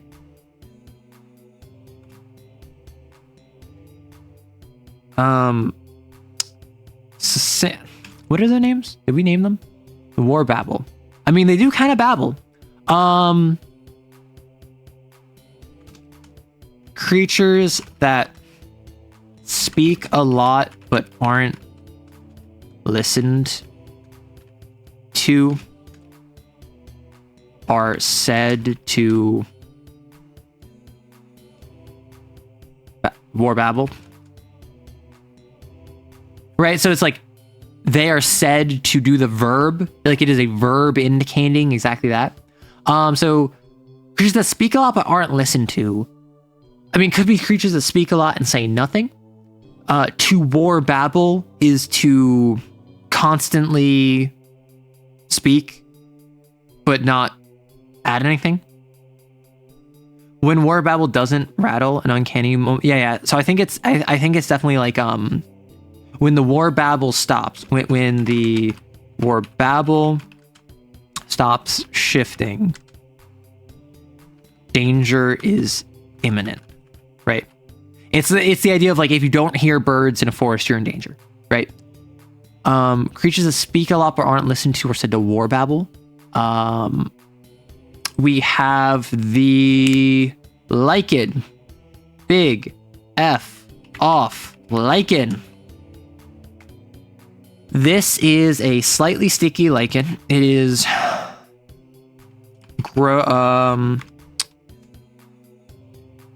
up to, I'm thinking like it's up to like 4, 5, 6 meters in diameter. Up to 6 meters in diameter. Up to 6 meters in diameter, but no more than an inch, than 2 centimeters deep. Grows along walls and occasionally the floor in cool, dark areas. Prefers to encompass entire holes or divots. Prefers to encompass entire holes or divots. Vaguely salty in smell. Sticky to the touch. People are going to be weird about it. People are going to be weird about it. I can't help that. They're going to be weird about it. Sticky to the touch.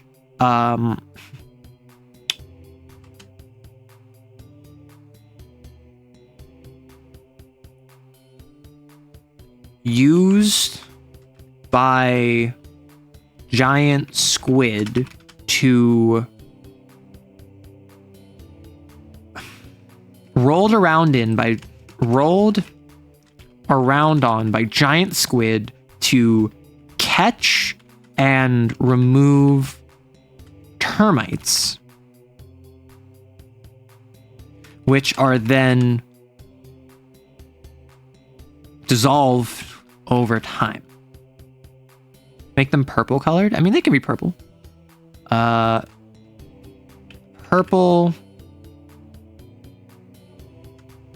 and pink in coloration.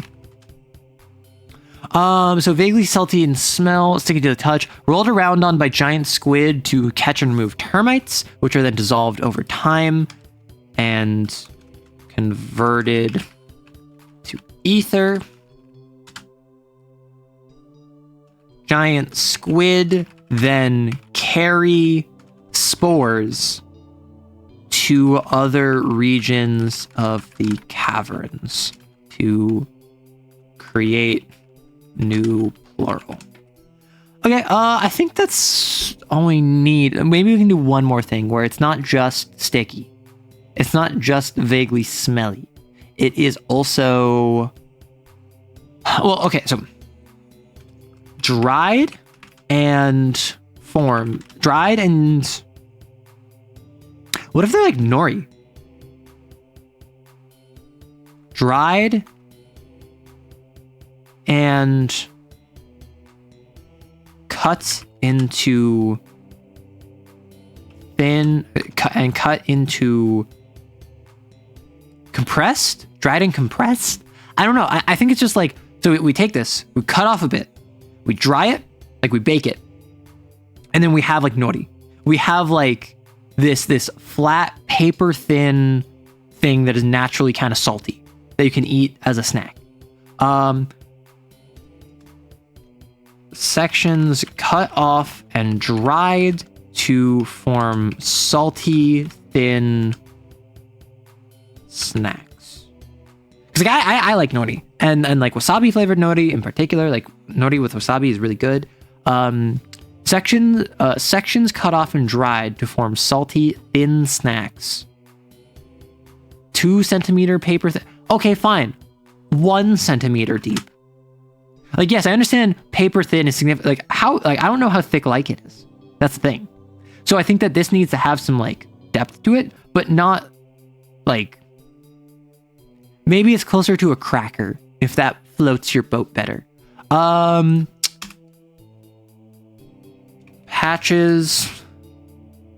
Honestly, like patches harvested and kept alive to act as natural termite catchers. Termite traps. And then, is it used as an adhesive? Does it make anything else, or is it just lichen? Is it just on the wall? Is it just chilling? I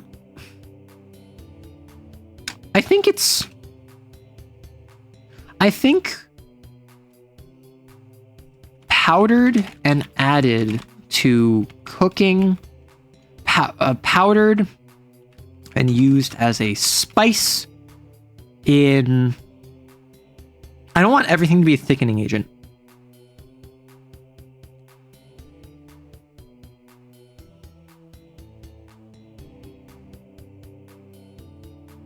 Powdered and used as spice in cooking then involves conflicting flavors as a blending spice, right? So it's something where like it's not physically adhesive in this instance, it is adhesive of the flavors.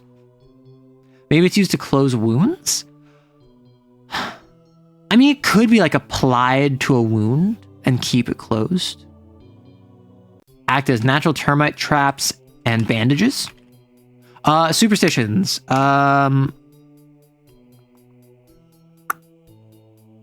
Secreted by giant squid. I think that there's a superstition that it's a byproduct of the giant squid and secreted by a giant squid and indicate where their territory is.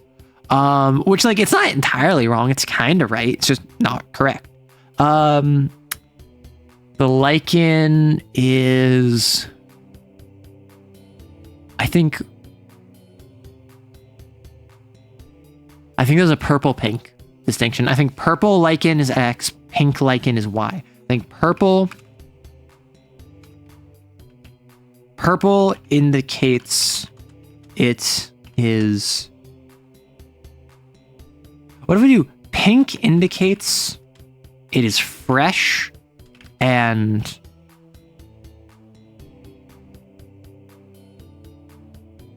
pink indicates it is fresh and more sticky than purple.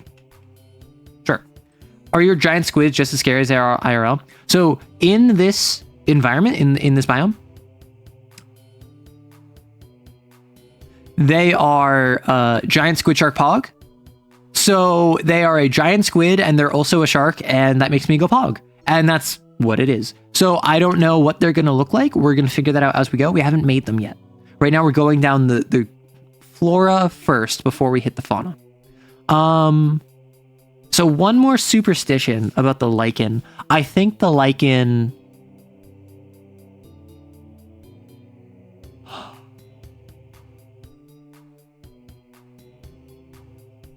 It's not poisonous. I think a superstition about the lichen is if a small...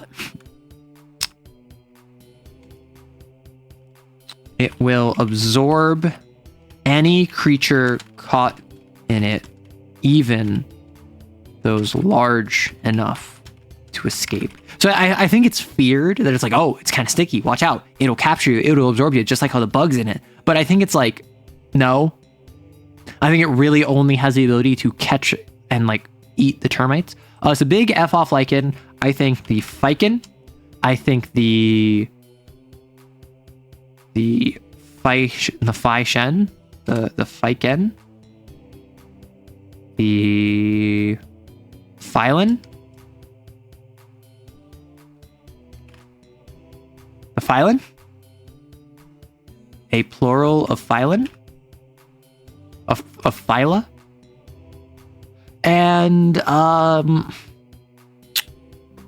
patch, a stick, a roll, I'm trying to think of like a tape of phyla. Fee, fi, fo, function. Is it a superstition if it's true? No. So it doesn't have to be. But the thing with the superstitions is, this is what people believe. This is what sapients that are native to the area and otherwise think is true. So is it actually able to absorb any creature caught in it, regardless of size? Is it actually secreted by giant squids and indicate where their territory is? I mean, it's kinda. It pollinates, like it puts its spores on a giant squid. The giant squid goes somewhere, drops off the spores. It grows where the giant squid was. And the giant squid is probably going to return to the patches because it needs to get the termites off it. So it basically does indicate its territory. So now, giant, squid, shark, hog. What even is this? Is this like... Are we just doing like the most horrifying thing imaginable? Like it is.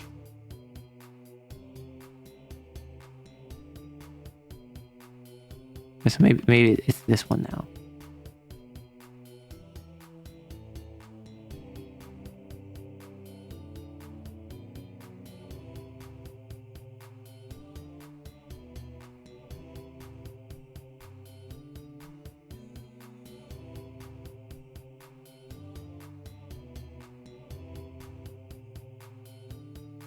Like, is this what we're doing?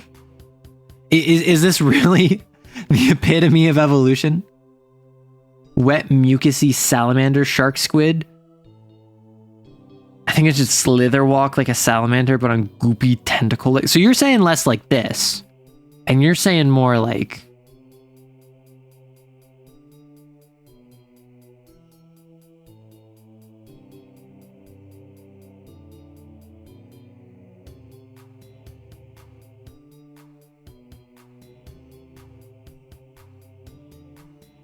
And there's like 8 of them, right? Rocky hammerhead to bludgeon its prey. I was thinking more it's like a boa constrictor. It constricts its prey. Giant squid moving along walls and surfaces with... Yeah, I mean, that's basically what I'm going for. It's like, it crawls along the walls. A wretched creature born to drag itself through the mud. Stun, then grapple. I like stun, then grapple. So it's like... Hammerhead. Shark mouth. With like weirdly human teeth. It's got a cephalopod body that's like a soft body. It's got these weird limbs.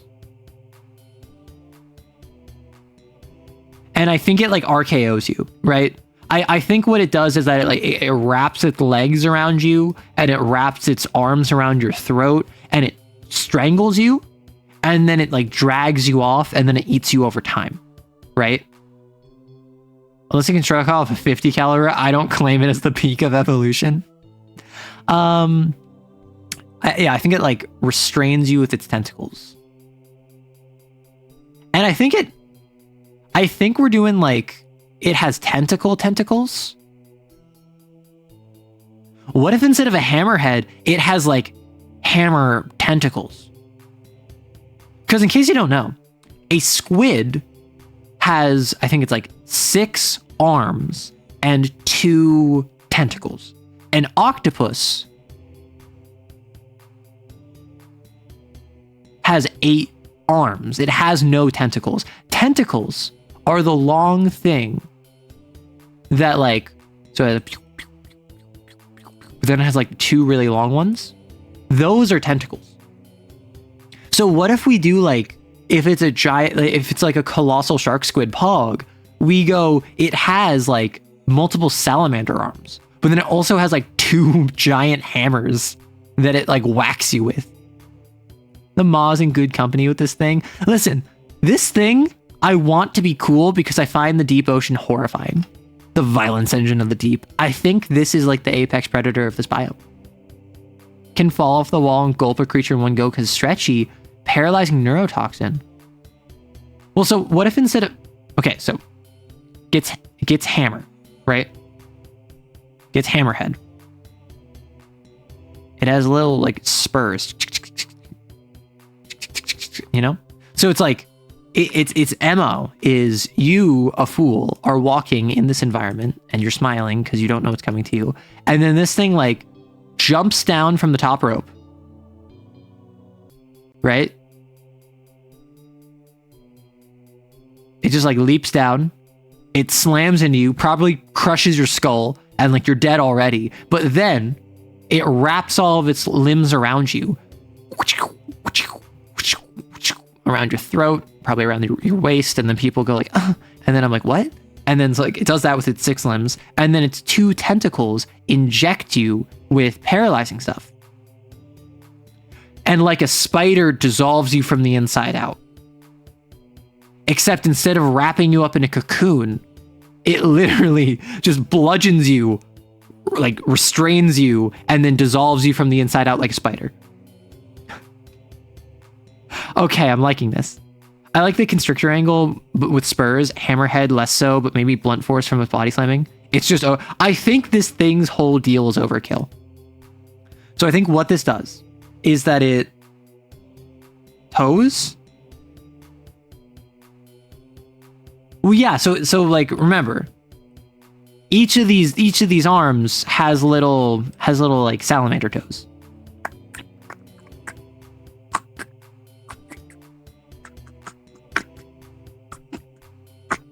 And then it also has right?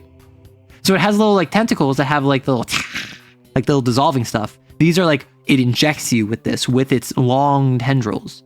But its ideal is that it just like hits you from the top rope, stuns you, knocks you out, and then wraps around you, restraining you. And as you are restrained, it just kind of like holds on. So maybe it doesn't have a shark mouth, but then we wouldn't have shark.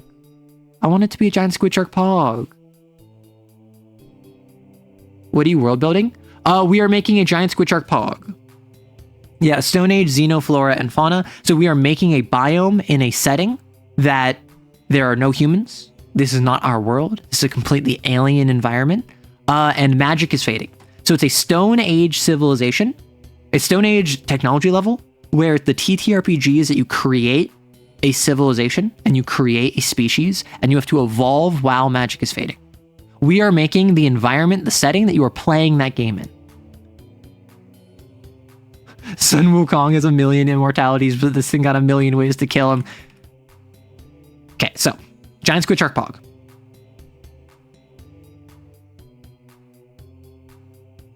Is this thing like 6 meters long? In Stone Age civilization, no one chooses to evolve into humans. You'd be surprised.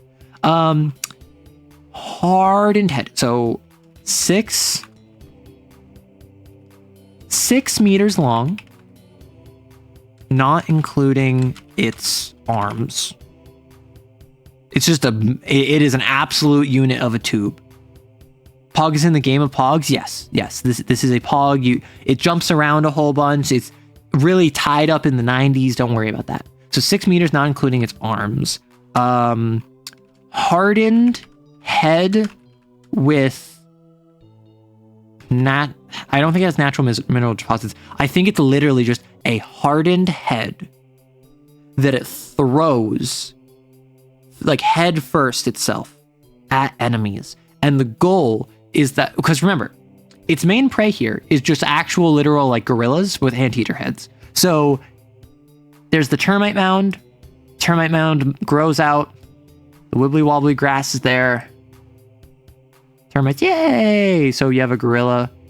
Ooh, I'm a gorilla. Right? And then suddenly, from the top rope!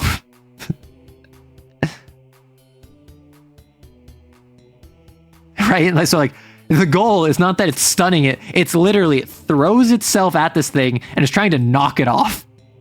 I think that's the MO. I think that it crawls up higher. So it's like, and like it comes up here, like, and then it's like, RKO from the top rope. And then it like knocks off the thing. And then I think because it has such a squishy body, like a mantis shrimp, at this point, give it legs too? No. I mean, it already has legs. It like these arms that it has have little salamander toes. It's got little toe beans. Toe beans. It can control the weapon tentacles, so its head is reinforced. Oh, yeah. So its tentacles go like, you know, like. Okay, I like that.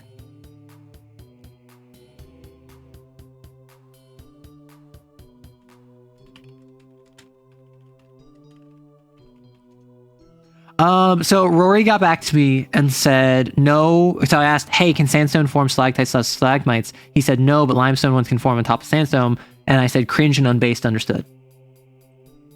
So, okay. It's got a normal head. It's got a shark head, right?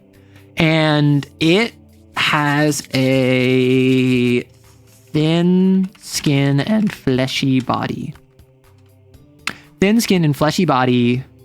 Yeah, for the cringe. Yeah, how dare he make it so that sandstone can't make stalactites or stalagmites. Thin skin and fleshy body. And thin skin. Thin skin that respirates. Head is hardened with cartilage. Cartilage? Maybe shark mouth is there so the squid bites. Oh, it bites. Head is hardened with cartilage. With a mouth possessing. What are shark teeth called? Like repeating teeth? Like regrowing teeth? The shark teeth that have like teeth and teeth and teeth and teeth. Cause like that would make sense. Oh no, I lost half of my teeth by biting onto you to stay connected. Guess I'll just grow that back in a night. With a mouth possessing rows of regrowing teeth. Head is hardened with cartilage with a mouth possessing rows of regrowing teeth. Has 6 tentacle. See, the issue is if I say arms, which is the biologically correct term for octopus arms, people will think I mean like arms. So has 6 tentacles ending with 3 digits. Ending with 3 digits that have suction cups. Used to climb and traverse the walls of the caverns as well as the pillars constructed by the termites. Has two longer tentacles that have spurs on the end, which inject a. I don't think it paralyzes you. I think it literally just restrains you, which injects a venom that dissolves the victim from the inside out. Climbs up to high elevations and searches for prey with its 2 large eyes. So I think it looks like a hawk, and with its 2 large with its 2 large eyes, leaps towards them and covers head with spur with injector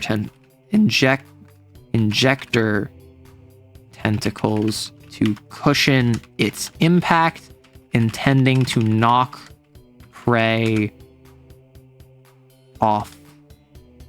To knock prey, to impact prey.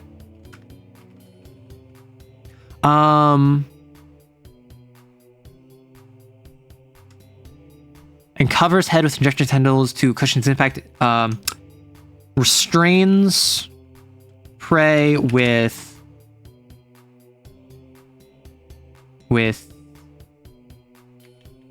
foot tentacles, with traversal tendrils, with tentacles and tendrils. Maybe has 6 tendrils ending with 3 digits. So restrains prey with tendrils and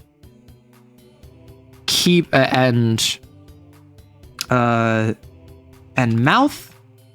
Restrains prey with tendrils and mouth as it dissolves them internally. Highly territorial, but more inclined to highly territorial, but rarely inclined to fight another of its kind. So it's the idea of like they see each other and like, yo, what's up? What's up? What's up? You want to go? You want to go? No? Oh yeah, I didn't think so. And then they like don't actually fight each other, but they don't like each other, right? What about trapjaw ant hammer mandibles? Extremely powerful tension, spring shot. Yes, okay, so that would work, but I want this to be a giant squid shark pog. like yes, with the mandibles. Head is hardened with cartilage with a mouth possessing rows of regrowing teeth surrounded by multiple sets of mandibles. This is horrifying. I hate this. Mandibles. So like restrains prey with tendrils and mandibles. So it leaps down. Like listen, you're living your life. You're a upstanding young citizen in the caverns below. And then suddenly you get hit by a truck speeding down at you, slamming into the back of your skull, probably crushing your skull instantly, mind you. But if you do manage to survive, you then get wrapped around. You have all of your limbs restrained, your waist restrained, your neck restrained as you get throttled. Your head is caught by multiple sets of snapjaw mandibles. And you are being injected with a substance that actively dissolves you from the inside out while you're still alive. Meanwhile, this thing is just kind of like chilling here. And it's just like...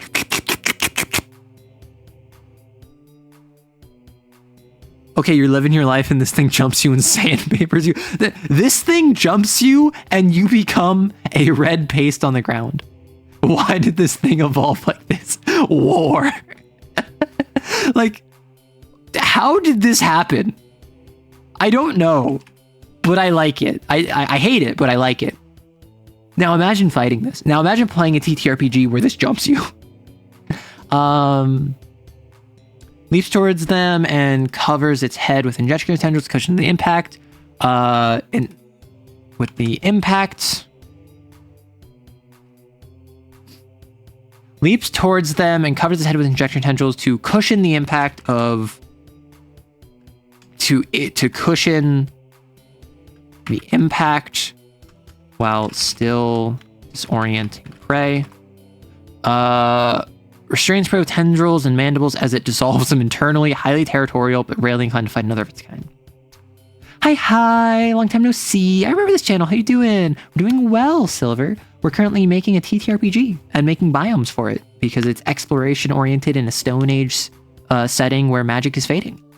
We make monstrosities here. Not sure if this is more or less scary. Listen, you're really focused on the jetpack ash-spitting wasp bears. I don't think they're that bad. I think they're cute. I think that they have like family values that is really important, and I'd vote for them, personally. Bro, got the bloody mess perk. So our giant squid shark pog, that is the working title of this creature. What are the uses for it? War. Mayhem. Death. Like, this is a creature meant to just like eliminate you. They're not scary. The maw might be the worst thing we made.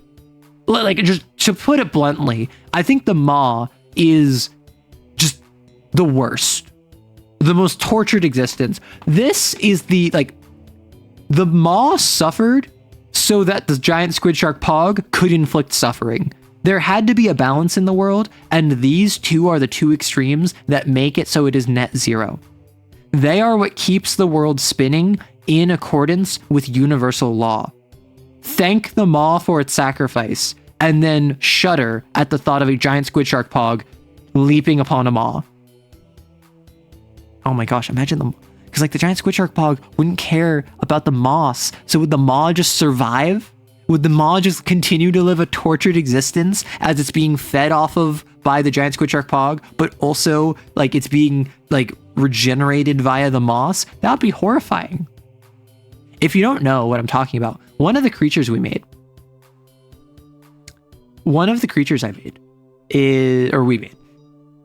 is the maw.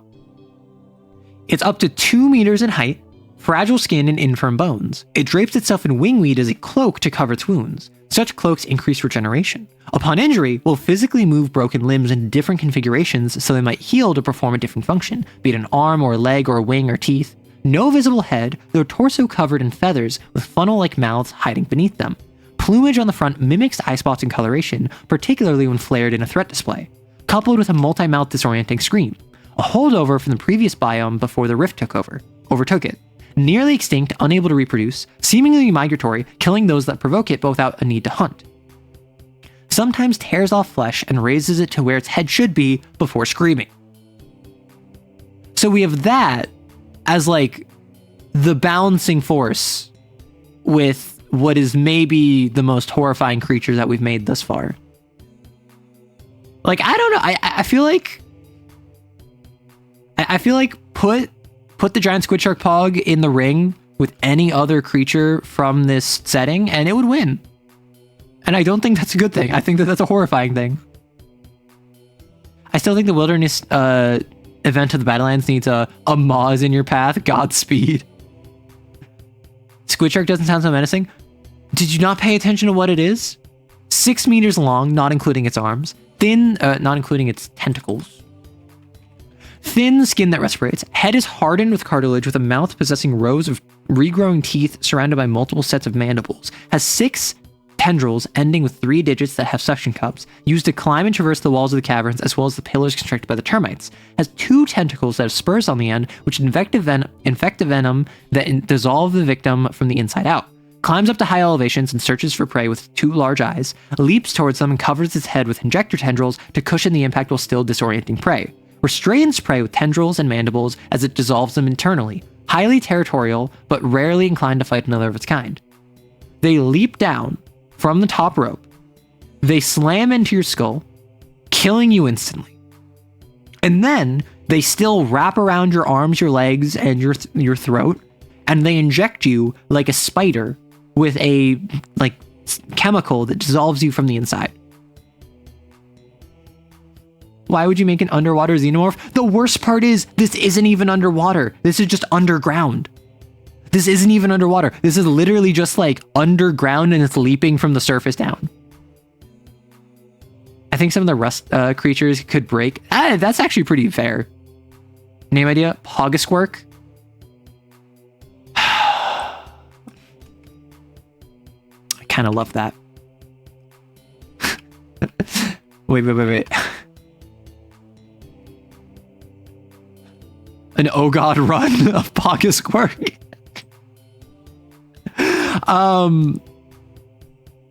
Do you think I can include that? Do you think this fits? An oh god run of Pogasquark. Pogasquarks, my apologies. Like, that's just so silly to me. Climbing the cavern walls, exactly. I have a big lull. Someone just told me they need help with a limited run TTRPG system. I asked what system, and they said Kane. That's so silly. That's really funny. Okay, war, mayhem, death. Sorry, destruction. I forgot. I think flesh. I think the venom. And... bro, I think this gives, like, stupid good takoyaki. Is it just me? Okay, that one's more subtle. I like that one. A doom. Flesh is best eaten fresh and raw. Most often diced in a sweet and spicy sauce.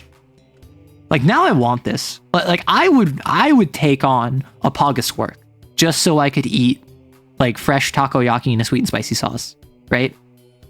Omeo amo shinderu. Nani? Nani of Pogasquark. So what's his venom do? It's venom used as a used in medicinal purposes, as well as to break down tough organic material.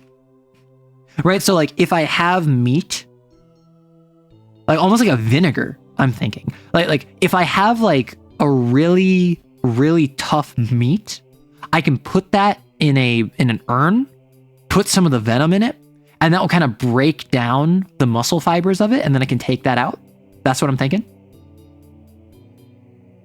There has to be a monster hunter like group in these caves that hunts these things.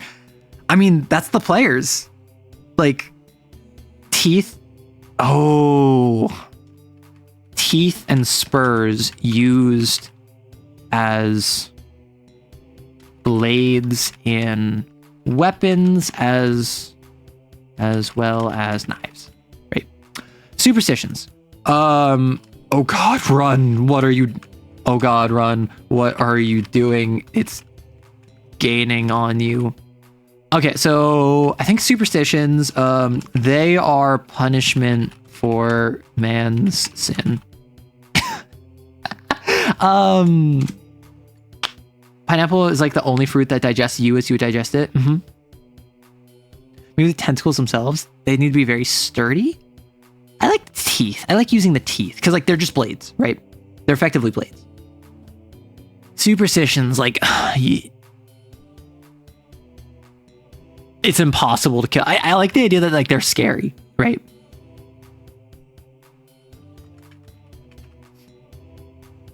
They are silent predators with a malicious joy in killing. Right? The idea that like, yeah, they must love it. They must love torturing. It's the punishment of God to kill the pursuers. I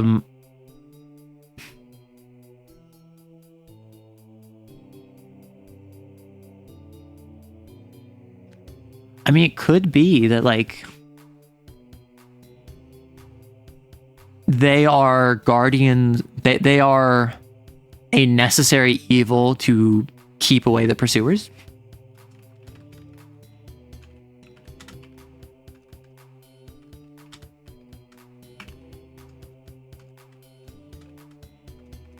Which, if you don't know, the pursuers are just kind of like the boogeyman of the setting. The pursuers are just kind of like the big, scary, like, oh no, like the pursuers are going to get you. That maybe they're real, maybe they're not, maybe they're featured in your game, maybe they don't. But like folklorically, in the same way of like, why do bad things happen? Well, to stop this other worse thing from happening. Pursuers. Like, surely they can body a pursuer. That'd be nice, wouldn't it? That'd be nice. I think it's definitely like the scene from Jurassic World where these things are the T-Rex and you are scared of the T-Rex. And then once you see the Indominus Rex, you're like, oh, that's a pursuer. Hi, T-Rex, come help, please. And then you like, no, let them fight. I think... Do they target anyone in particular?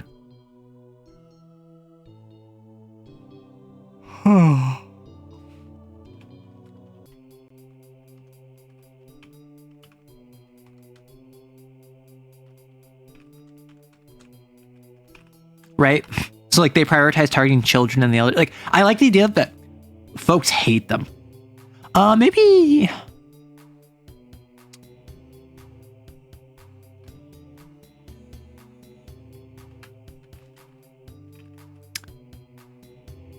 what if instead it is...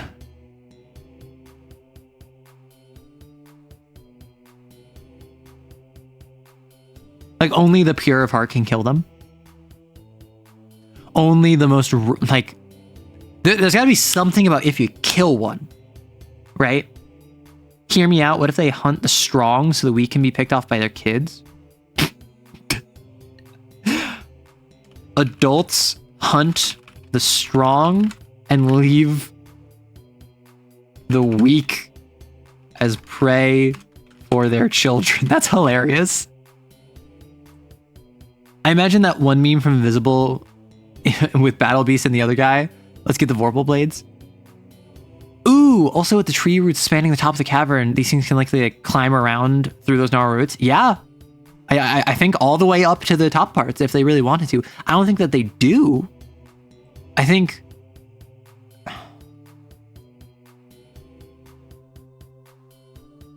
what if... what if they only...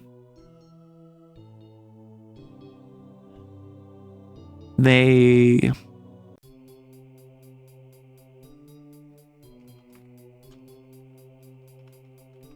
there's only one? You're scared of the sun? Naturally occurring skill-based matchmaking. Teams have been auto-balanced. You are on the side of the pursuers. Could be that there's only one. They're scared of the sun.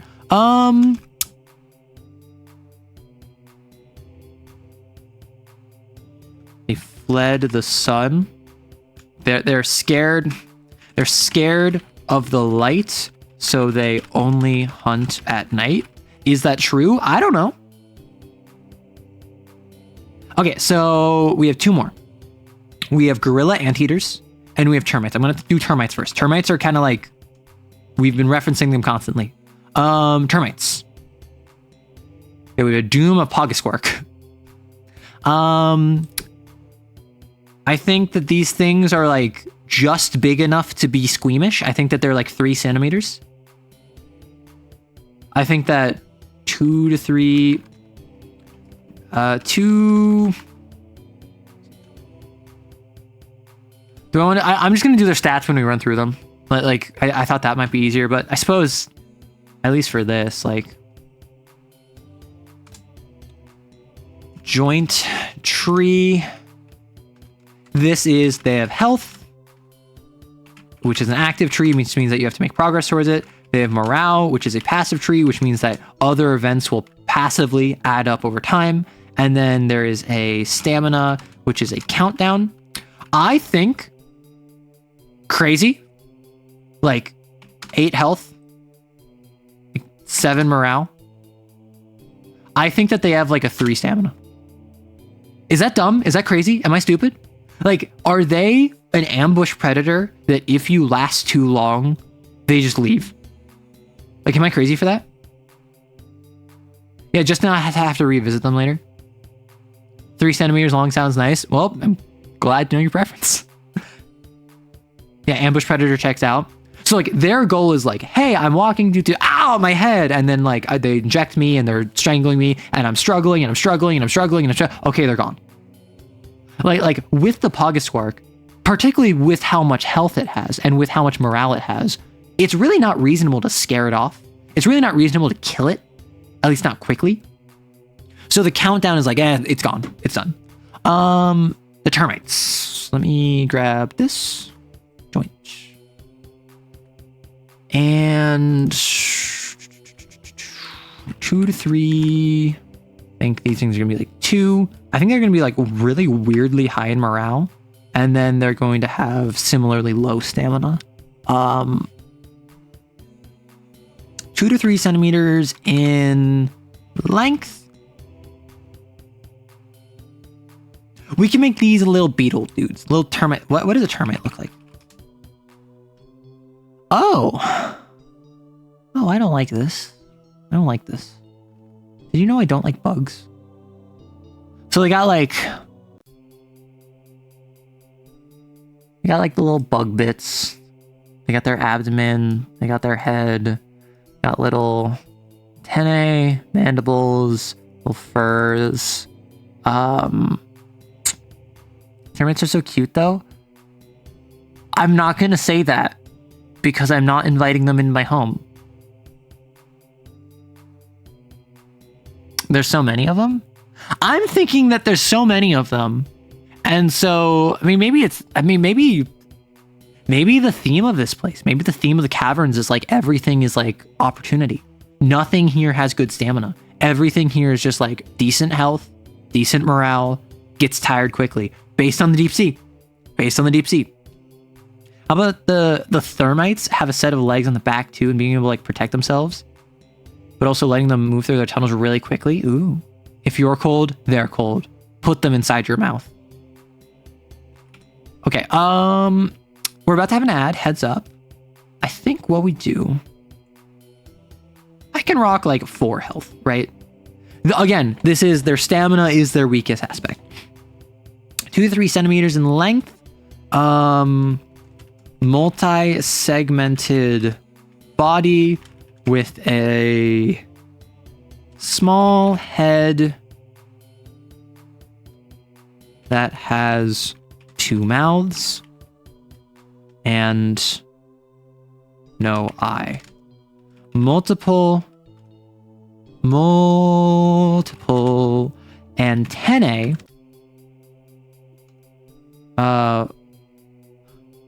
along its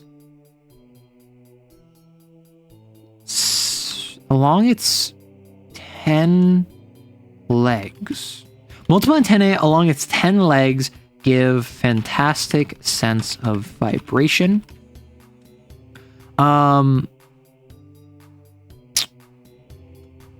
Rearmost legs are spurred and can be kicked up to increase its size for threat displays, which like obviously never works, but hey, evolution go crazy. Are spurred and can be kicked up to increase the size for threat displays or used normally for increased speed. Produce pillars of what are termite mounds made of? Soil, saliva, and dung. Okay. Saliva and sediment. Produce pillars of saliva and sediment linking stalactites and stalagmites. Produce pillars of saliva and sediment linking stalactites and stalagmites with tunnels running throughout the mound. Extend branches to reach split open warbabble tendrils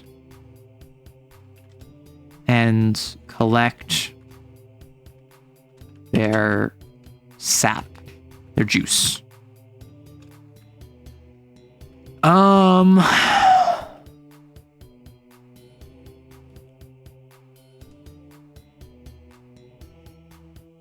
Branches leading to no warbabble.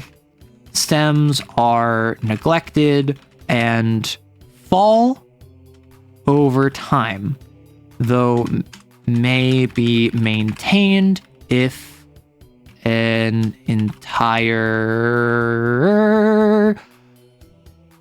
cane is growing consistently. If a cane is growing consistently. What else do these things do?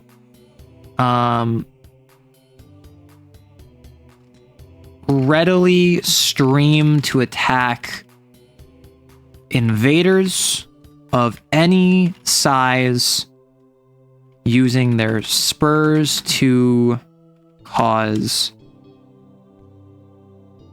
minor but fairly painful stings.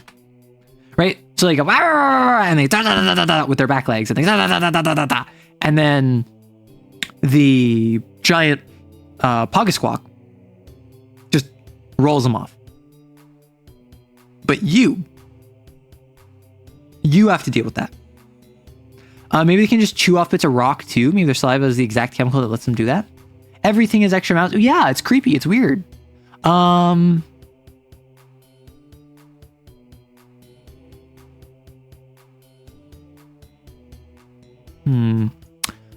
What are their uses?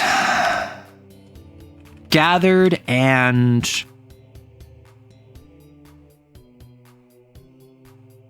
eaten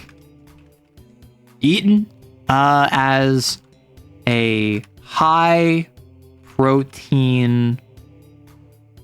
So baked and eaten as a high protein snack, or mixed into a curry or soup.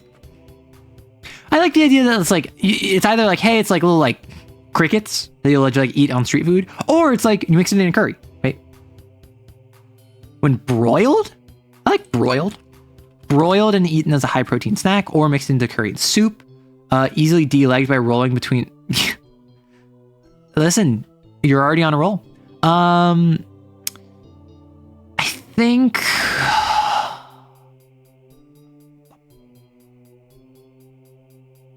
think broken mounds, broken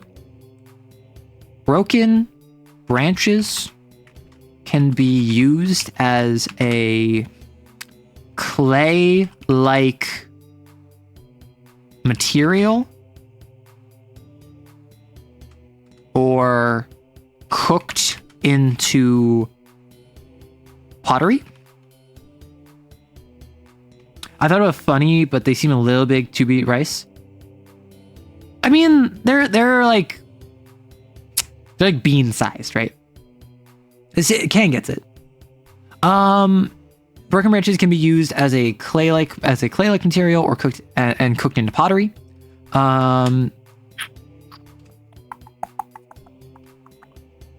What else do they do? Is it?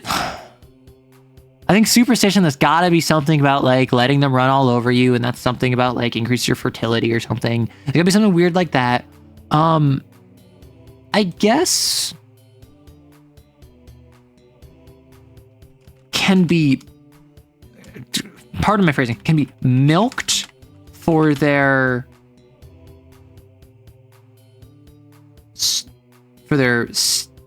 venom. Can be milked for their venom, producing small amounts of a painful toxin.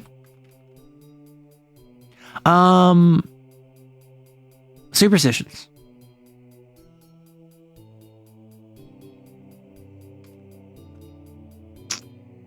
What are they called? They're called termites. They are bean-sized. They're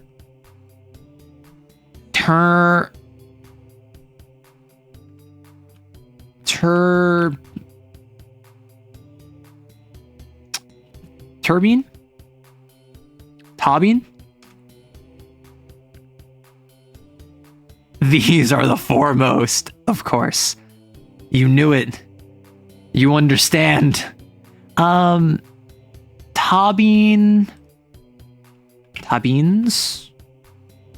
I think Taubine. I mean, maybe just a mound. A mound of Taubine.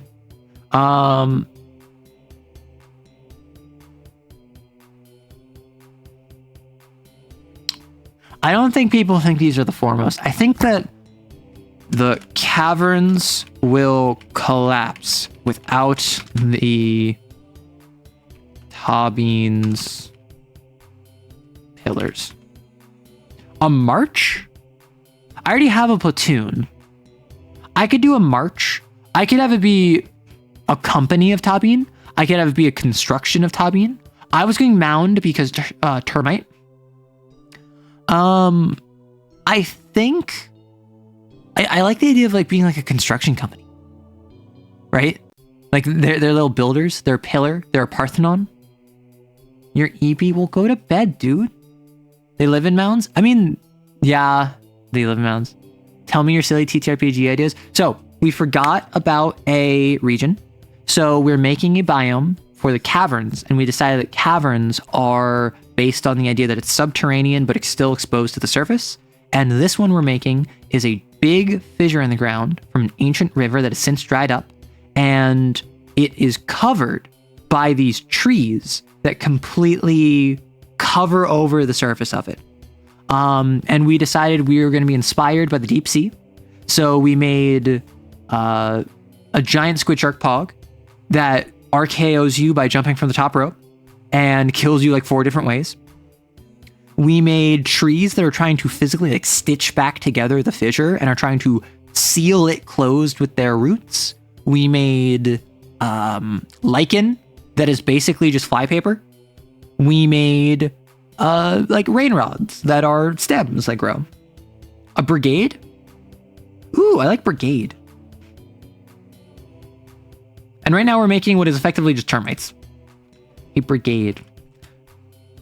What about the Dom-Terranian? Well, I understand that you really struggle with that. So while I know you're looking for a Dom-Terranian, that's not really where my stream is. Like I'm not providing that service on Twitch of all places. Hit up my DMs for that. Superstitions. The caverns will collapse the Tabin's pillars.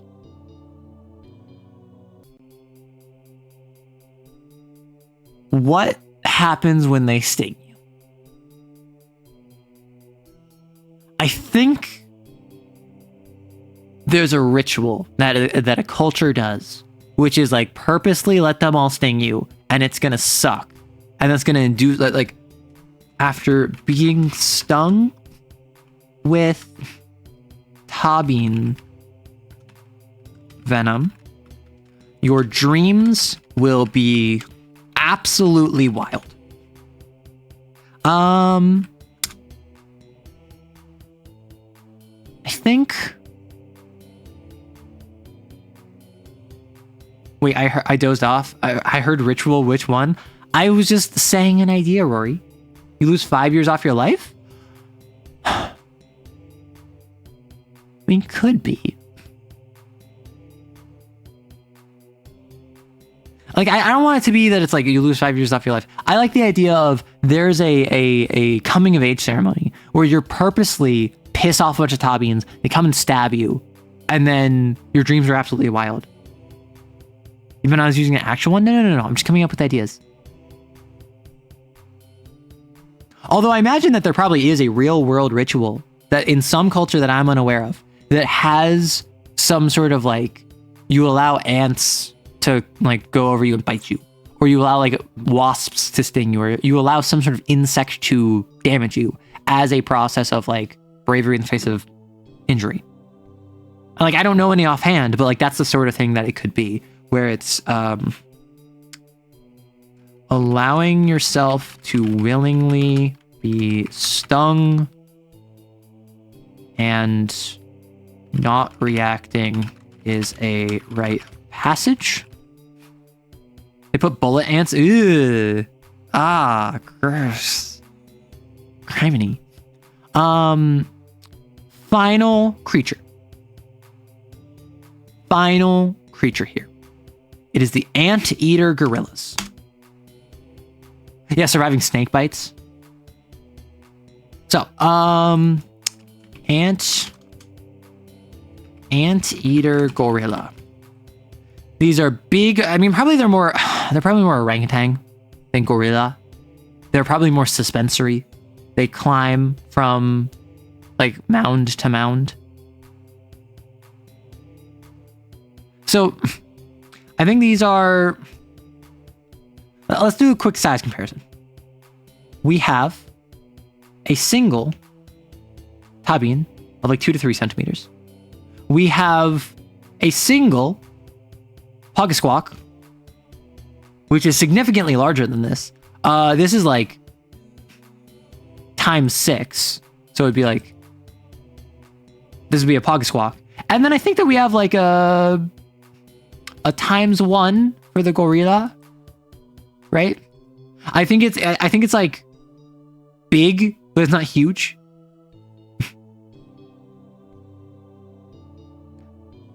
Actual nicest arrow, chatter. I wasn't shot immediately. You were tempted. Listen, I love shooting Rory.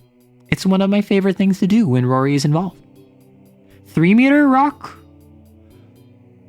My issue with that, the Pug Squawk are 6 meters. I imagine their prey would not be half their size. Oh, bye. Bye, Rory. I think like 2 meters. I think like 150 centimeters. 150 to 250 centimeters based on age. Oh, it wasn't even N. It was A. That makes it so much funnier.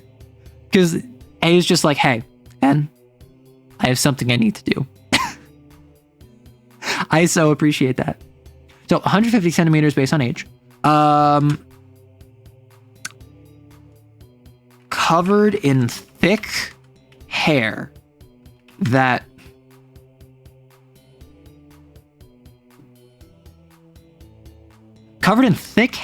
with calloused hands and feet, with calloused hands, quadrupedal with, I mean, like, would I just describe hands for feet? Bigger Craig can make sense. That also makes sense, particularly if they're like so focused on restraining them. Do these critters use tools and beat Poggosquawk to death or no? I don't think so. I don't think they do. Covered in thick hair with calloused hands, quadrupedal with, I think it's quadrupedal with calloused hands. Covered in thick hair, prone to tangling. Quadrupedal with calloused hands on all limbs.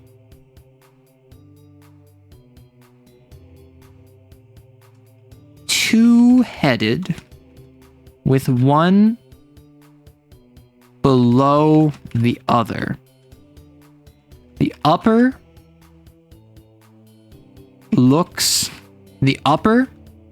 has 4 eyes radially on its crown and an ear below each. The lower has a mouth and an eye on its front face. So it's the idea of like, as it is eating, it's looking above. It's like, am I gonna get RKO'd? And that's why the Poggosquawk is so dangerous, because it can still RKO you even if you're looking for it. The lower has a mouth and an eye on its front face. Climbs tabine mounds tabine pillars in order to attract them resists much of the pain from stings as it consumes them. A hindbrain whose whole job is panic, Poggosquawk, run, get off the high ground. Gotta not be a gamer and actually look up. The Poggosquawk won't notice itself. Resists much of the pain from stings as it consumes them.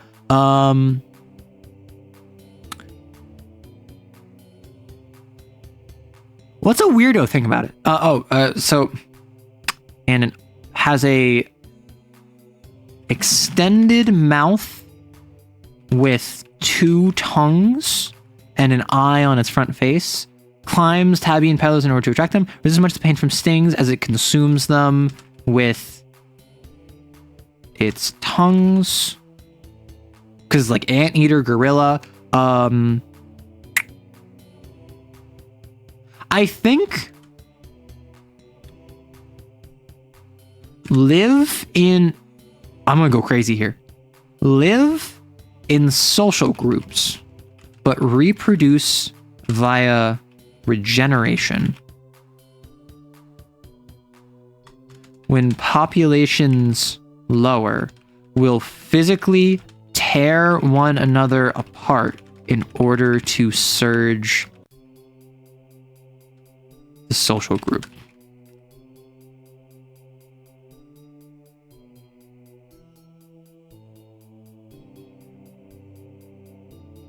Intelligent enough to wield and carry sticks or stones as bludgeoning instruments. Also, are both tongues long as an ant? I don't know if they're as long as an IRL anteater, but if it's like, I want this to be weirdo. I want this to be crazy. The longer this thing is big, that is true. This is much bigger.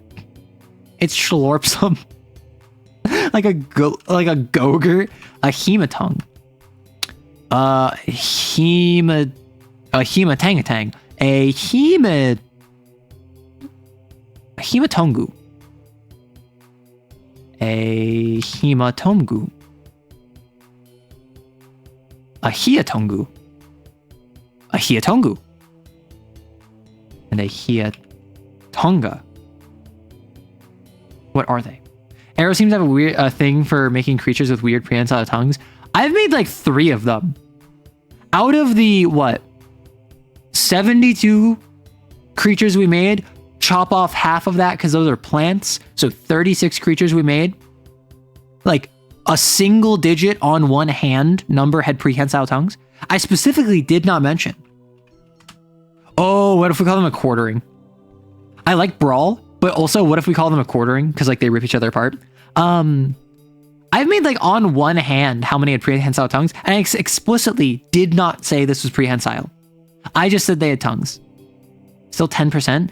Yeah, and would you like to point out how many of them are sexually dimorphic too? Or how many of them are quadrupedal? Or how many of them have 2 mouths? I like a quartering of Hitonga. So uses. I think their flesh, nothing sanitary. Quadrupedal. Give me just a moment, please.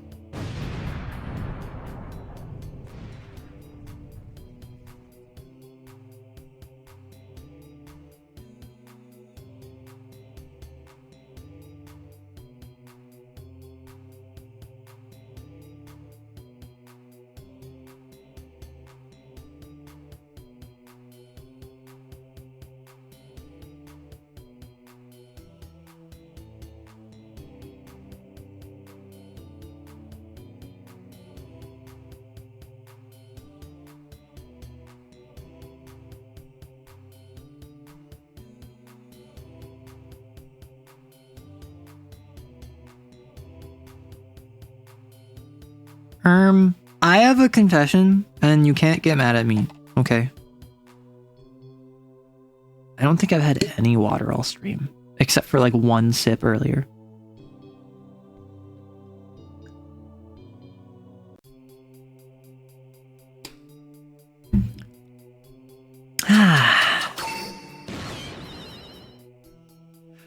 What if instead of prehensile, there's big stiff tongues that sweeps back and forth like a mop? That could work. That'd be weird. Wait, has it been 4.5 hours? No. Yes? Oh, this entire time. I thought we started at noon. This entire time I've been like, oh yeah, it's only been like 4.5 hours. Like an hour ago, I was like, yeah, it's been 3.5 hours. Like, I forgot that we started at 11. Bad streamer. Streamer needs water. No. Why no hydrate redeem? Because for the longest time I didn't get it. I thought it was silly. I thought it was stupid. But I now understand why. Yummers. Simply become soup, exactly. What if instead of see, it's an anteater. It would be weird if it wasn't prehensile. You decided to multiply the number of tongues. Okay. Do you think that there's anything odd about me? if I have a penchant for creating creatures that have one or more prehensile tongues that just happen to be of a distended length, are you going to imply it is something sussy? Because these are animals. This is world building. Now, if I was writing a story and I made characters that had weirdly like prehensile tongues, at that point, like that, I'm caught in 4K, right? At that point, I can't argue. But these are animals, right? Silly. I also like prehensile, so it burrows into their pillars and yeah. And then I think that like they come out and they're like, nah, protect our hive. And then it's like, and it's just like consuming them. Imagine furries of this world. Bro, furries of this world would just be humans. Like furries of this world would just be like, I have skin on my fur and I walk around on 2 legs and I have a single mouth that I use to both talk and also eat. Look at how human I am. And like that would be the equivalent of furries. The furry tribe. Oh my God. You have the power to make a species that is just furries.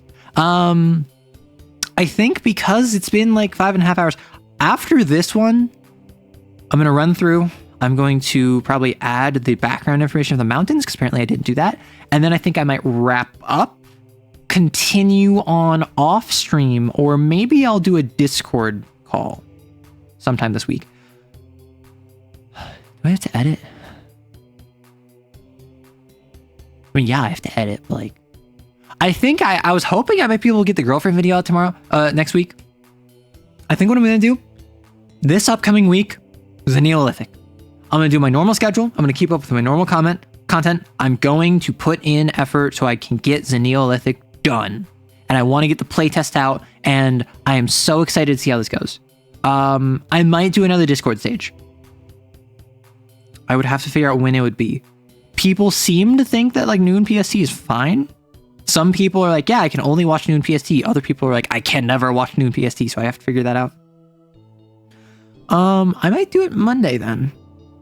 If tomorrow I'm going to be that, and then also that, and then maybe that. I'll be busy until the evening, and then in the evening I can do a video. So if today I do a video for, frick, I need to do a mega dungeon. I need to do mega dungeon for tomorrow today, and tomorrow I need to do Monday's video, which I'll probably just end up making you do a voiceover because I have voiceovers recorded. And then Tuesday should be a Hunter's Archive. The final canon virtue, it'll be Prudence. And then Wednesday is a mini painting stream, which I need to figure out that. Thursday would be Lancer video, which if you don't know, over on my Patreon, there is Lancer videos that are the Lancer video voting that is open to everyone, even if you're not a part of the Patreon. It's available for free. And then Friday would be Xeniolithic. So maybe I kick back the Lancer video to Saturday, and on Thursday I just do like another clip because like I have a clip that I want to do, so I can do a clip, do a voiceover, I could do Hunter's Archive, and then Xeniolithic's done. And after Xeniolithic, I do Lancer. That could work. Hey, prehensile tongue can be used in a normal way in Pathfinder. If you want your character to brawl with their tongue, that is. Flip it, contestant, weird archetype. I assume what that means is that it's like. Also, what did Dotsy say that needed restraint? Listen, I know people are weirdo about like, oh, this person uses their tongue, lip bite. But I'm of the opinion that like, if you're using your tongue and you're like with your tongue, I don't want that on me. I don't want to do sussy stuff with you because want to know what? You've smacked that tongue into like Glob Lord of Filth. I don't care how much like you brush your teeth and like manage to scrub your tongue. Like that's not going on me. That's said French kissing anyone would basically be a little peck, which is totally right, but out of line. I mean, like it's not wrong. Isn't there something called like extreme kissing, where like the idea is like someone has like a prehensile tongue and they use it like that? Yeah, no amount, like, listen, if you fight like a Nurgle plague infested creature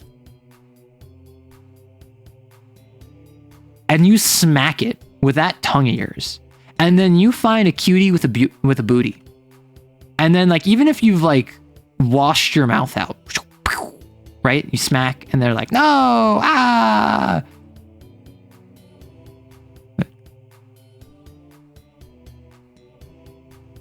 Right? And you find a cutie with a booty, and cutie with a booty is like, hey, want to come back to my place? And then you kiss them. And you kiss with tongue, which as we all know is the most sussy thing you can do. I feel like they deserve to know beforehand that you were just going around smacking plague-infested poxwalkers with that tongue of yours that you're kissing them with. I feel like that's informed consent, personally. So even like no amount of mouthwash would do that for me. Uses. Gosh. Flesh is tough. Particularly around the shoulders. But marbled. But well marbled. I don't know. I'm talking like I know what to do with red meat. I don't. Hide is used as a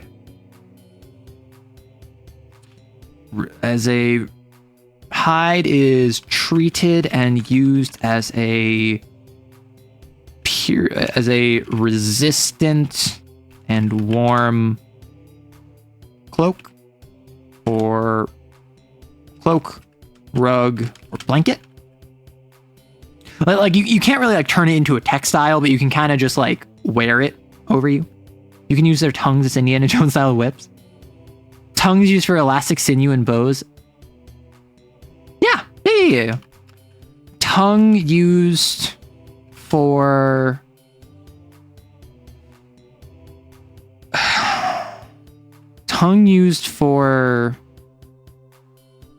high durability elastic materials such as bow, strings, or whips. Reasonable. Superstitions. If you cut off one of their heads, I mean, they regenerate. So yeah, I was going to say cut off one head, the other will grow back. It literally will.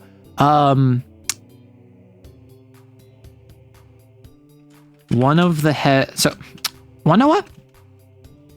The lower head controls. The lower head is task oriented. The upper is fear motivated. The lower head is goal oriented. The upper is fear motivated.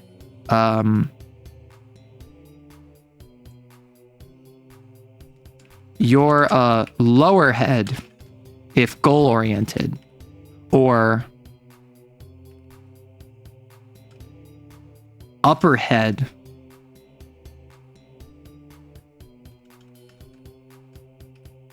if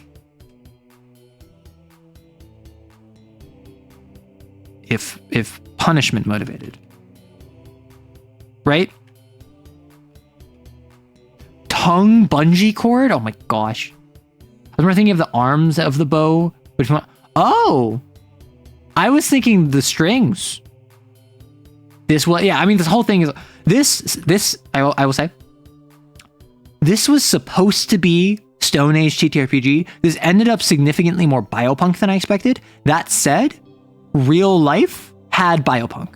Real life is, oh, I killed this bison, let me take its flesh and cook it and eat it, and allow me to wear its skin as a cloak over myself, and allow me to use its horns to sharpen them and use as a weapon. Like real life is biopunk, we just don't think of it as biopunk because these aren't weird for us. These are our history. So we are just reinventing actual like historical processes just with alien mindsets.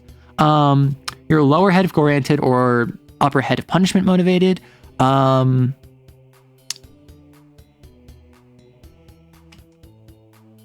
think it's Hitonga, feel no pain, right? I think it's assumed that they feel no pain, and they feel no pain and are entirely food motivated. And then I think one is that, like,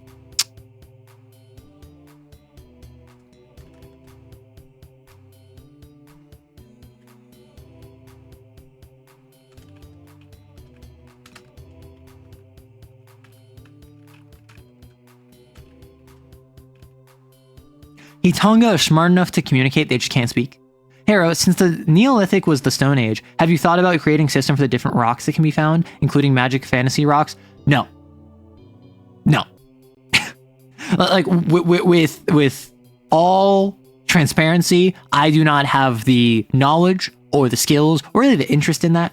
I don't care if you're using flint or if you're using shattered limestone or if you're using sandstone or like whatever, or if you're using like sunstone or moonstone. Like, I don't care. That isn't core to the system in my conception of it. Now, that said, I think it could be fun in order to lean more into that. But I don't think that's core to the system. I think that already I kind of went off the rails with alchemy, which I think is kind of core to it. Like, it's not the core, but it is. I have a system for alchemy. I have a system for pets. I have a system for civilization and like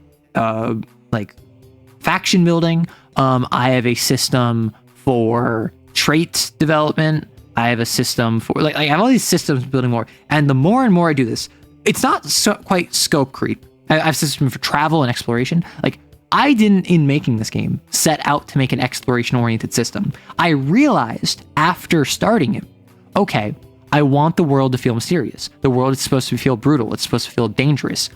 You make your species, and you make one creature of that species, play them until they die or retire, and then you make a new creature of that species.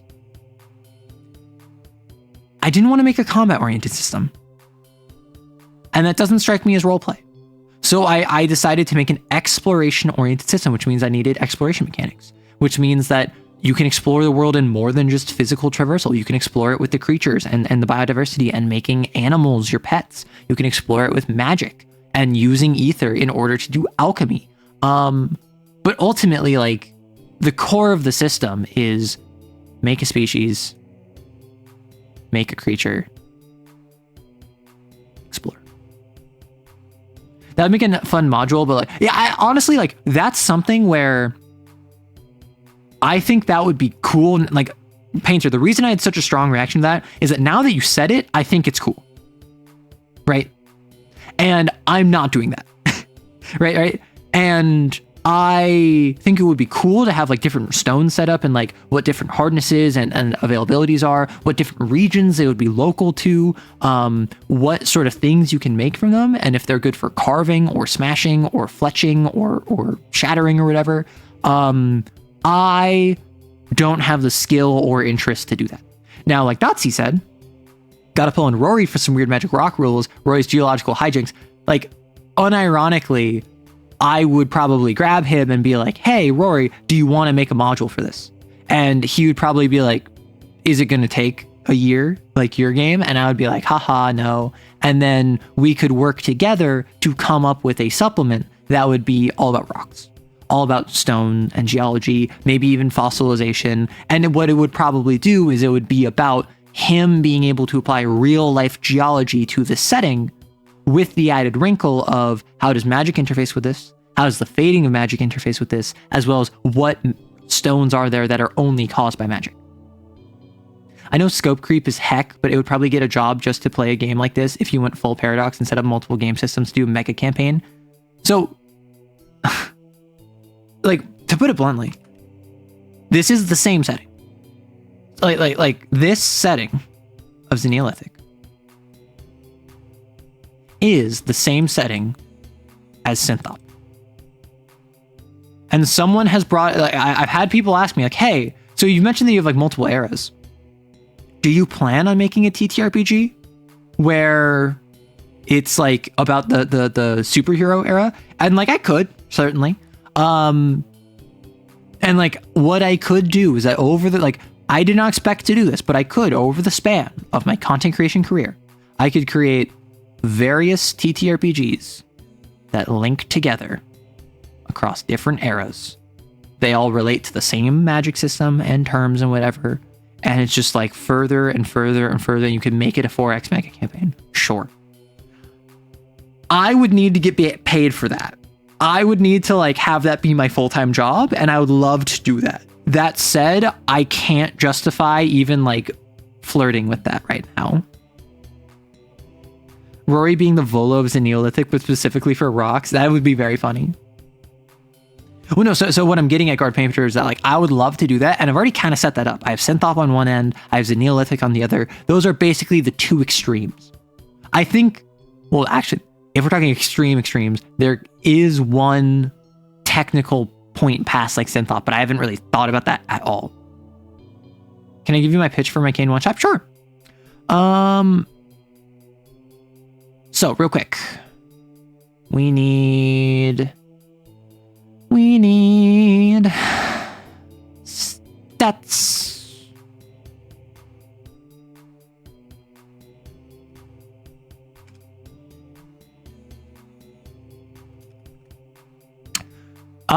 These things are fairly hefty.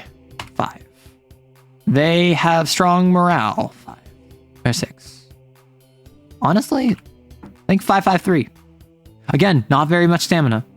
Their main thing is that they get exhausted from stamina. I think these probably have more stamina.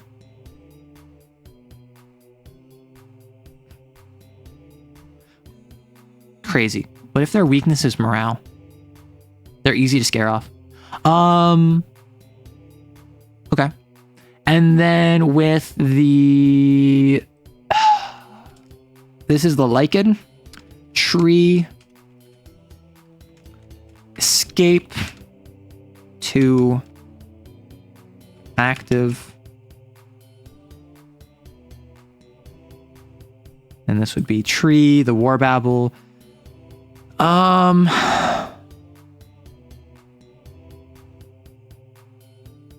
Snap underweight. 2 passive. The idea of like if you're trying to climb it, it'll snap under it. That's my guess. Okay. Durmok. Cover the fissures opening and their roots attempt to stitch it shut. What's the name of this biome, by the way? What are some ideas we have? Warbabble. Grow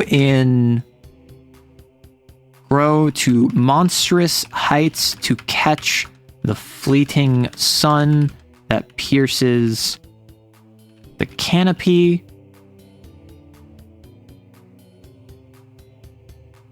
Wow. What did I call it? Phylon. Nestles into the valley's crevices.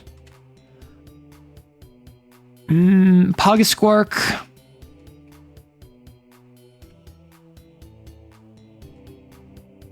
Prowl the cavern and dive upon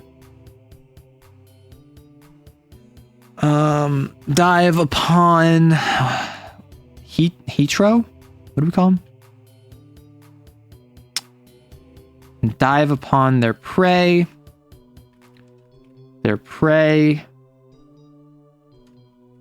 Tabine pillars run from floor to ceiling and act as hubs for... I totally just looked at that and then immediately looked away and I forgot it. Hitongo, or Hitonga, to congregate upon. Cool. So we have our caverns. We did the final biome. A Kane whistleblower, Eli Mercer, vanished beneath a Birmingham development site after exposing a toxic dumping operation. Kane wrote her off as dead. She was not. Mercer was left to die in a sealed furnace service tunnel beneath the Birmingham Industrial District. She is now the fused host of Form 2 Hound Sin, burning, animal-shaped, and actively hunting the people who buried her case. So my question is, why is it a toxic dumping operation for Kane? Like, are they a member of Kane who was a whistleblower for an unrelated thing? Are they a whistleblower of Kane? Like, the actual premise sounds pretty rad. I'm just personally wondering, like, why is it a toxic dumping operation whistleblower if it's Kane, of all things? I feel like of all the things to whistleblow, a toxic dumping operation is not what it is for Kane.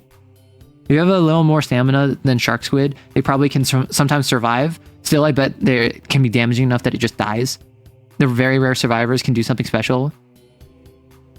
Yeah. What's the name? I think that Fissure, Crack, Slice of Life, the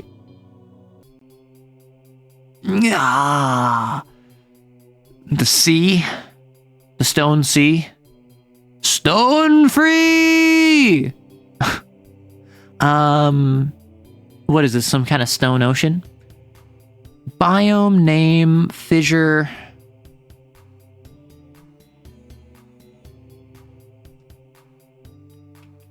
Fissure Canopy, the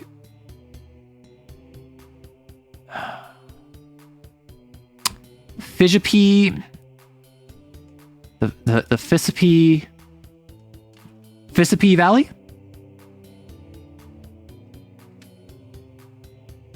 Fissipy Valley. Sure.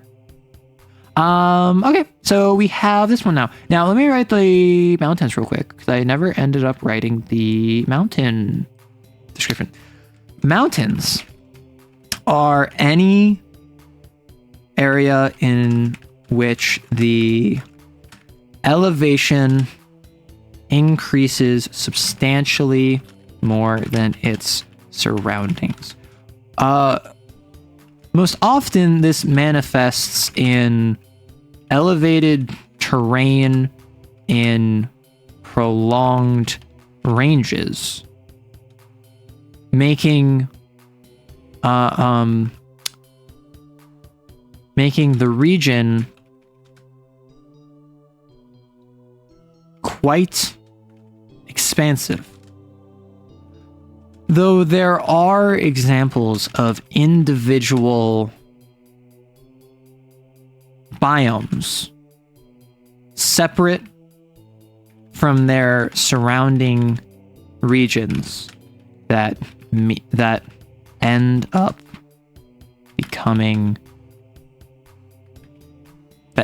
being mountainous.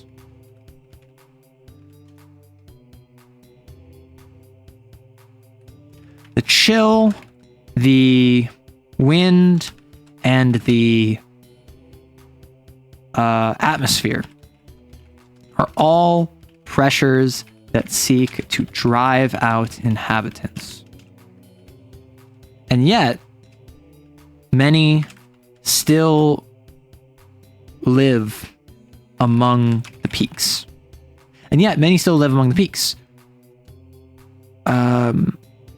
These few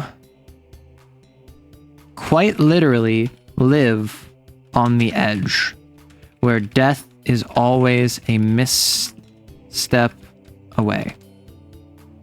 That leads to such cultures rely on precision and stability.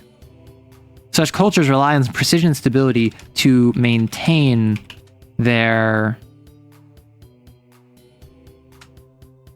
livelihoods.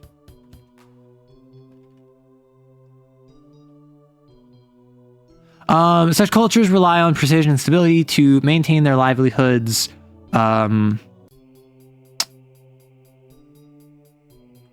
even if the environment as harsh as the mountains, even in an environment as harsh as the mountains.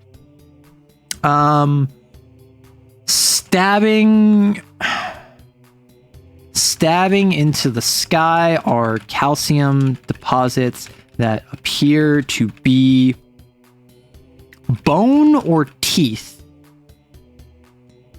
eroded by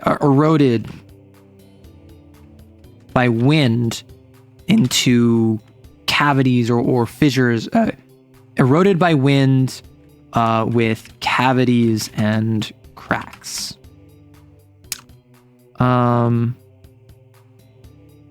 Some lean to the side and nearly meet the surrounding peaks, while others are staunchly straight-backed. The deep valleys separating them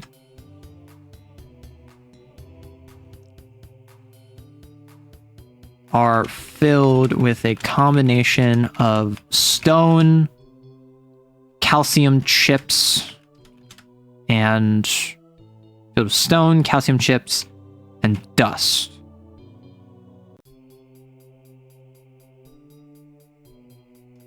And this is where we go. The Gangrum. These are hairy fungus that avoid brightly lit areas, rotating around the peaks throughout the day before settling at night.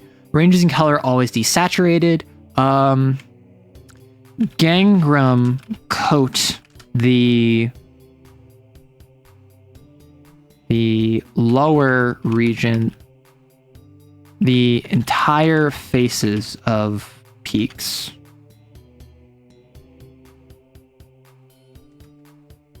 Hiding from the sun through the day. Carents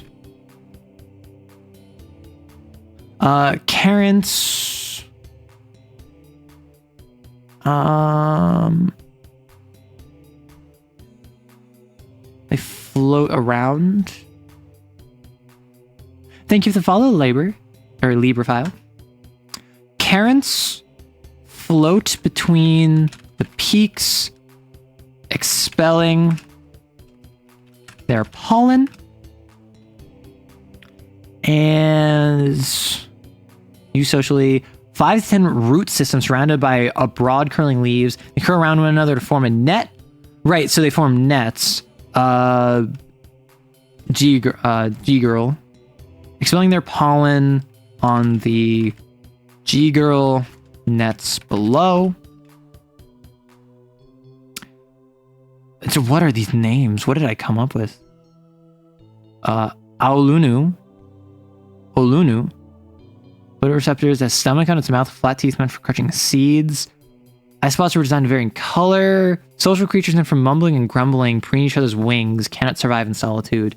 Okay.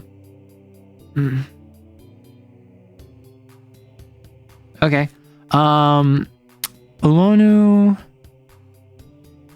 They extend 30 to 40 centimeters without counting their head, covered in long, shaggy... Right, these are things that, like, leap from peak to peak.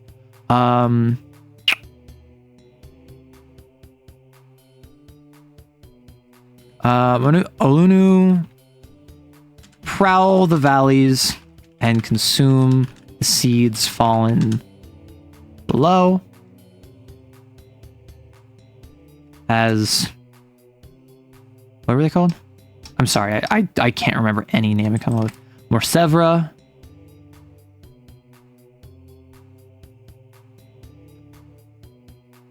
As Morsevra, leap from peak to peak above. Screaming thievers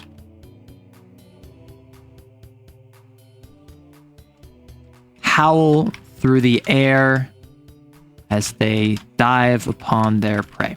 And then if I just say our step, the deep valley is separating them filled with combination dust and seeds. waterways and waterways form upon rainfall.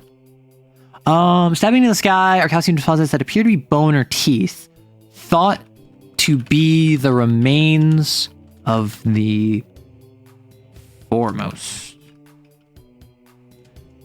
Eroded by wind with cavities and cracks. Okay. I want to eat dinner. Did you remember to hydrate? I did hydrate like an hour ago. And let me real quick go back up. We're going back up here. I'm taking the termites, and these are the tabean. I'm taking the caverns, and these are the... This is the valley, the Fisapi Valley.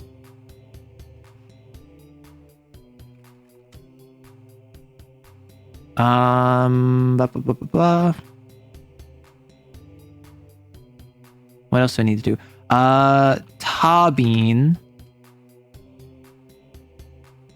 Hogisquark.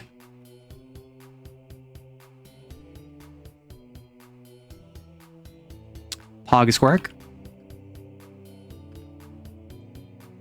Hogisquark. That's so fun to say.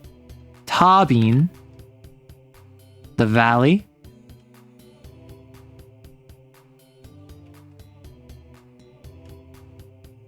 Cool.